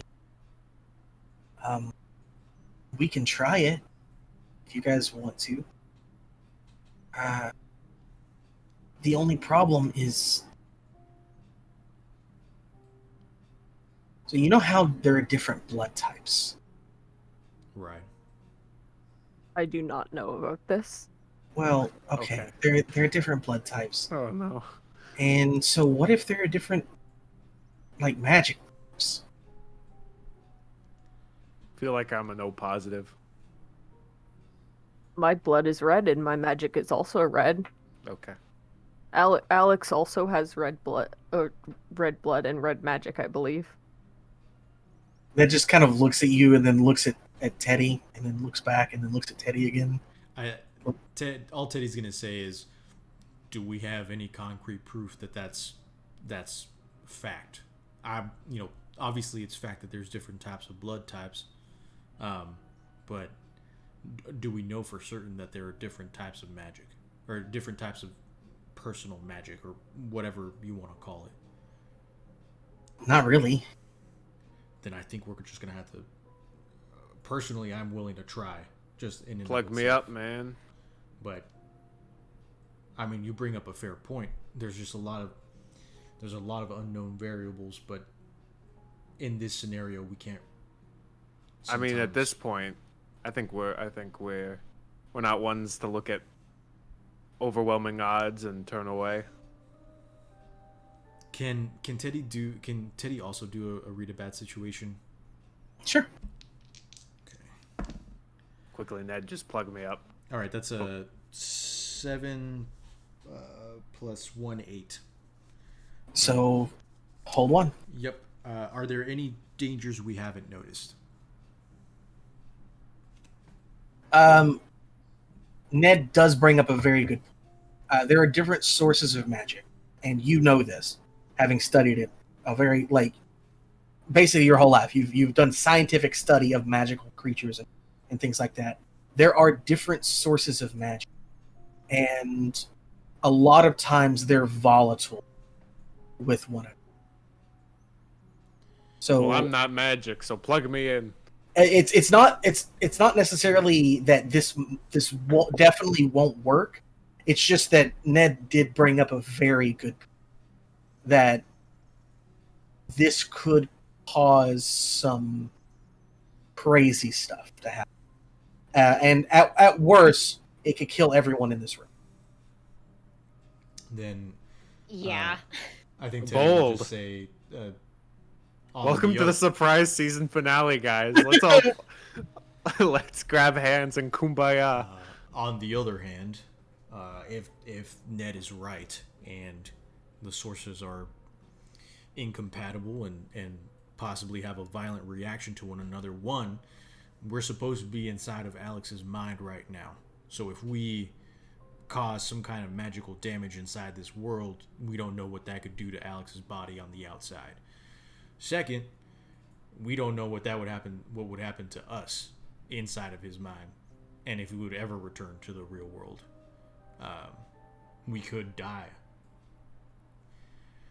So far, the only one we have confirmed who has probably the same magical source as the two in there is Cassie. Also, they share, genes, DNA. But Cassie was not magic when she died, and she now has magic powers after dying and being in this world. So I think that's not a crazy assumption to be they're the same source. I'm not really attuned to any specific magic source, so I don't know how much energy. Like, if I could, I will. Well, Is there Can we Is run a there- quick blood test on? Yes, some sort of magical test to find out I think if we are the running on a sources time are limit. compatible. Both Alexes collapse to their Yeah. knees. Yeah, we're taking too long. Okay, guys, plug me up. Do it. Ned, I think come on. I think as soon as the two Alexes collapse, I think Teddy says it's now or never. Are we all going in, or are we letting Cassie take it? I don't feel right letting Cassie take it alone. Just There plug is- me in. Hey, guys, there is still the option of letting it run its natural course and letting Alex sort it out. Problem Look, is, we Alex don't know is which strong. Alex is Alex, right? Yeah, we don't. Like- We will be at a constant question of who's who. I mean, you're not wrong. I'm just, I don't know, throwing out options. So Ned, out of like questioning, Out of like real question, real fast, Chris. Sorry. Have we looked at the options within the use magic move of Monster of the Week? I know that we've tried like D&D stuff and just kind of like a very avant-garde approach towards how to fix this. But is there something within the use magic move of Monster of the Week that could possibly help? Is there? I don't know. I'm asking the people who normally use magic because Teddy does not. I mean, I feel like Options. Oh, you can go. I was gonna say that what we're trying to do would probably be big magic. Because all of the individual options are kind of I'm chill. specifically looking at banish a spirit or curse from the person, object, or place it inhabits. But who would we banish? yeah, we don't know. We don't know which one of them is real. That's fair. And they're kind if of like anything- mixed together at this point.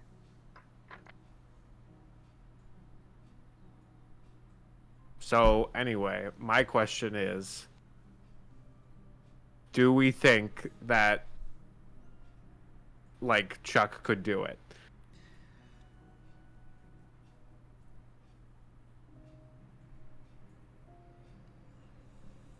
Mostly asking If Ricky, Chuck but- goes in, Teddy's gonna go in. That's gonna be it. Like, because either we do it all together or we let Cassie do it.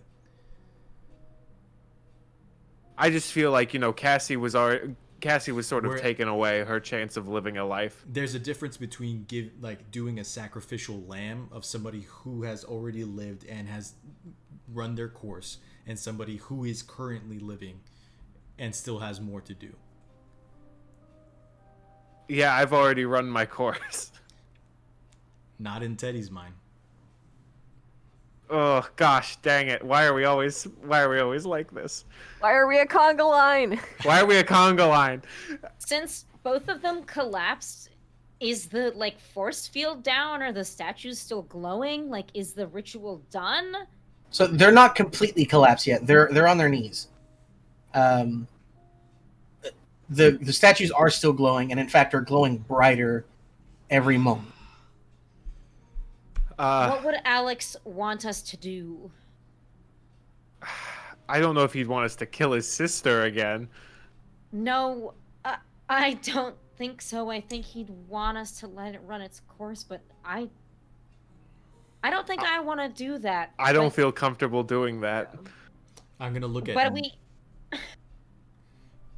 Teddy's just gonna. one ask, of us has to make a decision. Teddy's This gonna is too ask. hard. Teddy's gonna ask Ned very quickly. Can you get us out of here?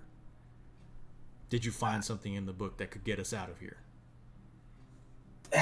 Not really.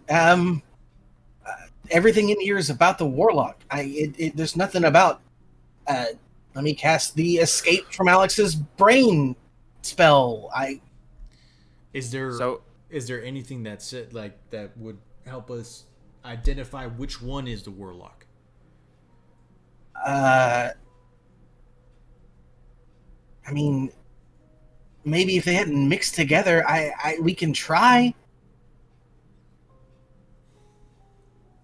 But So Ned, do you think my energy would work because I don't do magic? I just want a straight answer here. it would be your life force. Okay. I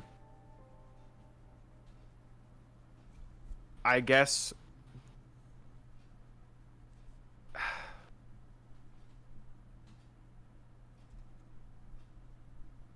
You do realize I'm not going to let you do this, right?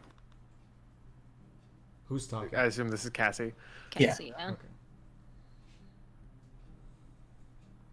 Look, I think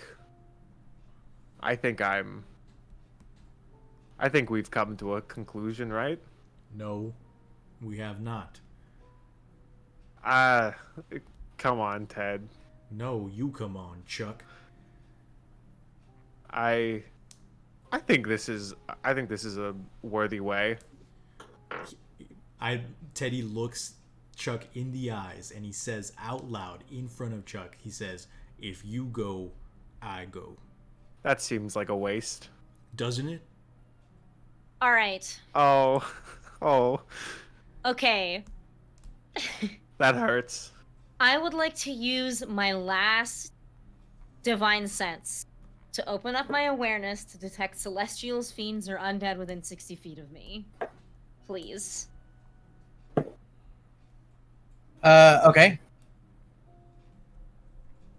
What do my eyes see? Which one There's of them is... Even if you could tell the warlock is arcane, not. Hmm. You can tell one's a vampire. Yeah. At least Yeah, one's I a mean, vampire. can I tell anything? You can tell that within this circle, there is vampiric energy, undead energy. But it's literally like it's floating within the circle. It's not. Throw me a bone, man. Throw me a bone. Oh no, I'm making you choose. I'm not giving you. Choose what though? Choose what? We don't know our options. Our options. So right now, I guess out of character. Pause. Time. Stop. Right now, our options are either Chuck goes and Teddy is mad, or Cassie goes. Or we all go and potentially there's a very bad reaction, but We all die. I don't like that one. I don't like that option. Please note that that's not definitely what will happen. That is just a possibility of it. We're having a high risk of either saving Cassie or we. The conundrum, at least on my own part, is I feel like Cassie represents something that is important for Alex. Whether Yes, that is me too. Whether in the long run it is a sense of redemption or at least forgiveness. I want Cassie to stay.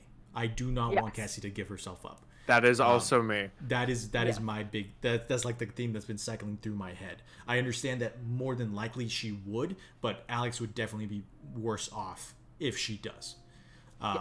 Yes. So, with that feel said, do we want to risk it with a group hug, or do we want one of us to pull the trigger? One of that being me. Okay. I'm an expert at pulling triggers. I think. Time unfreeze. Back in character. Teddy would look at Cassie and say,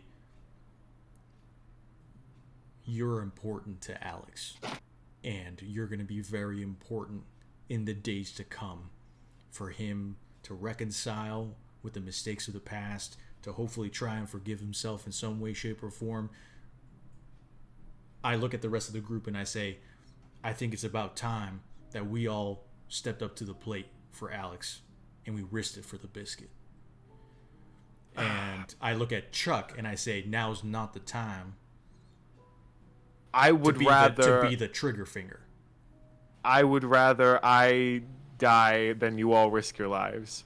This is what we signed up for, Chuck. Okay, you all came running when I almost died in that train. And this is our moment with Alex. When you were almost dead on those rails, we came running too. And in the moment of peril that Anne or Apophis find themselves in, we're going to be there too. That's what we signed up for when we decided to work together. Okay. If one of us goes, someone will follow. We may as well all go, limit the risk to each of us individually, and just... Well, I mean, on the bright side, though, if there's a group of people to die with, you guys aren't the worst option. Thanks, Chuck. Thanks. Are we decided? I don't think know we're how much decided. time we have left. Yeah. Let's all go. Teddy's gonna Come on, laugh. team. Teddy's gonna laugh, wipe away some tears, and just clap Chuck on the shoulder. Yeah, I'm gonna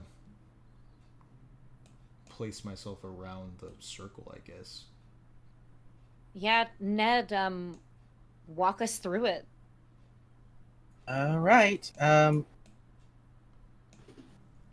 then, so this is your decision, right? This is me asking out of character. Your decision Yes. is everyone's gonna take part. Okay. I think everyone's gonna take part and hope we can. Okay. Then Ned's gonna say, okay. Everyone touch a statue. And Cassie's gonna join in as well. Even if you don't want her to give her all, she's still going to help because this is her. And she will argue with you if you try to argue against her helping. She won't argue with you to be the only one, but she will argue with you if she's not allowed to. Fine. As long as she's not, as long as, like, if she's by herself, it's more than the possibility of her completely erasing is much larger. Just the same way that we are doing this together, because the hope is that if we mix our energies, like, it'll, evenly distribute the damage or something along those lines, so that one person doesn't get eradicated.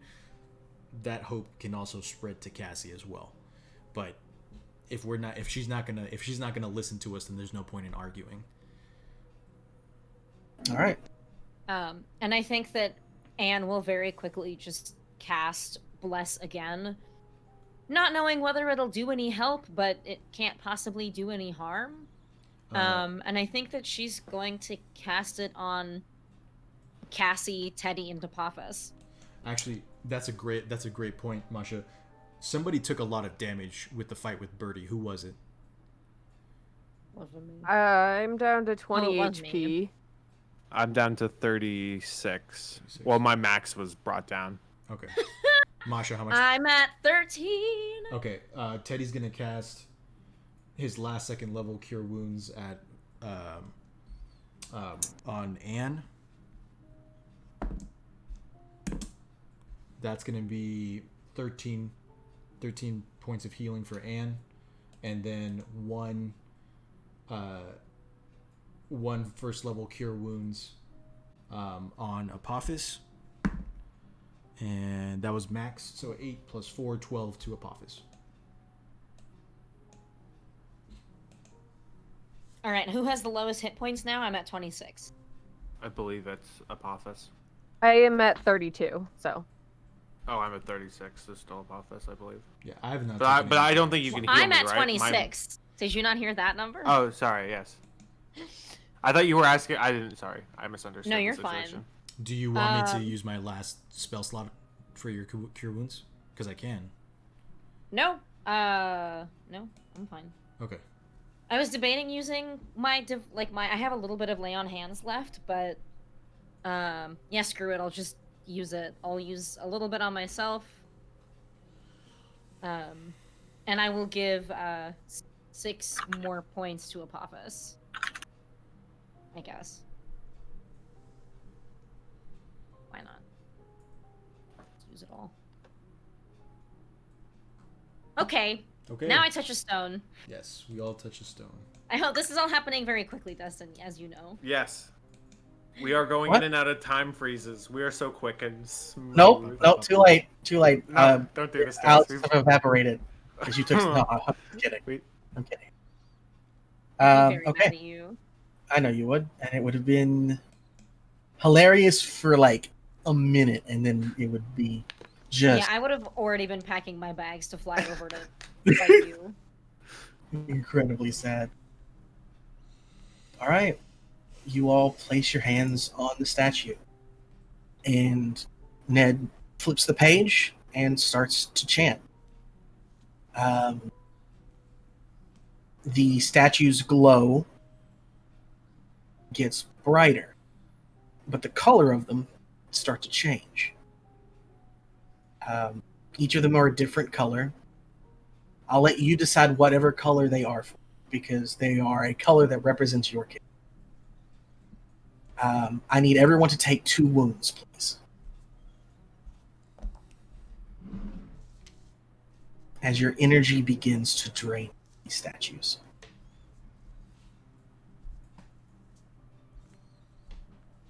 I'm the Gray Ranger. Yeah.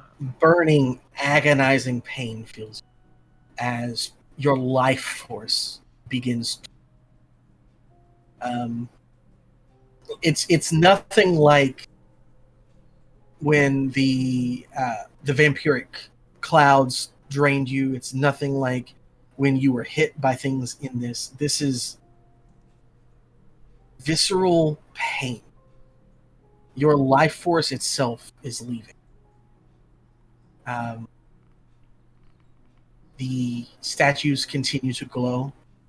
They glow brighter and brighter. Take 2 more wounds, please. You can take your hand away at any time. What is a wound? I think harm, right? Harm, sorry, Yeah. harm. Yeah. So right now we're at 4 harm. Yeah, wounds is from a different. Okay, that How makes about- a lot more sense. I'm so sorry. Would Apophis and I still have like extra harm boxes from when I cast my spell like earlier in the No. session? I had lost those as well. I'm now at 1 harm because I hadn't healed from after Ra. What's everybody else at? I'm at 4. Yeah, I'm wait. So Apophis, you're at 1 harm left, I'm at 1 harm left. Yes. like before dying. Apophis, take that out. Stop it. Let yes. go. If Dustin just gave us 4 harm, I did. I had 2 harm from the fight with Ra, so I have taken 6 harm. I have 1 harm left. Gotcha. Get out of here. I would have lay on hands you monster of the week style if I had known. Where does Okay, everybody so- else at? I have 3 more points before I'm dying. Same. I'm also at 3. Yeah. Same. So Okay. Apophis, get out of here. Tap out. The rest of you take 2 more harm.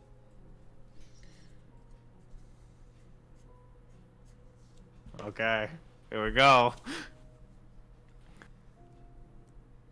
Statues continue to glow. The 2 Alexes within the circle begin to glow. And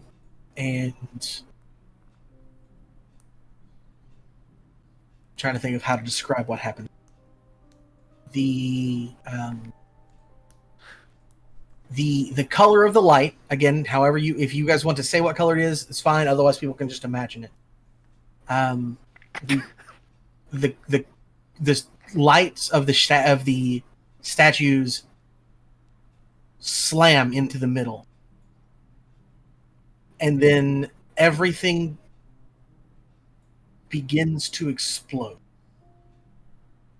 Each statue blows up one at a time, and you're all knocked clear, and everything goes black. Do we just TPK? Wow.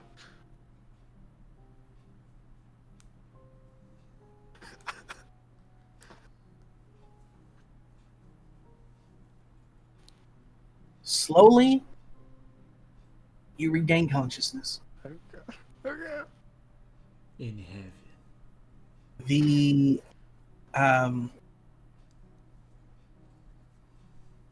The medical clinic of Violet is a mess. Things are scattered about. Things are knocked over. There's shattered glass on the ground, and you all are back in your original bodies with your original items, as if you'd never left. You hurt. You feel exhausted. Are we no longer unstable and dying? Correct. Yeah. You are not. Yeah. Psych. Those were psych harm for you. Okay. Hoi. Hoi, I just wanted to see if any of you would pull away.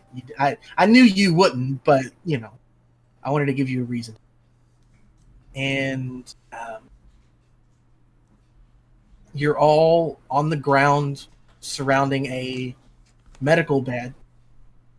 And in that medical bed is a white-haired man. He's very pale. His eyes are closed. He's breathing.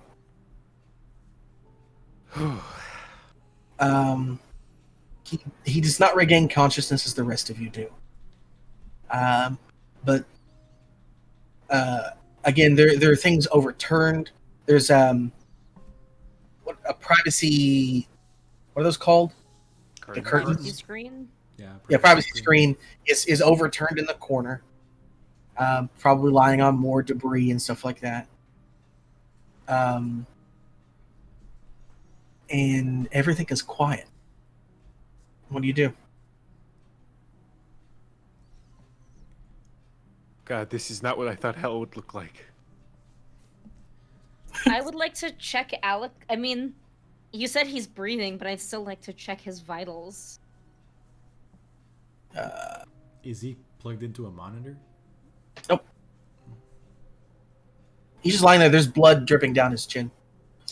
You know what? I'm gonna call for Violet.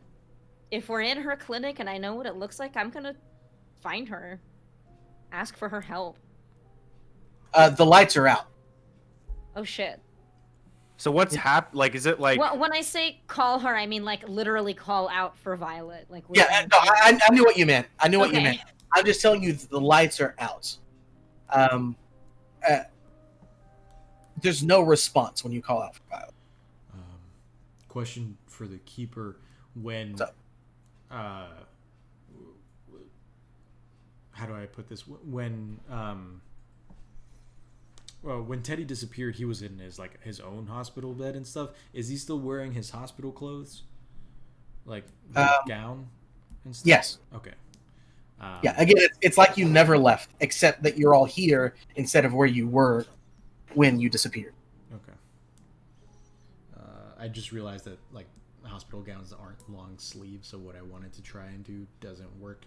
But I think Teddy will just try and find some sort of paper towel or dispenser or tissue box or something, and just try and wipe away the blood that's dripping out of Alex's mouth. Okay, that's fine. You can absolutely do that. There's no more dripping out. Okay. As you clean it, it's not actively dripping down at the moment. Teddy's gonna pocket the Kleenex. Okay. Okay. Creepy. Okay. And then Alex stirs. His body kind of twitches a little bit, and then he takes a deep breath as he wakes up.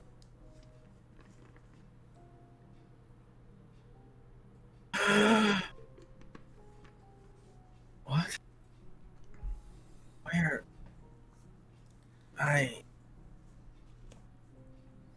Hello? Insight check. Oh, can't do that. You can't do that anymore.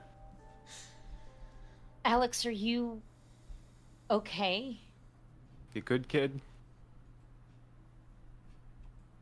Yeah, that was a weird dream. This is gonna sound even weirder, but can you tell me which Alex you are?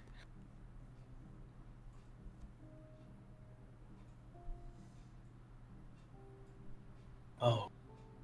And his face seems to go even paler than it was a moment ago, and his eyes kind of widen. He goes, he got out, didn't he?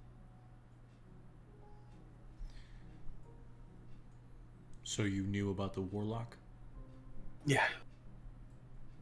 from the get-go? No, not from the get-go, but I did some research after I started feeling strange, hearing voices. But he's gone now. It's one of the reasons I tried to separate myself and go on that.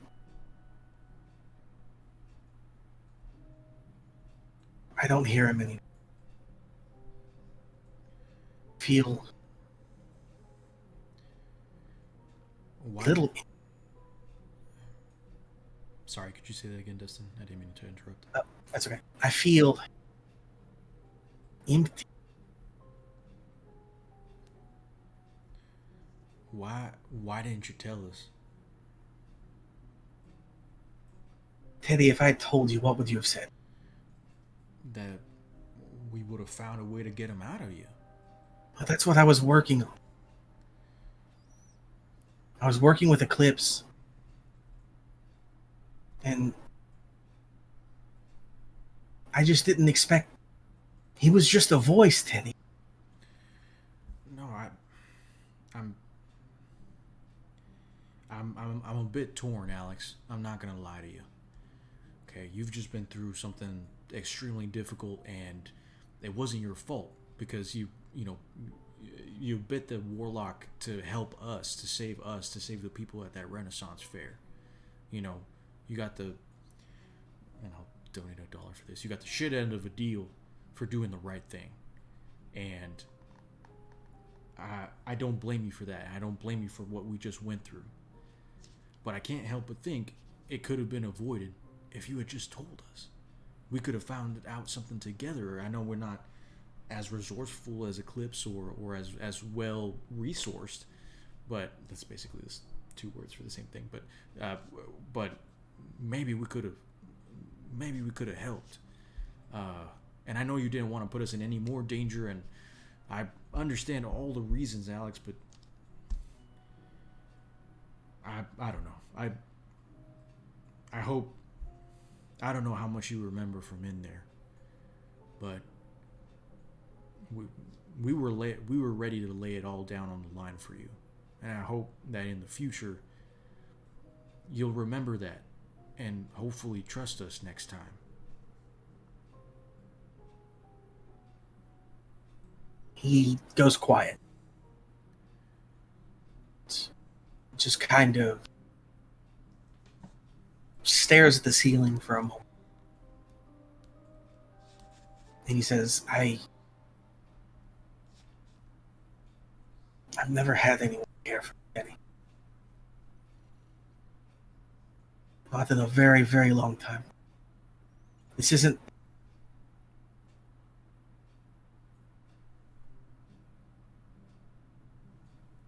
I'm sorry. I think Teddy's gonna go up and with his good arm, he's gonna grab Alex's hand and he's gonna say, "You don't have to be. And it may have been some time, but we are here now." And he's gonna move his eyes up to Chuck and he's gonna say, "And we're not going anywhere anytime soon."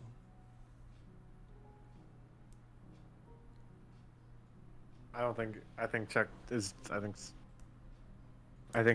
just sort of like stone faced.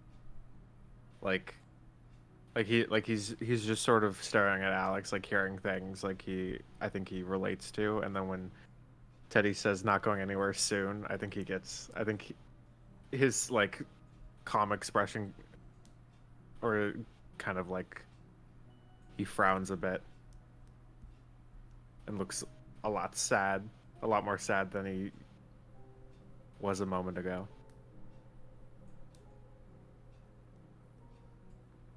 There is a sound from the corner.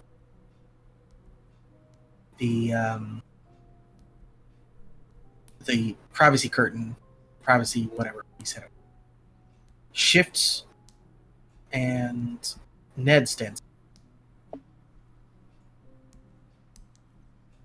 He says, How did I get here?" And then you hear, "You think you're confused?"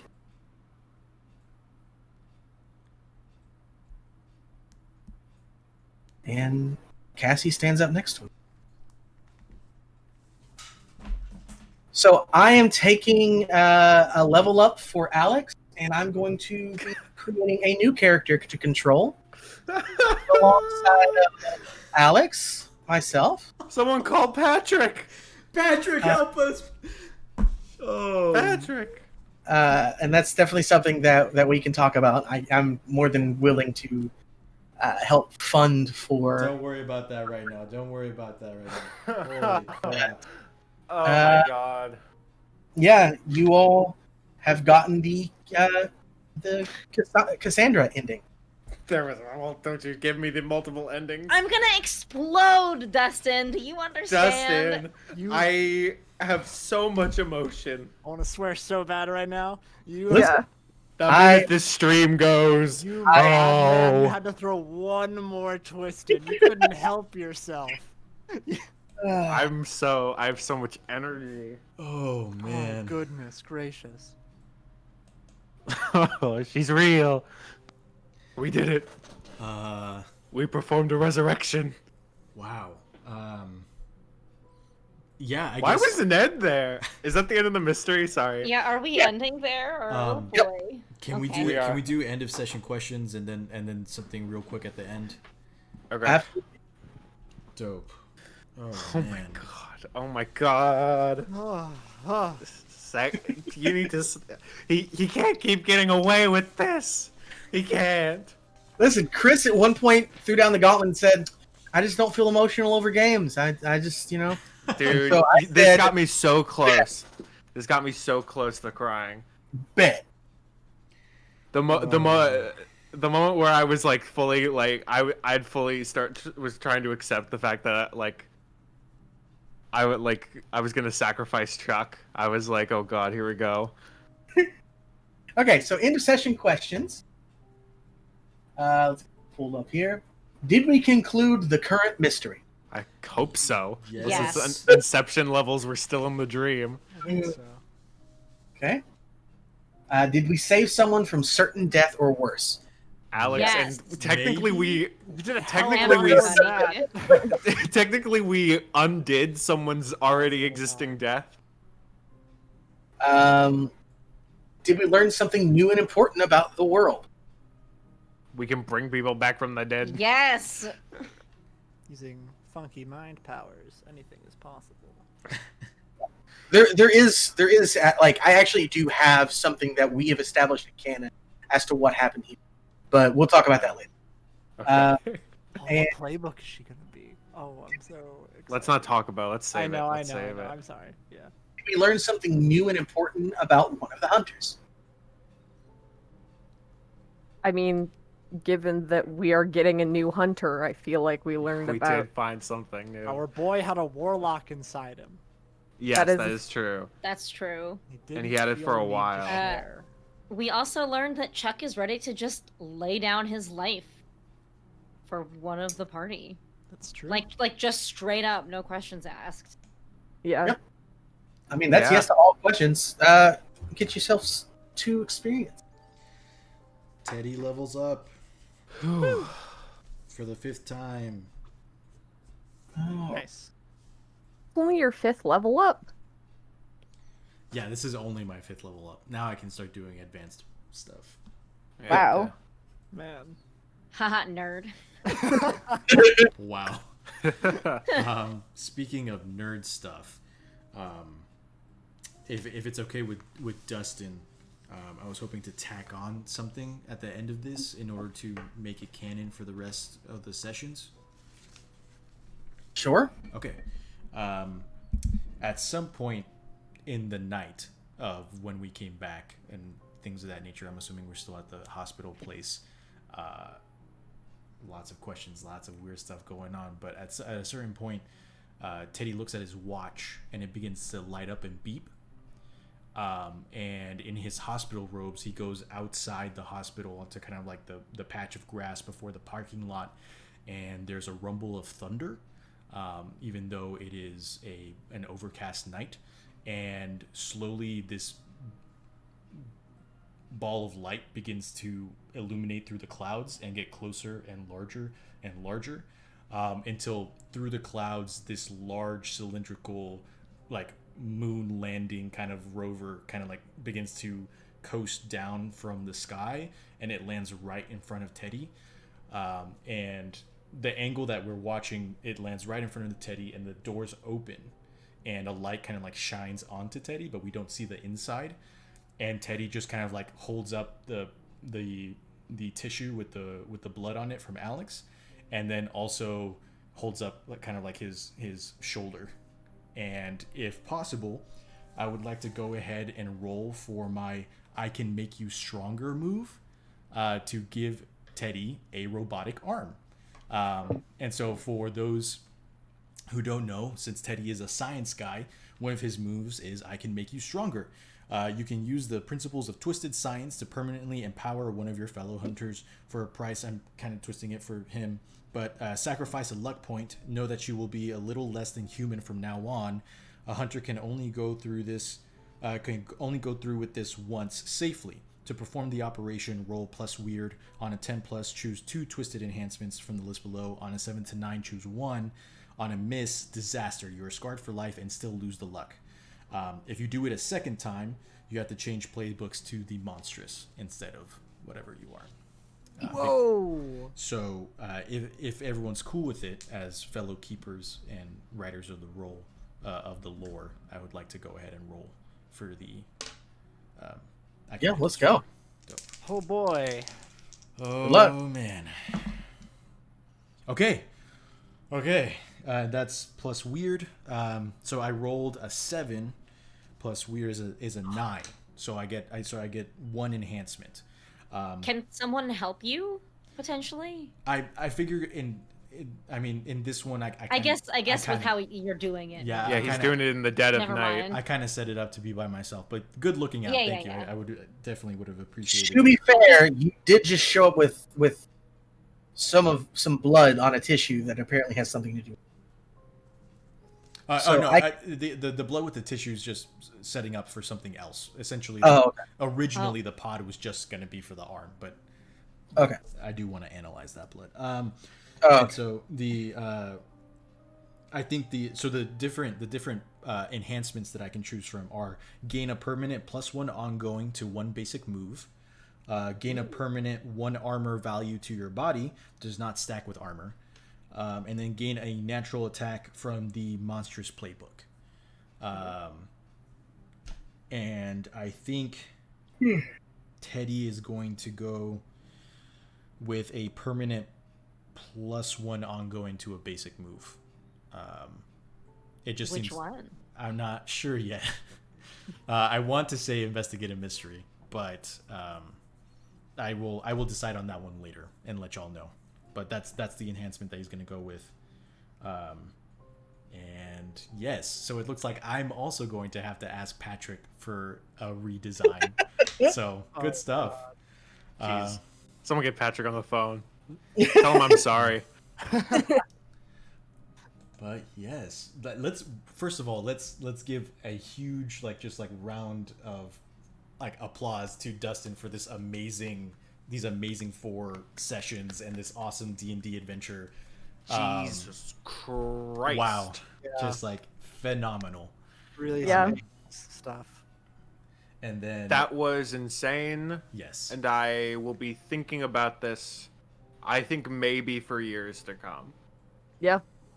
I need to sleep, but I'm not sure if I'll be able to. Yep. Oops. Yeah, but also we want to thank Anne for donating $5 for saying bad words, sad face, and then also Anonymous for donating another $10 with the comment, this mystery frickin' slapped. So thank you, Anonymous, for your $10 tip. I will go ahead and put in my. I don't even know how much I have to do now. I'll just do 3 to round it up to 350. But thank you all so much for the support and for sticking out. Thank you, Eric, by the way, for Yes. hopping on Yeah. as a surprise guest appearance. Thank you, Dustin, for including me in your fun D&D mystery. I was super stoked to be a part of it, so I'm glad that you guys appreciated it as well. It's crazy that Eric and Birdie showing up was not the craziest thing that happened. Just Yeah. this session. Super true. Because that was already a peak moment, and just, oh my god. Yeah. And then it just kept going, and I was like, oh my gosh, no. Oh my god. Anyway, yeah. A part of me wants to keep going because this would be our, if we go on for another like 10 minutes, this will be our longest session. Yeah, I saved up my time in ending early for the past few sessions to stick it to you now. I am extra grateful that I'm on the West Coast right now because I'm so sleepy. But we should probably still close out. Yeah, we should probably go. Our audience probably wants to go to sleep. Yeah, Yes. for sure. Any other thoughts or shout outs that anyone wants to make before we close out? Yes, since we have appreciated his art so many times in this episode, and also now have more commissions for him, go follow Patrick Costa, who has done all of our lovely character art. You can follow him on Twitter and Instagram at PCInc_. I typed it in chat. Yes. He's a cool dude and makes great art, and I very recommend you give him a follow. His art is fantastic. Yes. Yeah, Thank you, Mars. Yeah. Yes, please do so. I just also realized that Dustin, you might have to record An intro for Cassie too. Yeah. I guess you got a point. They have the same voice. No. But yeah, we'll see how that goes. But that's talk for another time. We won't keep y'all any longer. Thank y'all so much for sticking with us. This was amazing. We hope that y'all tell your friends and y'all can check it out on YouTube and the VODs. We'll be putting this one up at 1 p.m. on Thursday, the normal time. It might be like 1:30, depends. But it's essentially Also join us at 2 on Thursday. Yes, 2:30 from Yeah. 5:30. 2:30. We'll golf with your friends as well, and we'll let you know who's keeping next week. And We have to do this again next week. we Oh have my to do god. this again next week. We do this every More week. game? Ugh. Thank you all so much. We appreciate you so much. We love you so much. Thank you very much, and good night. Sleep well. Yes, Yes. definitely. We love you. Sparkle fingers. Please sparkle fingers. My brain's dead.